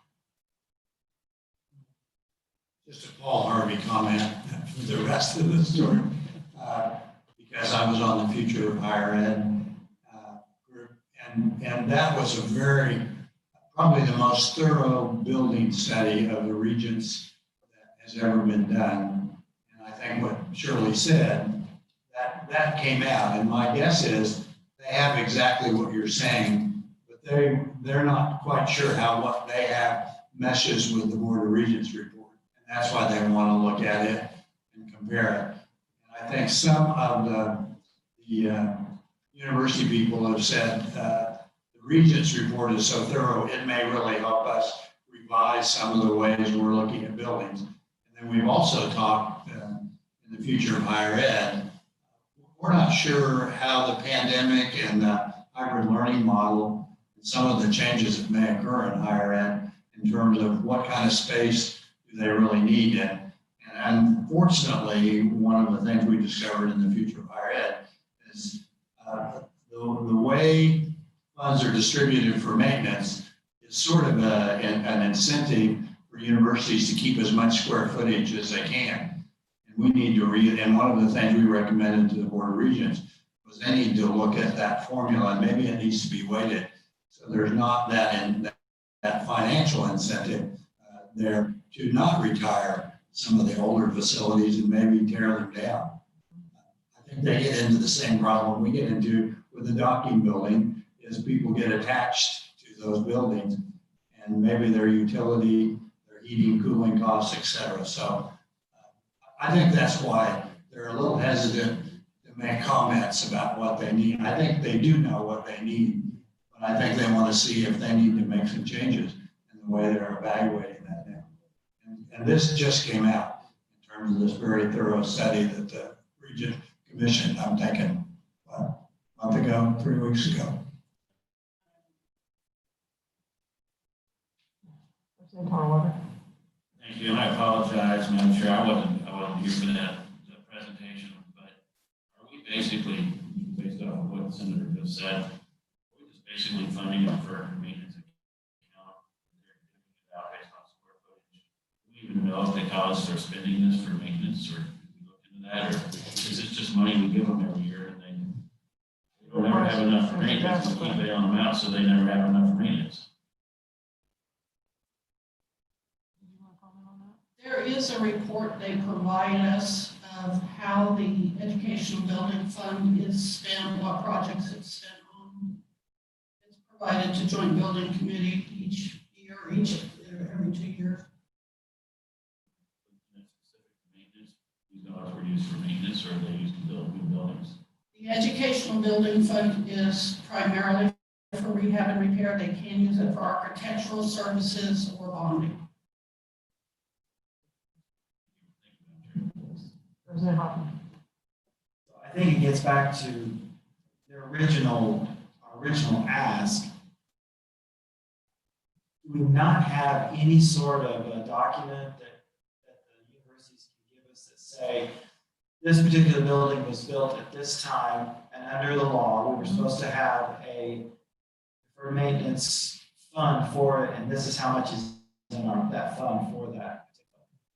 Because I think that gets to where we're saying, nobody can seem to tell us, yeah, that building has a deferred maintenance fund like it's supposed to. See what I'm saying? Is there not anything like that we? I haven't requested that information, so I'm not aware that it exists, but I can request it. Well, I think that would help us if we knew that this particular building that was built in '07 has a deferred maintenance fund. That kind of,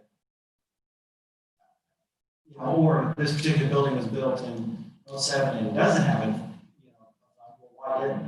You know, I don't know. I think that request can be in the report, and then Shirley will, I'd like to she'll see start that asking possible. for it, Yeah. so. Okay. You know what I mean? So, you said there's somebody from the university. I don't want to keep you from speaking if you have some comments based on all the ones that we made. And don't want to put you on the spot, but. Are they there? Yeah. Yeah, there's Chad. Hi, Chair McGann. I wouldn't add anything, to the conversation that's been had here. I mean, I do think that there's some interesting details about the statute, board policy, and the board practice. I think layers over some of the points that have been made here, and would be happy to elaborate on that, you know, in writing with Shirley. I know we've been coordinating on some of that already, but that may be useful to see as well. Thank you, Chad, and thank you. I was glad to see you're still smiling. I know people have a hard time hearing me, but thank you for being on Zoom today, just to hear our comments and a little bit of our frustration. So appreciate it. Any other questions, Chad? All right. Okay, so I think we'll see what Amy comes up with. And we'll let her know if she's captured our thoughts. So presentation of Governor's Commission on Race and Equity. There were a couple items in there. Go back to that was this morning.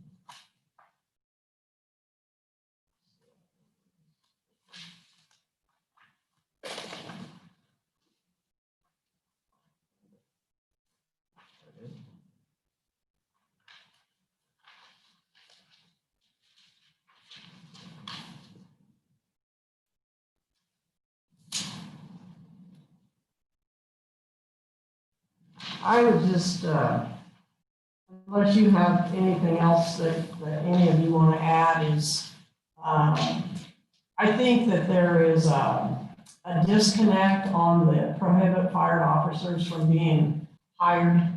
There's some kind of disconnect between local government and, or cities, I should say, municipalities and county government and perhaps C-Post. And so I would just emphasize that there is something out there that can try to educate the law enforcement in our local communities.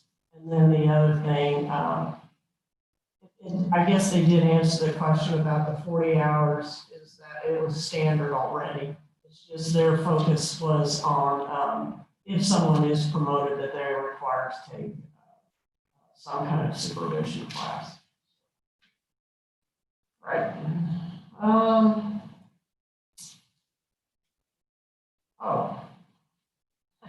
don't know where to begin on the ag price verification inspection process.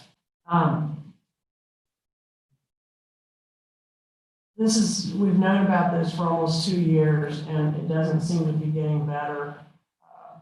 I would say that we encourage the Department of Agriculture to make some changes, and it sounds like they have already discussed that they are moving forward on this department to make sure we're doing efficient and effective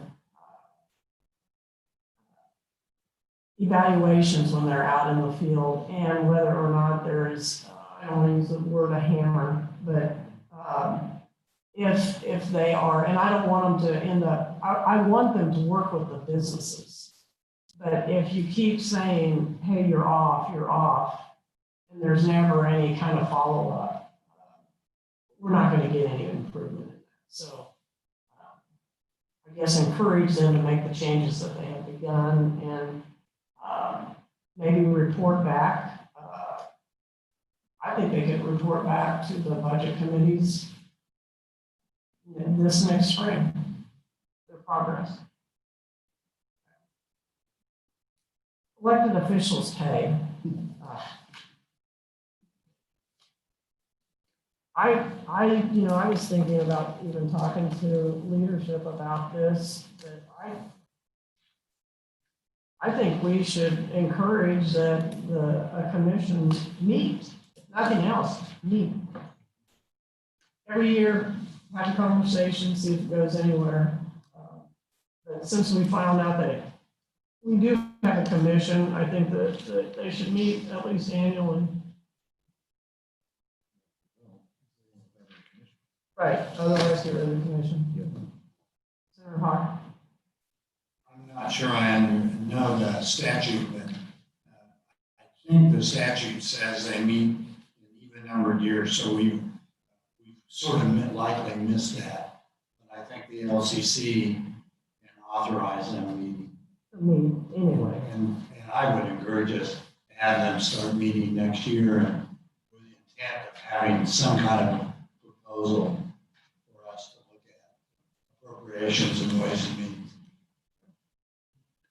And I have my other things I'd like them to look at, but that might be better to wait until they meet and have us give them some of those. And Senator Hawk, was that with the same discussion topic that you mentioned before of having enacted by 2024 or for those elected in 2024? Yes, I'd be willing to put those in there for consideration. I'd hate to lock them into any of the things I said. I'd keep it simple that they should just meet and evaluate. So whoever these individuals are, I mean, could be one of us, but otherwise they need to just start with that information. What's that? Can't be a member of the legislature. Appointed by. Oh, appointed by, okay. Yeah.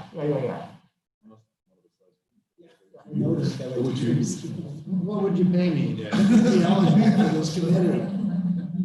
You'd have to wait 2 years though. Only 2. Yeah, only 2. It'll probably take them that long to meet. Yeah. Right, I know. For $2,000 each. That was a problem. Okay. All right, mental health funding. Anything on that? We just need to keep preserving it. And I wrote down compensation commission. And I don't know if you passed over these or back on the other page, the COVID-19 testing initiatives. The others, I think, were already taken care of with CARES. I just shared that my disappointment on the testing. One is late, 2 months late, and the other is the way it works, and I don't know if this was a state that made this decision, but you have to buy the test, you have to pull money out of your pocket, buy the test, administer the test, turn the test in, and then you get reimbursed. And so that made it very difficult for WSU to get started, and some of these other labs as well. It seems to me like, and again, I don't know, I'm going to have to ask staff that question eventually, but why couldn't we have we release the money and start? Why couldn't we have just said, here's your 500,000 tests, get started? Why did we have to wait? Was that a process that KDHE came up with? Or what? Does anybody know, or can somebody give me that answer? Because if we're looking at spending money by the end of the year, we should have just bought a bunch of saliva tests And now we're paying the pharmacies $30 just to watch somebody spit in a tube now. Because we have the money, so we gotta use it. We've been using it. Get it all across the state. Can somebody at least get that answer for me? We can certainly track that down. Why did the reimbursement have to happen after the test was done?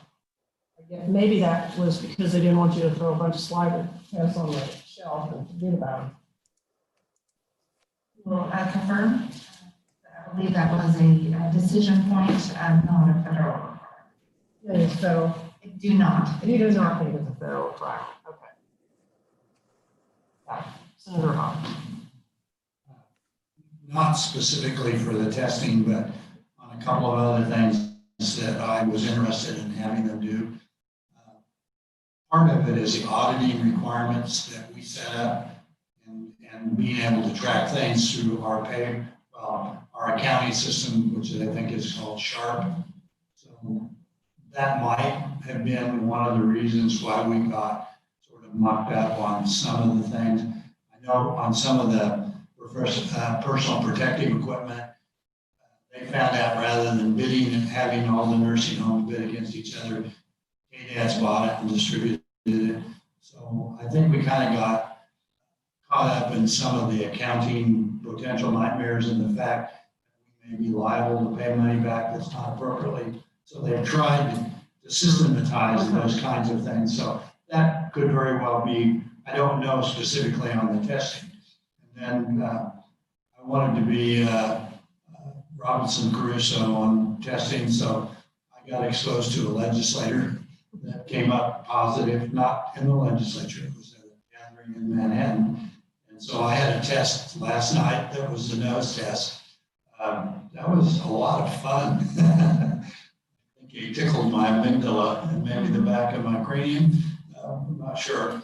But I got those tests and results back in 90 minutes. And then not knowing I would get those tests, I signed up for the spit test here in Topeka for the lunch hour. And other than having some difficulty spitting into a very small tube, I'm going to practice that on the way home. But they said they would let me know today if I was positive.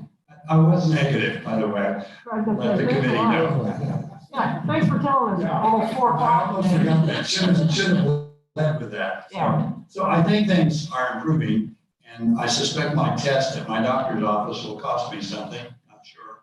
But the one here in Topeka will not. All right.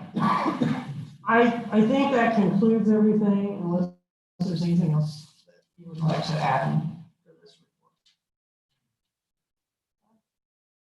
All right, anything else? Amy's gonna listen later.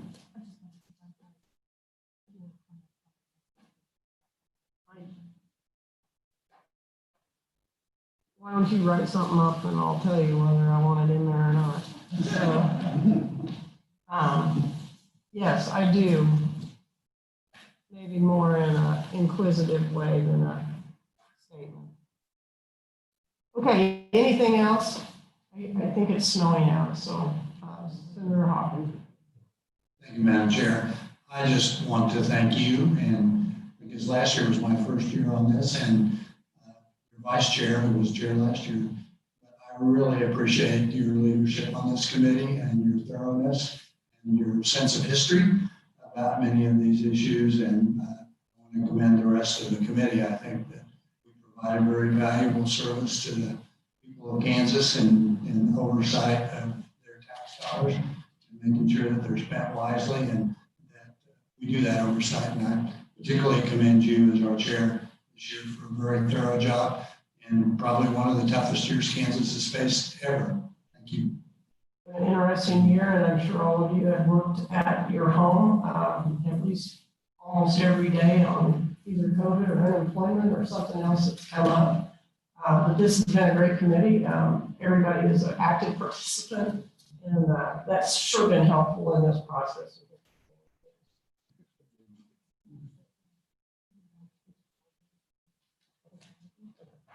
All right, so they don't want to store your folders, so if you'd like to keep them, take them with you.